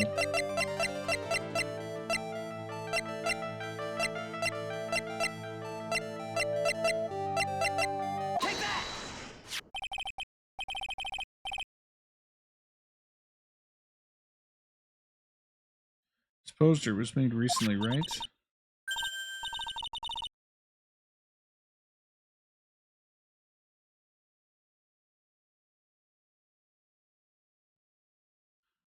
The poster for the exhibit? At the time when this poster was taken, the urn said I am on it. But for now, for some mysterious reason, it says Amy. When the urn was fixed, the letters were transposed. I am... What does that even mean? I don't know anything about that. I wasn't even there when the photo for this poster was taken. That was a mistake. Now tell the truth. Wait, or even if the urn was broken, I had nothing to do with it.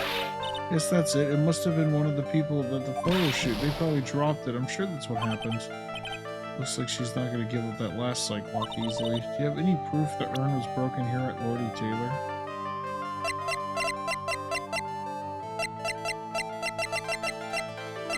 Take that! Well, Miss Andrews? What is this supposed to mean? There's pink paint all over this urn. And there's pink paint all over the floor and the walls of this basement warehouse. In other words, this urn was broken here. You can't weasel out of this one, Miss Andrews. But...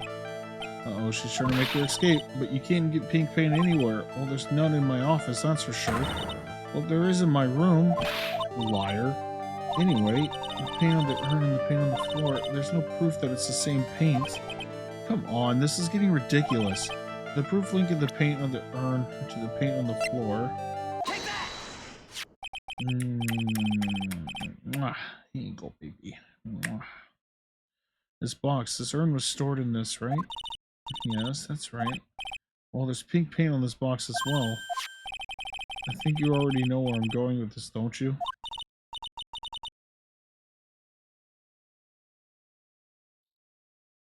Yes, more or less. The paint on the floor is an odd shape imprinted on it, doesn't it? Yes. If you put this box into the impression of the paint, you can see it fits perfectly. Which means this box was dropped right over there. And that is when the urn was broken.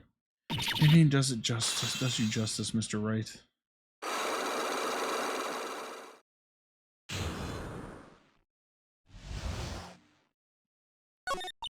So sorry, I was the one who broke the urn.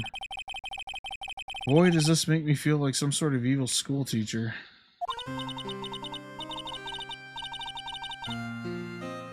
I'm a terrible person. Not only did I break it, but I tried to hide what I did. Well, that's not so hard to understand, is it, Burley? No, not at all. I know just how she feels. Happened about 2 weeks ago, just after the poster photo was taken on the same day the urn arrived here. I thought I'd put it away down here for safekeeping.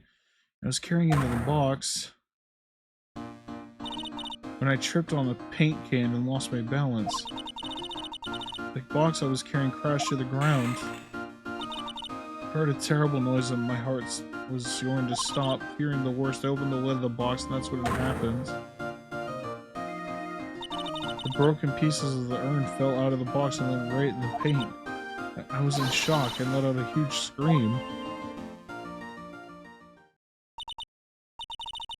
I totally see how that could have happened. Yeah, as clumsy as she is, I'm sure Maya understands. Well, I knew it was the most important treasure in all of Karain Village, so I tried as hard as I could to fix it. Fortunately, the shards were pretty big, and that's when I Am got changed to Amy. I didn't know how it was originally written, but any sane person fixing it would have assumed it said Amy.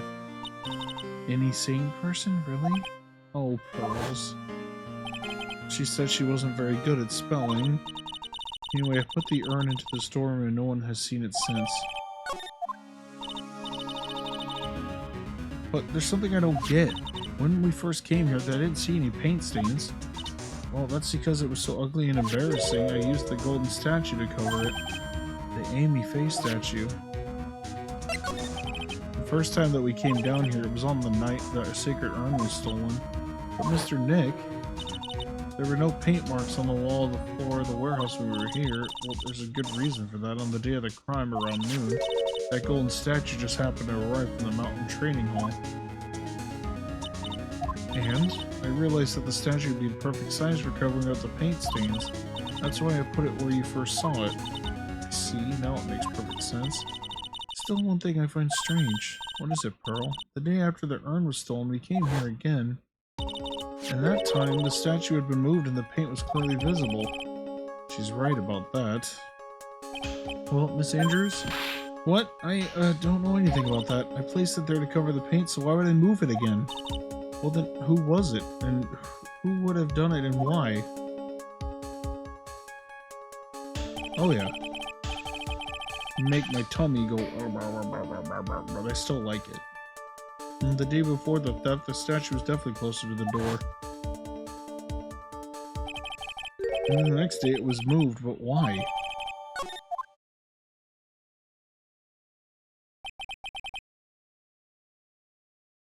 Looks like there's some connection between the Sacred Urn and the murder case.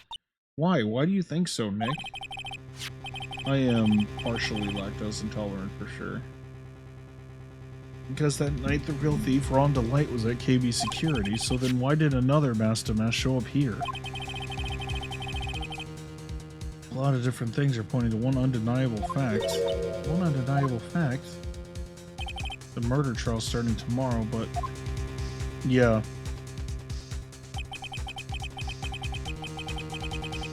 Looks like that thief is going to be making another appearance.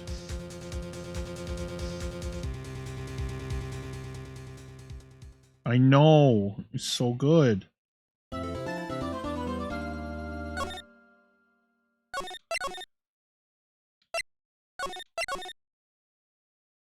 I'm definitely getting ice cream after the stream is over.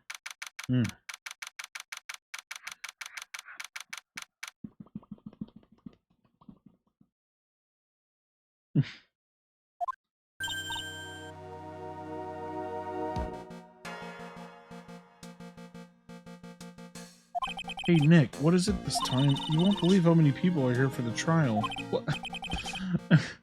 Fine, I won't get ice cream. No, I'm still getting ice cream. I would share it with you if I could. Well, it... What? It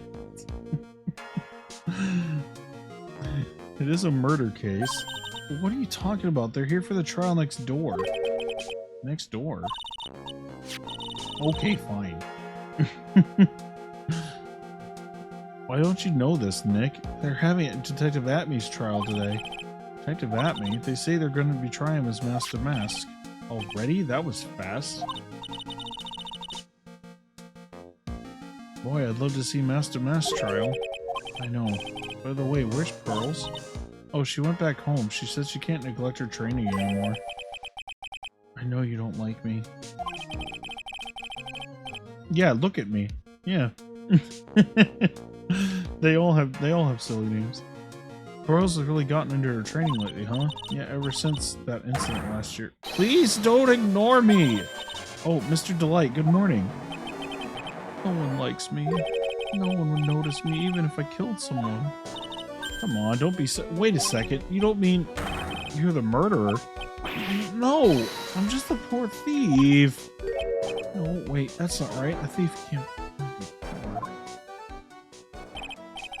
Now let's see. According to Mr. Delight, from his second crime on, he was following a bunch of set plans. Plans that someone had been sending to him to help him commit the heists. Do you really think there's a connection between the thief and the murder, Nick? It's possible, but today's trial's a race against the clock. How come? Let's just take our time like always. I'm afraid that's not an option.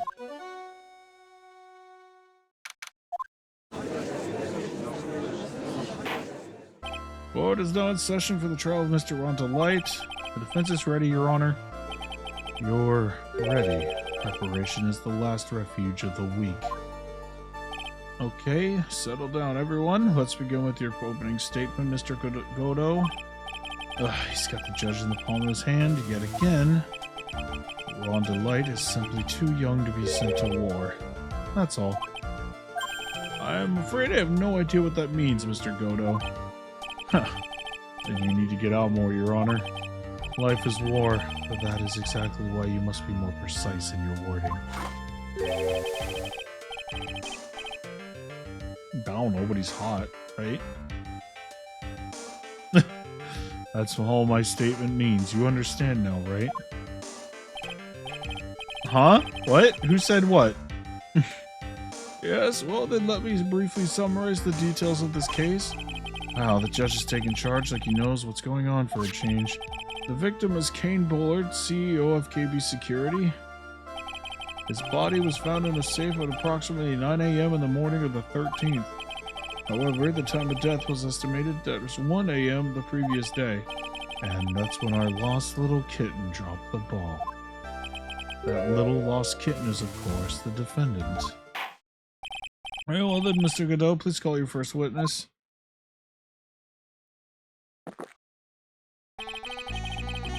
I never drink more than 17 cups of coffee during any given trial. But the first one is always the best. Mr. Godot, your witness? Okay then, let's hear what the defendant, Mr. Ron Delight, has to say for himself. The defendant? Well, Mr. Wright, does this any objections? Maybe a bit of a disadvantage having the defendant testify, but I remember when Mia was defending me, she allowed me to testify so she could do the cross-examination. Put a lot of trust in me back then. We have no objections, Your Honor. The defense will allow Mr. Delight to testify. Thanks for the clip, baby.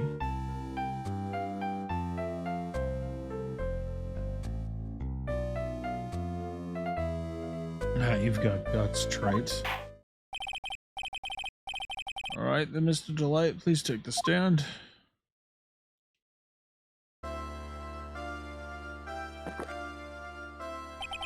You did it, didn't you?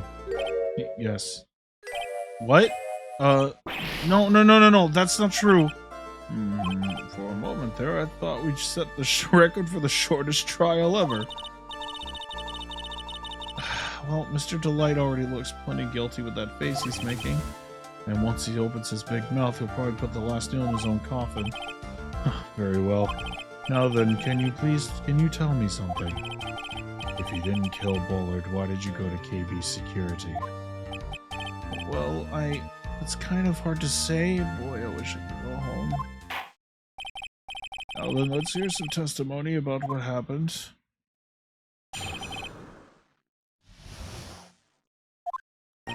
That evening, around 1 a.m., I went to see Mr. Bullard in his office at KB Security. The blackmail letter I got, it ordered me to go there. I'd been working for KB Security until a year ago, so I knew where his office was. 1 a.m., the exact time the murder took place. The weak get washed away by the tides of fate. The strong drink it up. It's bitter today, too. Just like my destiny. You never know that from the way he's chugging it down. Mr. Wright, your cross-examination, if you please.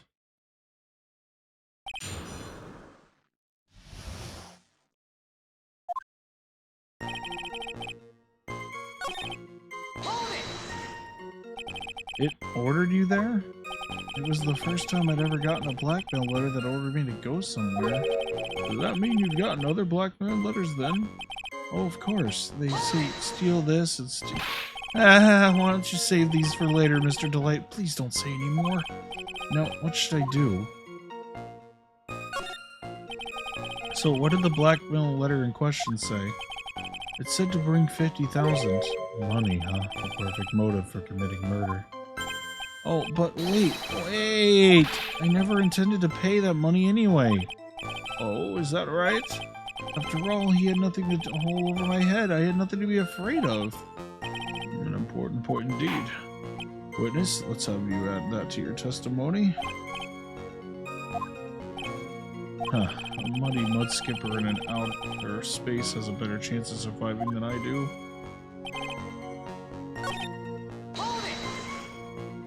You used to be a security chief for KB Security, right? Yes, that's right. A security chief, you? And yet, a year ago, you were fired without notice. Revenge for an old grudge? A perfect motive for murder, wouldn't you say? This isn't good. Maybe I should change the subject? Mr. Delight, please tell us why you were fired from your job. Well, the world is filled with those who have said, I wish I had never asked that.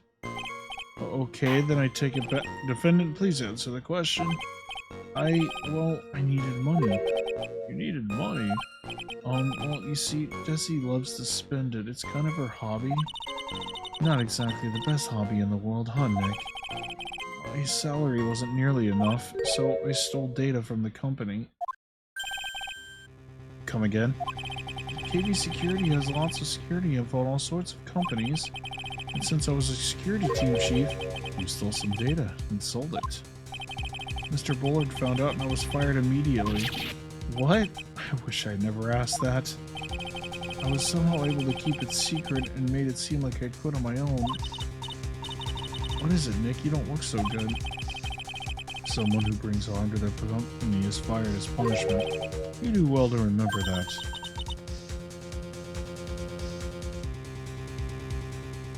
Sure told you. So you admit you stole data from your company. Is that correct?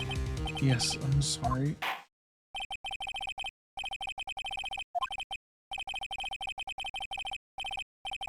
Oh man, this whole thing just took a big turn for the worse, crashed and blew up. It's gonna take the jaws of life to rip this case from the clutches of disaster.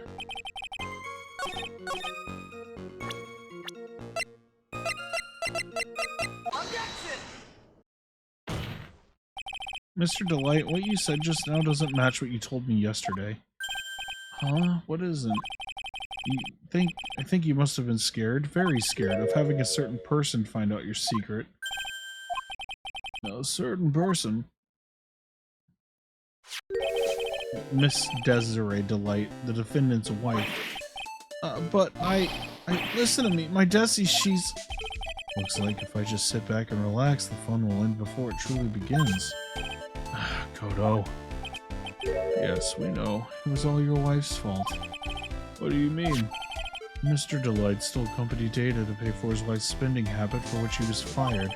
Unable to face his own wife, someone used his dirty little secret to blackmail him. And that is how this murder came about. Oh, no, everything is falling neatly into place for him. Don't talk about my Desi like that, or you'll be sorry. This guy. He gets it. Well, it seems that we've learned a great deal of things here so far. What do you think, Nick? I didn't think it was possible to get so thoroughly whipped in just 20 minutes. Clearly, there was sufficient motive for murder. He stole data for his wife, and he killed to protect his secret. A family man who cared just a little too much. The motive is clear. Let's move on. What happened at the crime scene at 1 in the morning, Mr. Delight? Come now, tell us. We're all ears.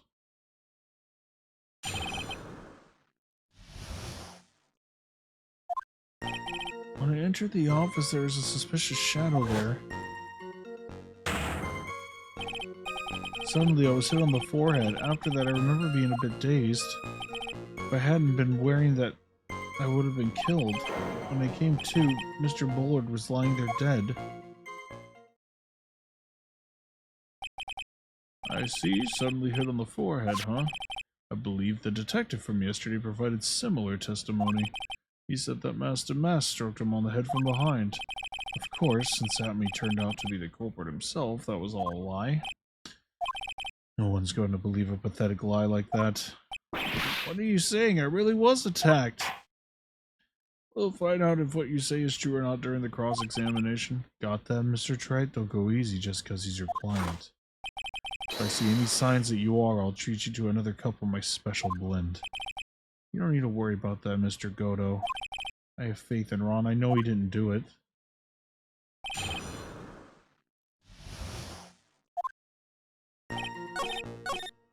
Hold it! That? Could you please clarify what you're referring to? Why, my Master Mask costume, of course. Wait just a moment. Master Mask? Uh-oh, did I forget to mention it before? Just to be on the safe side, I dressed as Master Mask. And then I descended upon the office of the CEO of KB Security. What? Nick, did you know about this? He never told me this. I don't recall him mentioning it to me either. Even I didn't know that. Seems our little friend really loves to keep secrets. I'm sorry, I just never had a chance to to mention it up until now. Wait, that's not right. Well, sometimes things just slip your mind. My sixth cup of coffee is staring up at me coldly. At any rate, we can't ignore this new piece of info. Witness, please correct your testimony.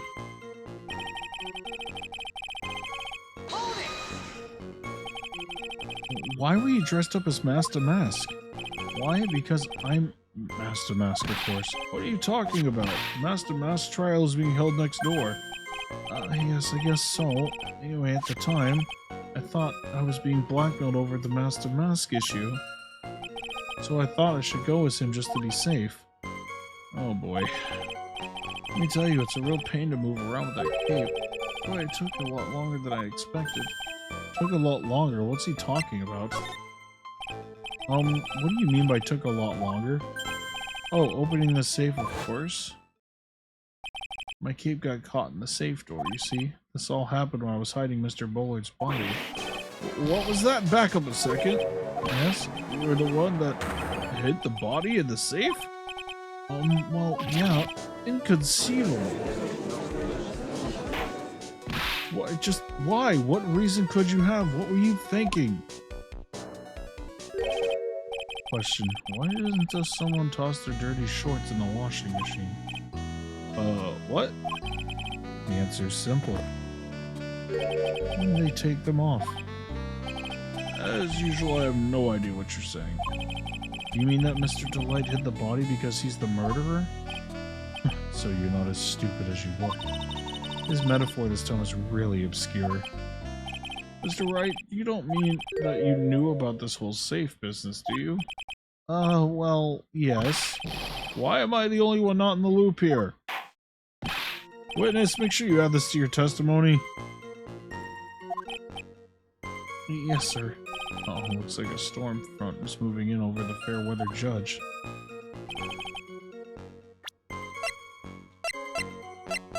Objection! Your Honor, could you please take a look at this record?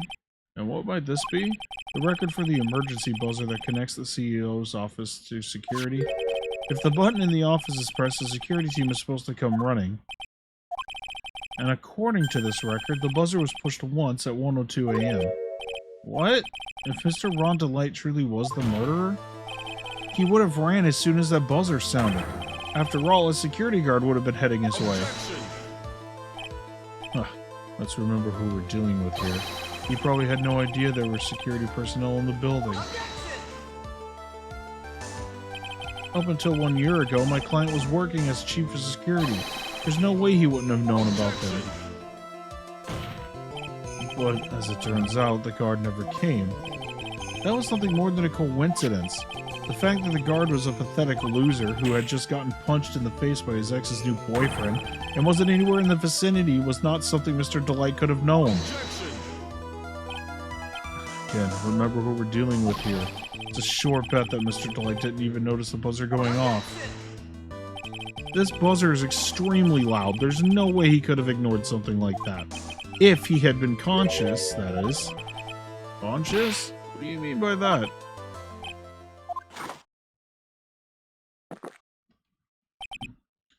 Fine, let's hear your theory.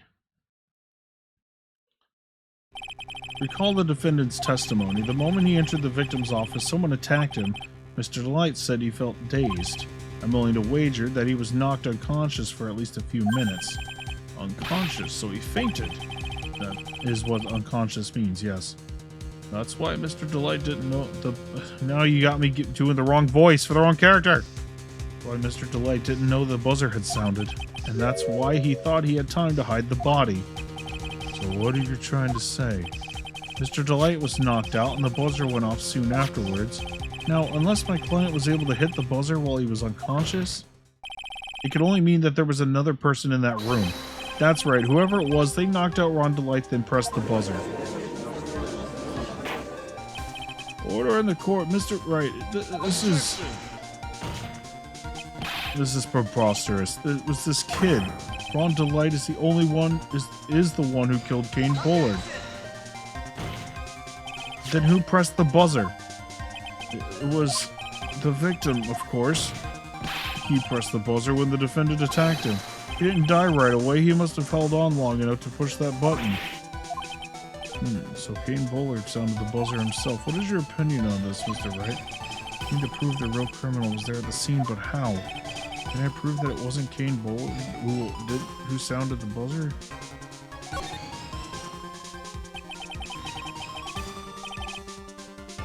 The defense's opinions is this, Your Honor. This piece of evidence proved that it wasn't the victim who sounded the buzzer.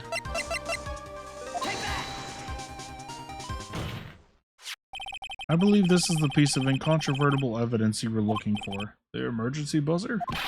Is there some kind of clue on it? Absolutely not. Hey, come on now. At least give some thought to what you say before opening your mouth. The fact that there are absolutely no clues is itself a clue.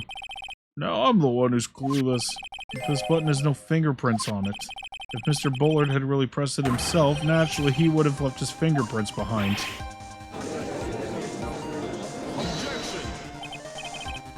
The light obviously wiped them off. Why would he? A guard could have come in at any moment. He touched that button, I know he did. The defendant, Mr. Delight, was dressed as Master Mask. And Master Mask always wears gloves. What reason could he have possibly had to have wiped the button free of his fingerprints? Order! It would seem I've been forced to eat crow. I wonder what blend number crow flavored coffee is. However, if the real killer was there at the scene, why would that person press the emergency buzzer? Shouldn't they have run away without putting themselves in extra danger?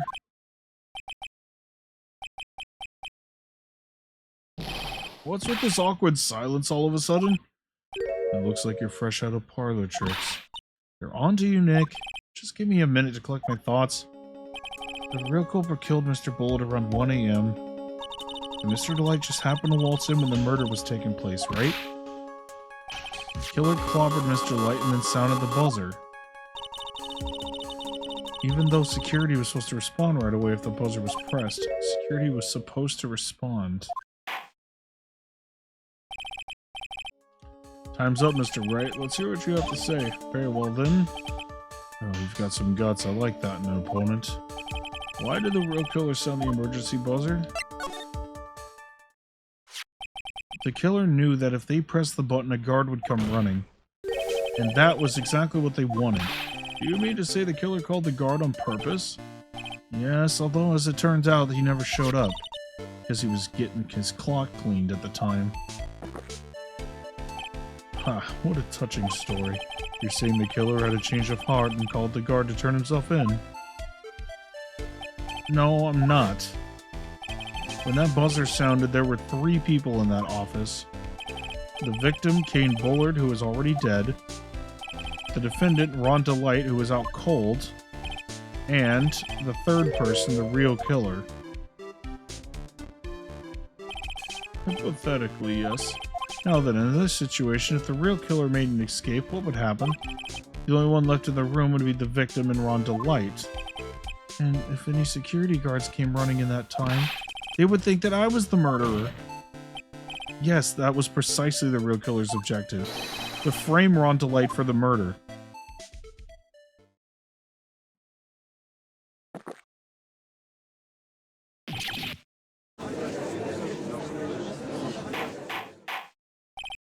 Order! It would seem I've been made to eat my words once again. Actually, you've been made to do a spit take with a cup of coffee. Mr. Wright, who was it? Who was it that tried to frame me? Wait a second. I'm the one and only Master Muscle. Nick, you mean the real killer is... We're gonna drag that person in here right now. But who is it? I don't have any solid proof yet, but I think about it. The killer knew Mr. Delight's identity, and they also knew they'd even called the KB security that night. So the killer used him to execute a well-crafted plan to murder Kane Bullard. No, then let's hear your accusation, Mr. Wright. Who was it that framed Ron Delight for the murder of Kane Bullard?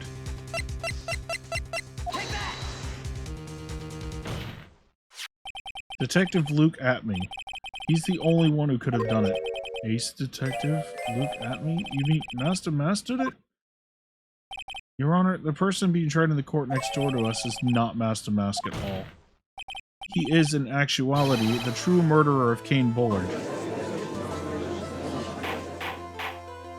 Order, Mr. Wright, explain yourself. Theft and murder. Which is the more serious crime? They're not even close. Murder is the more serious crime, of course. It's a capital crime subject to capital punishment.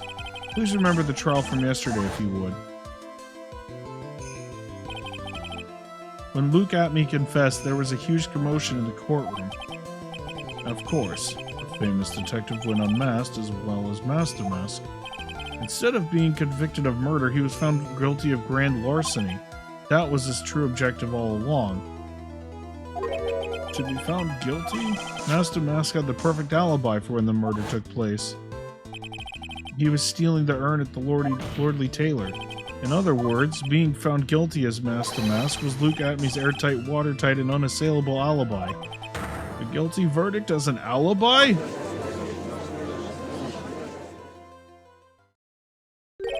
You know, it's almost time. For what? For Luke Atme's verdict. It was a pretty simple trial, after all. We're going to stop this trial and stall that one. We need to do it now. Of course, that's assuming you have proof that the detective is the one who committed the murder. Mr. Luke Atme's trial has indeed attracted the attention of the entire country. If we were to intrude and failed to provide adequate proof of his true crime, Mr. Delight would be left with no grounds for appeal. Am I really sure about this? That's only good when new life's an ante. Mr. Wright, I believe in you. Mr. Delight. So, please, I'm begging you. Thanks, but my decision will determine the rest of your life. Can I really risk your life like this? What was that?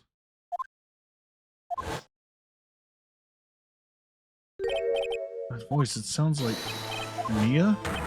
Your Honor, the defense requests an immediate recess. So that's your answer, huh? Very well, I've decided as well. This court will now take a 20-minute recess. Mr. Wright, when we return, please summon Mr. Luke Atme to the stand.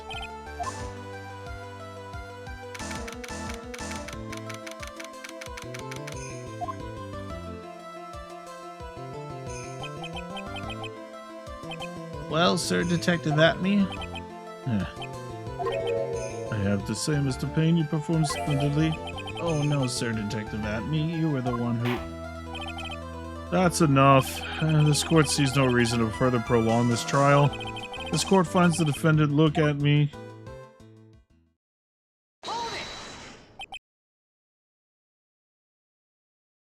Wait. Don't hand down your verdict yet, please. Well, well, sir lawyer, welcome to my courtroom. Who is this hoser, eh? My name is Mr. Phoenix Wright, attorney at law, and I wish to file an accusation against this man, Luke Atme. Accusation? You accuse Master Mask? That man is not Master Mask. He's just a ruthless murderer. What?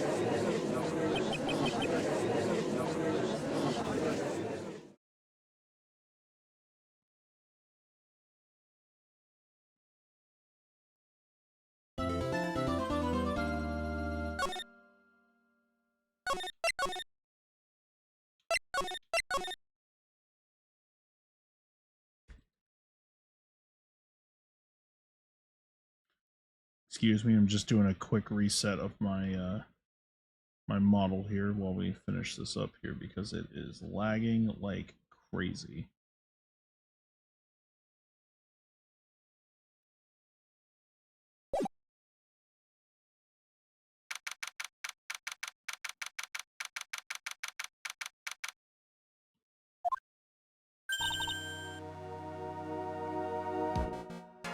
My sis? Could have sworn I heard Mia's voice.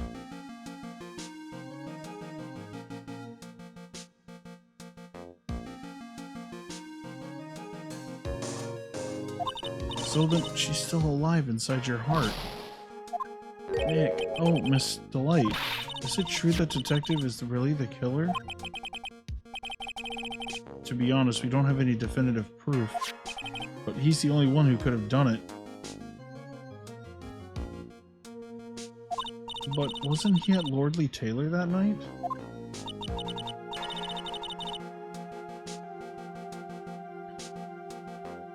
Not to mention, we don't exactly know his motive. I mean, why would Detective Atme want to kill Kane Bullard? Oops, it's almost time. Better get back to the courtroom. I need to find some solid proof, and it's gotta happen sooner rather than later.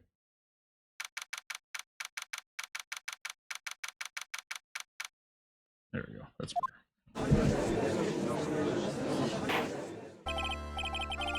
Now then, this court is back in session. Mr. Luke Atme, please take the stand. Well, well, how do you do, sir, lawyer? I never would have thought to see you acting so recklessly. I couldn't let them hand down your verdict just yet, not when it would have given you the perfect alibi, an alibi by the name of Master Mask. I'm sorry, I'm afraid even the great Luke Atme has no idea what you mean. Of course, I have been in the next courtroom ever since 10 o'clock this morning. I'm afraid there's no way I could know what's been going on in here. You've been in the defendant's seat all day long, correct? Being tried as Master Mask? Indeed, it's truly a child's play to fool the ignorant masses. Not only did the poor fools ask me to protect their valuables, they even gave me a generous reward upon returning their own property to them. Take this red diamond ring that sparkles upon my divine finger, for example. So you continue to insist that you are in fact Master Mask? Of course. Very well then, Luke Atme, let's begin with a simple question. On October 12th at 1 a.m., Kane Bullard was murdered. Where were you at the time? One without knowledge lacks even the knowledge that he should be ashamed of himself. But don't worry, I will not hold it against you, Sir Judge. Thanks?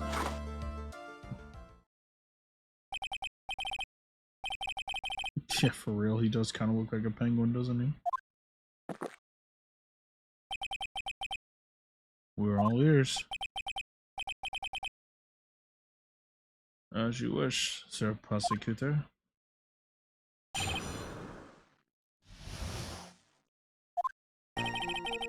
I was stealing the urn as Master Mask, just as I announced I would. I had more than enough time to prepare. It was a pathetically easy job. A photograph contains no words, but in this case, one turned out to be my witness. The time at which the camera captured Master Mask was the same time as the murder.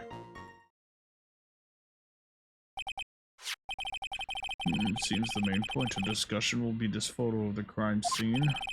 Everything else up until now was all part of his plan. There has to be a secret in this picture as well.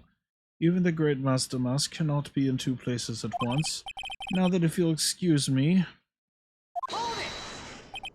Unfortunately, Mr. Atme, we still have to do your cross-examination. A fool is too foolish to know how that he is a fool. He's trying to say you're full of it, Nick. The only thing he's full of is his alibi.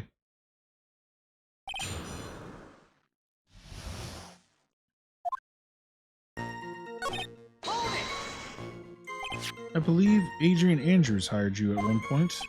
That's right, it was over 20 days ago if I'm not mistaken. You sent the calling card to the Lordy Taylor 10 days before the heist. That would mean you sent out the card after you began your security watch. Indeed, there was no reason why I couldn't do both jobs at once. It was the perfect opportunity to steal my latest targets. I see, you truly are evil, aren't you? Yes, evil is what I am. Hey Nick, isn't there something odd about this? Detective Atme was always proud of his ace detective skills, right? But if the urn was stolen from Lordly Taylor while he was the only one watching it, he'd have no way to maintain his perfect ace detective persona. You know, that's true, it's kind of odd.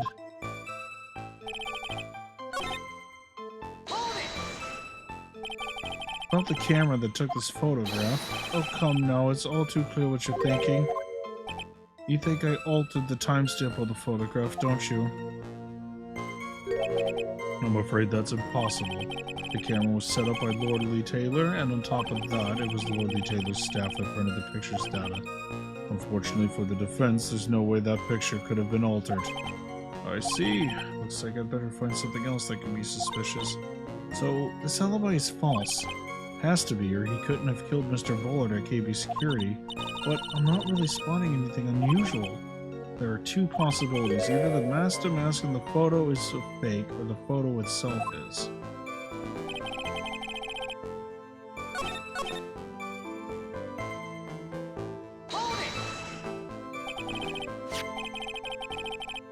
So, by photograph, you mean this piece of evidence here, is that correct?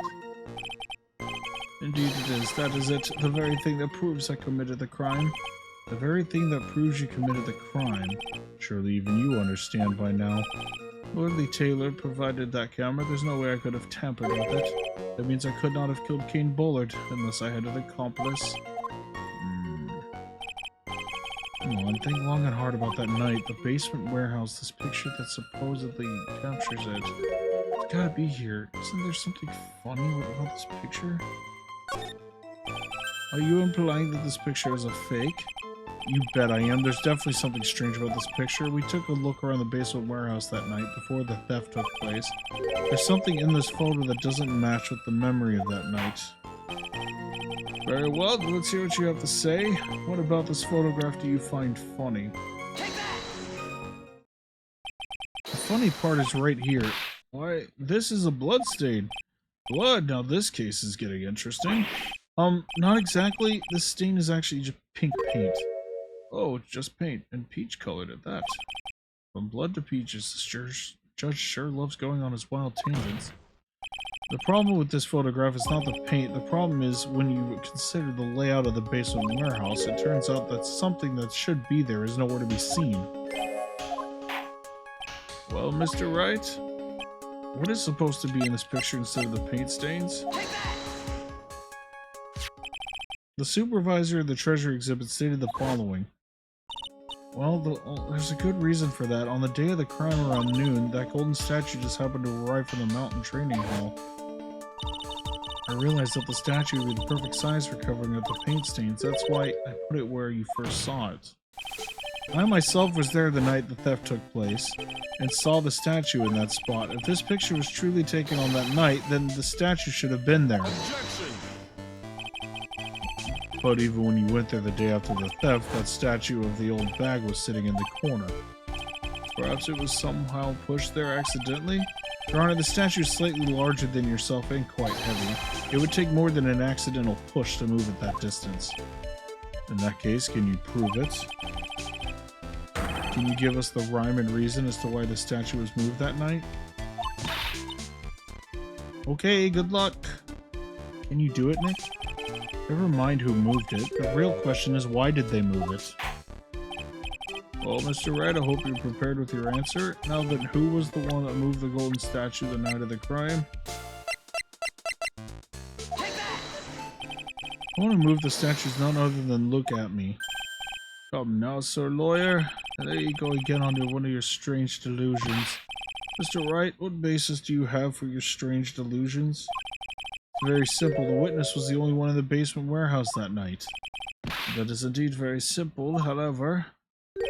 Why would I want to move a heavy golden statue? The reason for moving the golden statue, here's where our battle really begins. Well, Mr. Wright, what reason did the witness have to move that statue? The reason can be found here in this photograph. Look at me. You presented this to be masked to mask, to create an alibi by showing you were at the Lordly Taylor that night. But this photograph contains a single fatal flaw. If the statue had been there, your lie would be exposed like a cheap film at a drugstore. That is why you had to move the statue. A single fatal flaw? Interesting theory, please enlighten us. Just where in this picture does the lie exist? Take that! Naturally, the lie is in this photo is in the timestamp. What do you mean? I'll tell you exactly what I mean. On the night in question, Luke Atney went to KB Security and murdered Kane Bullard. Therefore, it's obvious. It would have been impossible for him to be at the Lordly Taylor at this time.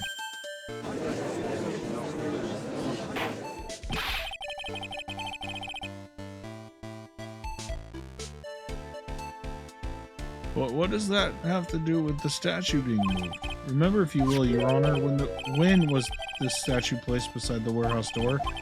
The statue was taken down to the warehouse the day of the crime, and it was placed there in order to cover up the paint. Exactly. Luke Atney had already decided on the time when he was going to kill the victim, and so, in order to create an alibi for that time, he took this picture days before the murder took place. What? Of course, the statue hadn't been brought down to the basement warehouse yet. So on the day of the crime, Mr. Atney must have been quite nervous. As nervous as a long-tailed cat in a rocking chair factory, so to speak. Why? Because something that wasn't supposed to be there had been brought down and placed where it wasn't supposed to be. And that is why Luke Atme had to move the statue on the night of the murder. He did it to make the room match with the way it had been in this photo.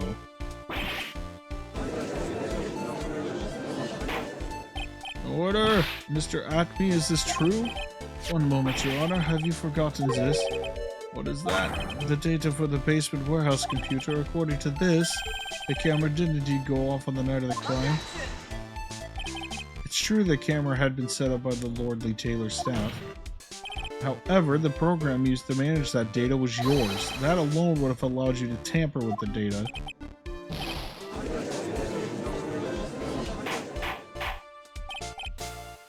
Mr. Godo, what is the meaning of this? Godo, I'm warning you about making me wait. Now put that coffee down. My 11th cup. I promised to drink no more than 17 during a trial. Which means... However, the defense has a very good point. Good point? So what? We are all but travelers on the road of infinite points. I think he's got his points mixed up with his other points. So you say this photograph was taken ahead of time, and that the statue was moved in order to make it match. That's a very interesting idea. However, there's one point that can't be denied. Which is... that it's only a possibility.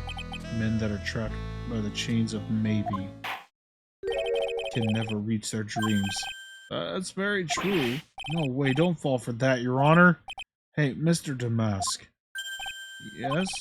If there's no funny business in your actions as Damask, there should be no problem with you telling us your strategy. So let's hear it. Yes, please provide this court with your testimony about your plan to steal the sacred urn.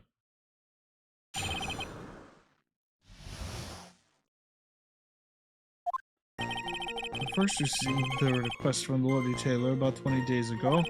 The urn was placed in a box in Zavari. It was then sent to the warehouse. Hence, I was actually unable to see the urn for myself until the day of the crime. I knew it was an extremely valuable treasure, so I sent my card 10 days beforehand. Then I handled security by myself to ensure that my crime would go smoothly. At last, I held the urn in my hands for the first time on 1 a.m. October 12th. That's pretty much all stuff we've heard before, isn't it? Yeah, but we will find the truth in the nuggets of new information you gave. Witness, you're sure there are no mistakes this time? Zavari. Well then, Mr. Wright, you may begin your cross-examination.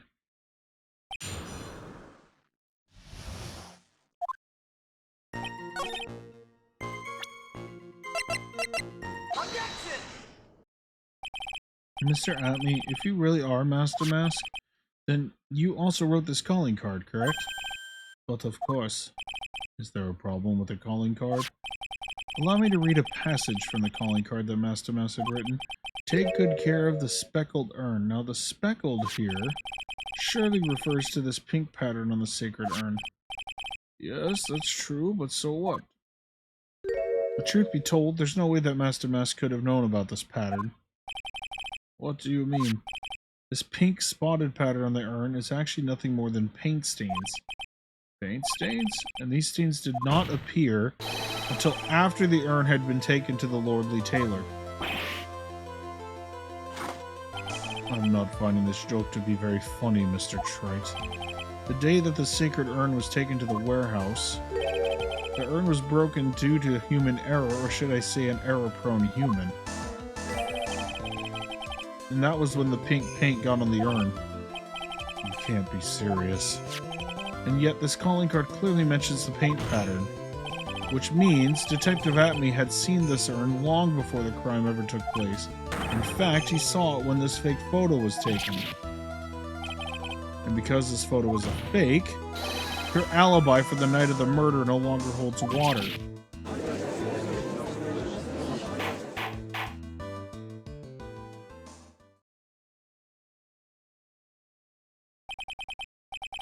witness. Do you have anything to say for yourself? Alright, that did it. He's broken. Nick, I think it's still a little early for a victory pose.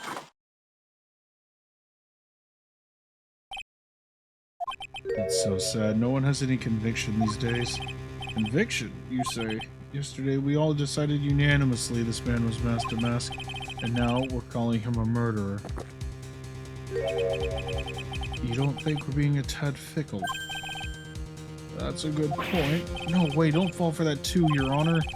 You say that Luke Atme was the one who killed Kane Bullard. Let me ask you this. Why would he do that? An excellent point. Motive, Mr. Wright. Motive. Might you have my merry murderous motive manifest? Nicky's getting a second wind. If he's prepared an alibi and pinned his crime on Ron Delight, as you say, he must have had a very strong motive for murder. The only one with any motive we've seen is Ron Delight. Isn't that right, Detective? Indeed. According to my own research, this boy's motive is clear. Without a motive, it's nearly impossible to prove guilt in a murder case. Now then, maybe you can enlighten us as to what the defendant's motives were. Be honored to, sir, old-timer. Doing everything they can to make Ron look suspicious. Despite a lack of hard information, this may be our only chance.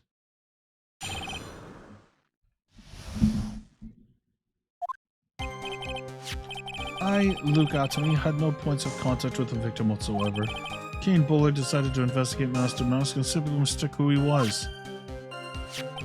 It was Mr. Bullard who wrote the blackmail letter and sent it to Ron Delight, and it was again Mr. Bullard who harbored a grudge against Mr. Delight for his betrayal. Mr. Bullard's mistake is quite inexcusable. The defendant truly believes he is Master Mask. That is why Mr. Delight saw it fit to kill Kane Bullard. Truly a tragedy. So the victim, Kane Bullard, blackmailed the defendant. This is the blackmail letter found in the defendant's apartment. A handwriting test confirms that Mr. Bullard was indeed the one who wrote the letter. What? Very well, Mr. Wright, you may begin your cross-examination.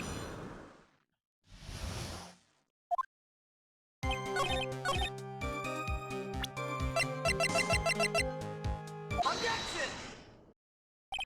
Mind if I ask you a few questions, Detective Atme? Well, if it's just a few, I guess it's alright. When you said that this letter was addressed to Ron Delight, I couldn't help but notice one major contradiction. Contradiction? I don't know where you're walking contradiction like he gets off saying things like that. You're one to talk. Times like this, men are made to express themselves with their fists. Why don't you show us what you've got there, Junior? Indeed, time to man up, Mr. Wright.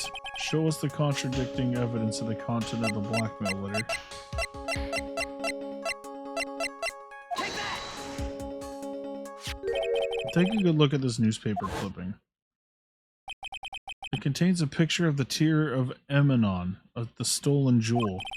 What about it? The problem is this jewel's color. Color? I'm not much for discussing color myself. According to the clipping, the color of the stolen jewel was blue. However, in the blackmail letter, a totally different jewel is mentioned.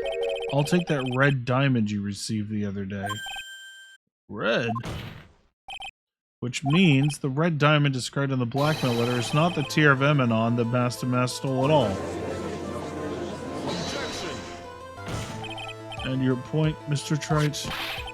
You're trying to say this blackmail letter was intended for someone else. That is what you're trying to say, right? Well, that's what you're trying to say, right, Nick? Yes.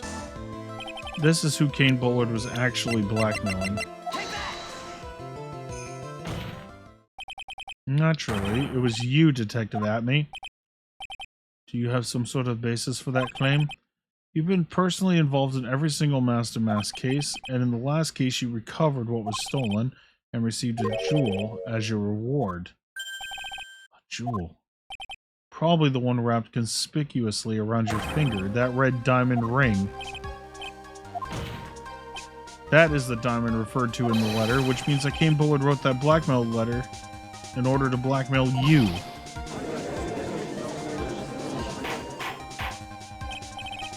Order in the court of order, I say. It seems you've gone too far with your childish pranks, Mr. Trite. Uh-oh, I don't like the way you said that. Kane Bullard blackmailing Luke at me? Are you for real? Yes, I am. Nick, come on, stand up to him.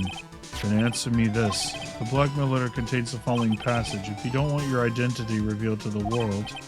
Yes, it certainly does. Kane Bullard threatened to make Luke Atmey's identity public knowledge. An identity he wanted to keep a secret, so just what was that identity? Atmey killed Kane Bullard because he was afraid of his secret becoming known. What was the identity he wanted to keep secret? What it all comes down to, Nick. The identity that Luke Atmey wanted to keep so desperately to keep secret was his identity as... Luke Atmey was a blackmailer. Objection! Hey now, isn't that a little different from what you've been saying? You said that Kane Bullard was the one blackmailing Luke Atmey. Are you saying that Atmey was blackmailing someone else on top of that? You have to admit, that does sound a little odd. It's not odd. It's the only thing that makes sense. Kane Bullard was blackmailing Luke Atmey. But Ron DeLite was also being blackmailed by a certain someone. So did you start receiving blackmail letters after this incident? Yes, just a few days after the Tear of Emanon heist. After that, I started getting the plans of the mail. I received plans from some very kind person, incredibly detailed plans. Detailed plans? In which case that would mean that Ron DeLite was actually mask to mask. That's what we are claiming. Someone else came up with the plans and had Mr. DeLite steal his targets for him. And that someone was none other than Luke Atmey. Silence.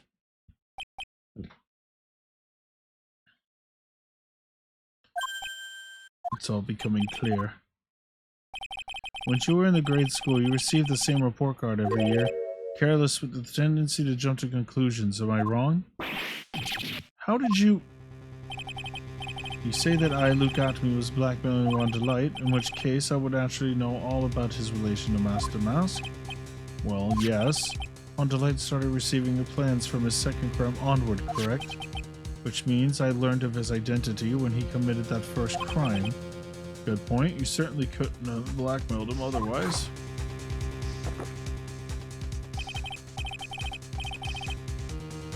In that case, let's see some hot bitter evidence.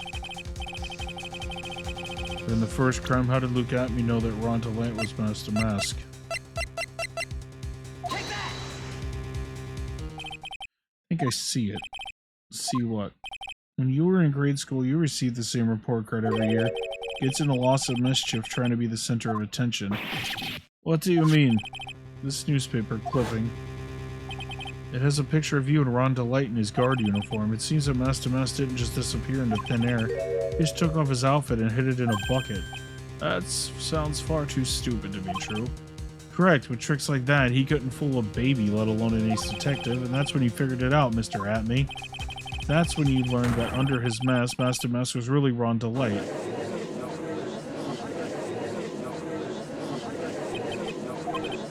Why, how dare you expose me like that? Why, I mean, I've never blackmailed anyone in my life. I'm a famous and proud ace detective and also Master Mask. Why can't you understand that? I'm afraid you're neither a proud thief nor an ace detective. You're a blackmailer and a murderer. That is your true identity. Why, you...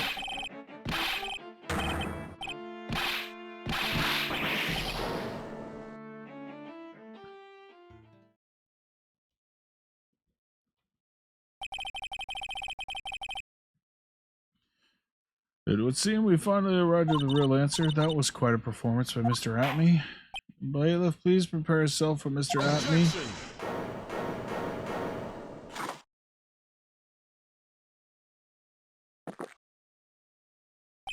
The hammer that strikes too fast has no time to aim. What do you mean I'm prepared to deliver my ruling? Allow me to say one thing. I will be the one to judge. You don't get much more in your face than that. It appears that your claws weren't quite sharp enough, Mr. Trite. It's true that you've proven a lot of things. Things like Luke Atme was a filthy blackmailer, and that he wasn't at the Lordly Tailor the night of the murder. That's right, that's why he's the one who killed... But... there's still one thing you have yet to prove. What's that? Just because he wasn't at the warehouse doesn't mean he was at the murder scene.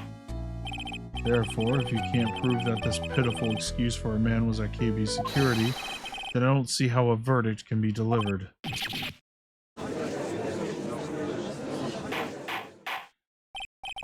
Order in the court. Well, Mr. Wright? This is at the final round. I've got to prove that Atme was at the Bullard's office that night. Can you really prove that? It's long enough, Mr. Trite. I want to hear your answer. That night, Luke Atme was at KB security, and the defense can't prove it. Just as I thought.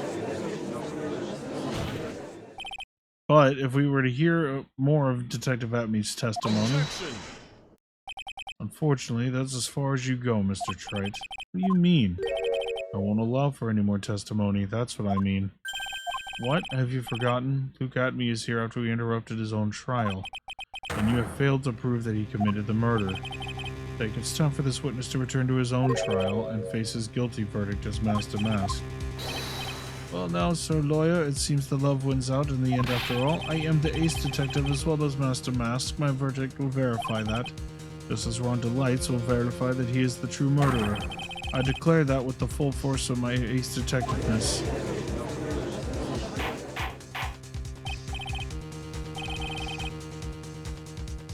That is enough deliberation over this witness. I can't believe this. At this rate, Ron, don't give up now, Nick. We still have tomorrow. We can look for more evidence in.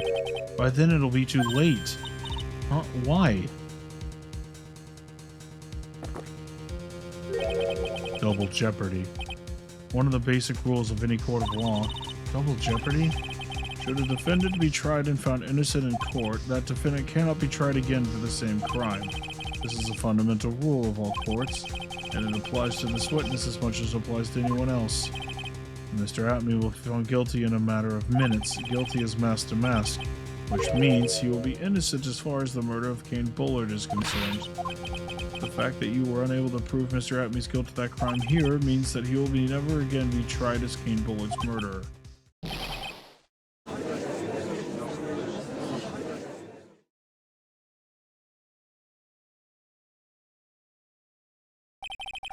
There's nothing I can possibly do to win. Even if Ron is proclaimed to be innocent, the real killer will go free. We have cross-examined every statement the witness has made here today, and as long as there is no more testimony, I'm afraid I have to declare that there will be no further questioning of this witness. Are there any objections?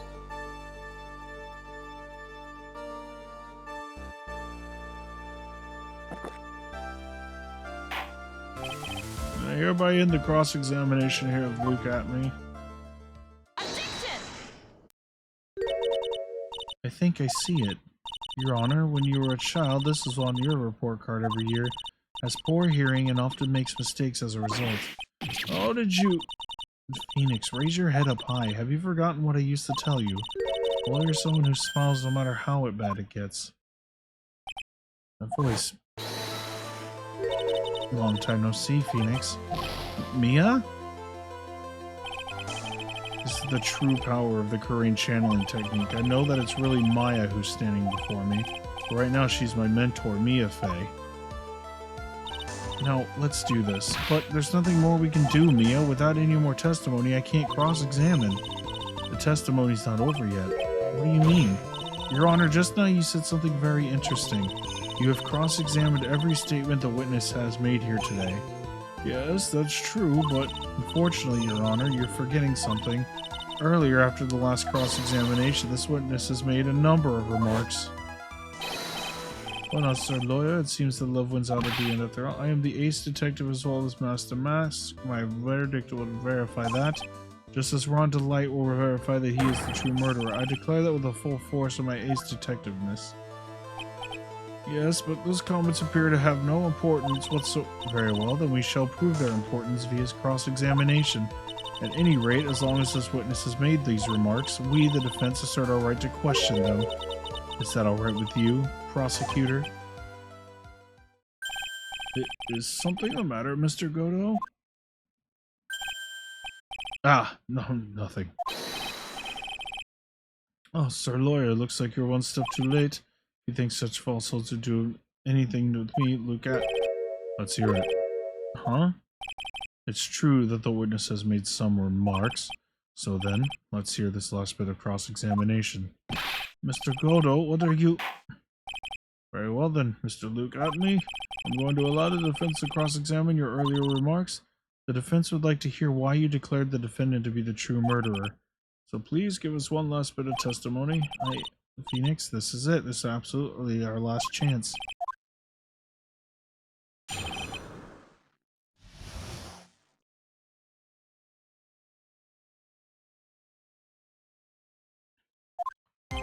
Indeed, it is true that I was not at Lordly Taylor. I had to leave to see about another vitally important job request. I had known about the date beforehand, so I had this photograph readied. My brilliant deduction was what informed me that the true culprit was Ron Light, and thanks to the keycard and wallet, it was absolutely abundantly clear that he was there. I was also able to make a deduction from the buzzer, which only sounded once. The button did not have any fingerprints on it. Why? The victim would have left prints on it if he sounded it, which means the killer sounded it. Mr. Delight was wearing his Master Mask outfit, which is why he left no prints. And the blackmail letter? The victim likely just mistook the color of the jewel. Zavari. Therefore, all the evidence points to that poor boy. His testimony actually seems to hold up pretty well. The witness's earlier remarks do not appear to have been hastily prepared. All of his points have been explained, and none of them seem to contradict anything. But how did you know about the emergency buzzer? The police investigation documents went directly through me. As I always look over all the documents, it's elementary, Sir Lawyer. Are you going to make even more trouble for us now, Sir Lawyer? I will not allow any of your usual shenanigans, Mr. Wright. Yes, Your Honor. We cannot postpone Ms. Luke Atme's trial any longer. This is your last chance. Just one? Seems that party's about to begin. Well, Phoenix, there isn't any evidence that contradicts with that testimony. So it would seem... What do you mean, so it would seem? Listen, Phoenix, pointing out contradictions doesn't always mean you have to present evidence, does it? At any rate, this is our last chance. If you can't point out a case-breaking contradiction, you lose. Well, there's to it. Cup number 17, the last cup. Seems like the time has come to put an end to this trial. I find a fatal contradiction in this testimony, and I need to point it out without presenting evidence? Which means all I can do is find the contradictory remark and press it. Remember, you only get one chance. Very well, Mr. Wright, please begin your final cross-examination.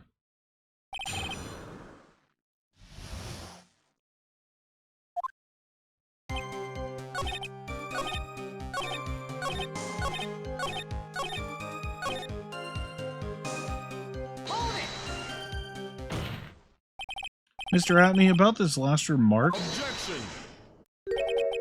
Still don't get it, do you, Trite? This isn't the time to be pressing the witness on every little statement. I'm afraid you're the one who still doesn't get it, Mr. Godo. What? Mr. Atme, it seems you have finally admitted that you were in the CEO's office on the night of the murder. How can you say that? Let's review your testimony, shall we? The button did not have any fingerprints on it. Why? Mr. Delight was wearing his Master Mask outfit, is that correct? Indeed, that is what I said. My deductions are absolutely foolproof. More like your deductions prove that you're a fool. I'm sorry, whatever do you mean? For some reason, I'm starting to get really thirsty. When exactly did we learn the fact that Ron Delight was dressed as Master Mask when he went to the scene of the crime? That was, it was just a few hours ago. Back when my sixth cup was looking at me with a cold stare. Huh? Oh, did I forget to mention it before? I'm sorry, I just never had a chance to mention it up until now. That's right, the defendant had yet to tell anyone else this fact before this morning. Therefore, the only people who should have known this are those who have been watching this trial. You understand now, Detective Atme? There's no way that you should have known about that.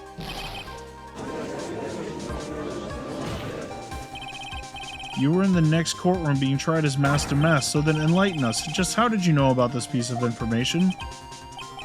Well, Objection! come on, the detective must have known about it. He probably had plenty of chances to find out beforehand.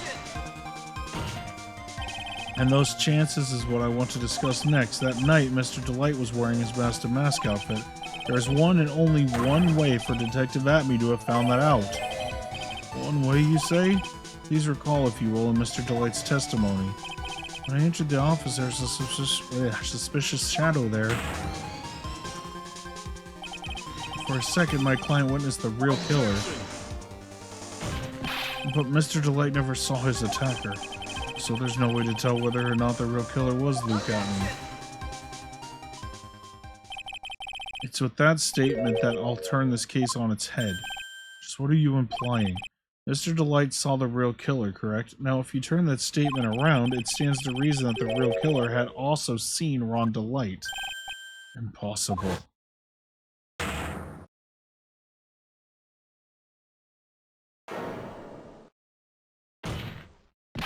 Detective Atme, you saw Master Mask at the murder scene that night. You saw him when you killed King Bullard and assaulted Ron Delight. That was the only way you could have known what Ron was wearing.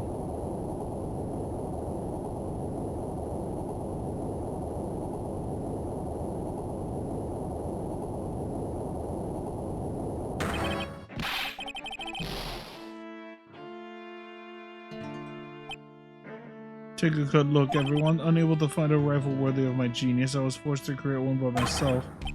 Here I am, a tragic clown. That's the same line you gave us yesterday.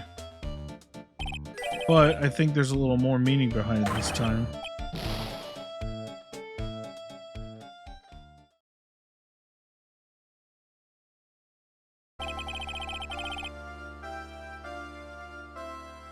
What an awfully complicated incident. Kane Bullard was blackmailing Luke Atme, who was in turn blackmailing Ron Delight.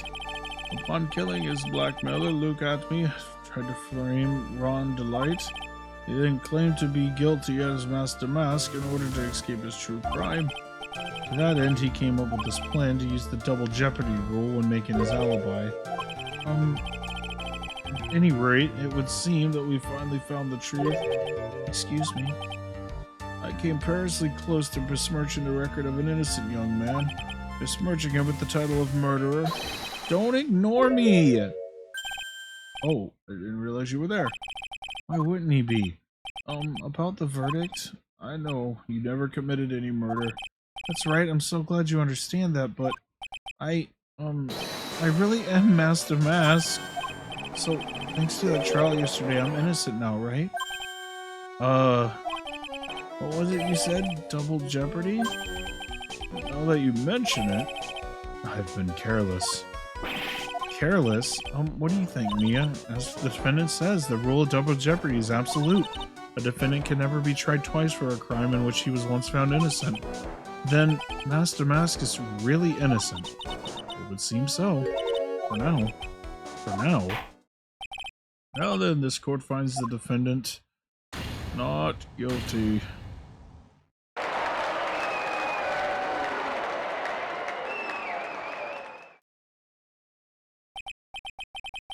Well, that's really lucky. Wait, this isn't so good after all. You see, the thing is, I am Master Mask. You did it, Phoenix. Thanks, Mia. It's really been a long time, hasn't it? It's because Ma doesn't call on me much these days. Oh, I'm just joking, Phoenix. Don't take everything so seriously. On the other hand, Maya, she seems kind of torn these days. You mean about becoming the master of the Korean channeling school? Becoming the master means saying goodbye to our mother. Misty, right? Watch over her, will you, Phoenix? Of course. Well then, see you around. Mr. Wright. I don't know what to say. Congratulations, Mr. Delight. Thank you so much. Oh, no, wait. Nothing really Come on, just be happy already. Maya, you've been cleared of the murder charges and got off as Master Mask to boot. But in exchange, I lost everything. What do you mean? Stealing security information from KB Security, becoming Master Mask. I did it all for one reason. For her. You mean your wife, Desiree? She hates criminals more than anything. Trying to think of it, she was once held hostage by some robbers, wasn't she? She always said how she hated sneaky criminals. I knew that, but once I got fired from KB Security and lost all the money I had, she wouldn't have had any reason to stay with me. I thought she would leave me for sure. So that's why you became Master Mask. Yes, but it's all over now. A broken bowl can never be put back together. That's not true, right, Nick? Right. Really? Can we go back to the way things were? You'll be fine and Nick can prove it. I can? Kinda wish you would check with me first. Mr. Delight, even if the bowl is broken, there's always a way to put it back together. Take that! Sacred Urn, Desi was the one who found this. Desiree, your wife, she always believed in you, Ron. That's why you'll be fine. You don't have to worry about anything. There you are, Miss Delight. You did it, Ronnie. You're innocent. I'm so happy. Thank you. I appreciate that. But, I suppose you don't want to do anything more to do with me, do you? Ronnie, why didn't you talk to me about what was going on? I had no idea you'd quit KB Security. I never imagined that you were really Master Mask either. Still late, what are you gonna do now that you know? You're not gonna really leave him, are you? Come on, it's obvious, isn't it? How could I ever let a wonderful man like him get away? After all, my bike's really fast, so fast there's no way he could ever get away. But didn't you say you hated criminals? Oh, I only hate people who act cowardly and sneaky, like that detective. My Ronnie went and declared his crimes before he committed them like a man. Just love a man who's so chivalrous. Chivalrous? I knew it was right about you. Every day I spend you is filled with thrills and excitement. Desiree, you really love Ron, don't you? Nick, I'm really glad I asked you to defend Ron. Thank you so much. I'll never forget what you've done for us. Oh, well, take care of yourself. You too, Nick. You feel my face going right. Mr. Nick, Mr. Maya, congrats. Talk about bad timing. Mr. Nick, how could you? Another man's wife in front of Mr. Maya. No, you got it all wrong. I'll never forgive you.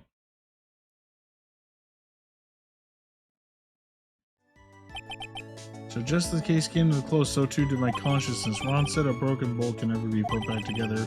I know that's not true. I mean, just look. Here's a perfect example of one that was put back together even better than before.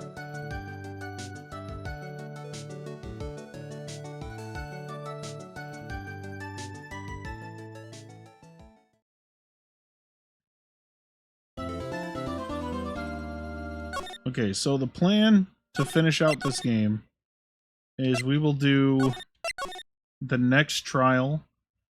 It'll be just episode 3 for the next trial. And then the last trial is actually, from what I remember, the last trial is split between 2 episodes. I believe episode 4 is just the trial. I don't think there's any investigation segment. And then it just goes into chapter 5 and they're connected. Like they're directly connected. So that is how we're going to finish this out. And then we will continue the Ace Attorney series once the Apollo Justice Collection comes out. However, if we do get this done quickly enough, which we might actually have enough time to squeeze in Ace Attorney Investigations. But I'm not sure yet. We might save that for after the Apollo trilogy. So, that's going to do it for this stream. My voice is actually starting to kind of give out, so I'm actually going to call it here. Thanks for the raids. Thank you for the bits and the gift sub. And I will see you guys in the next stream. Have a good night.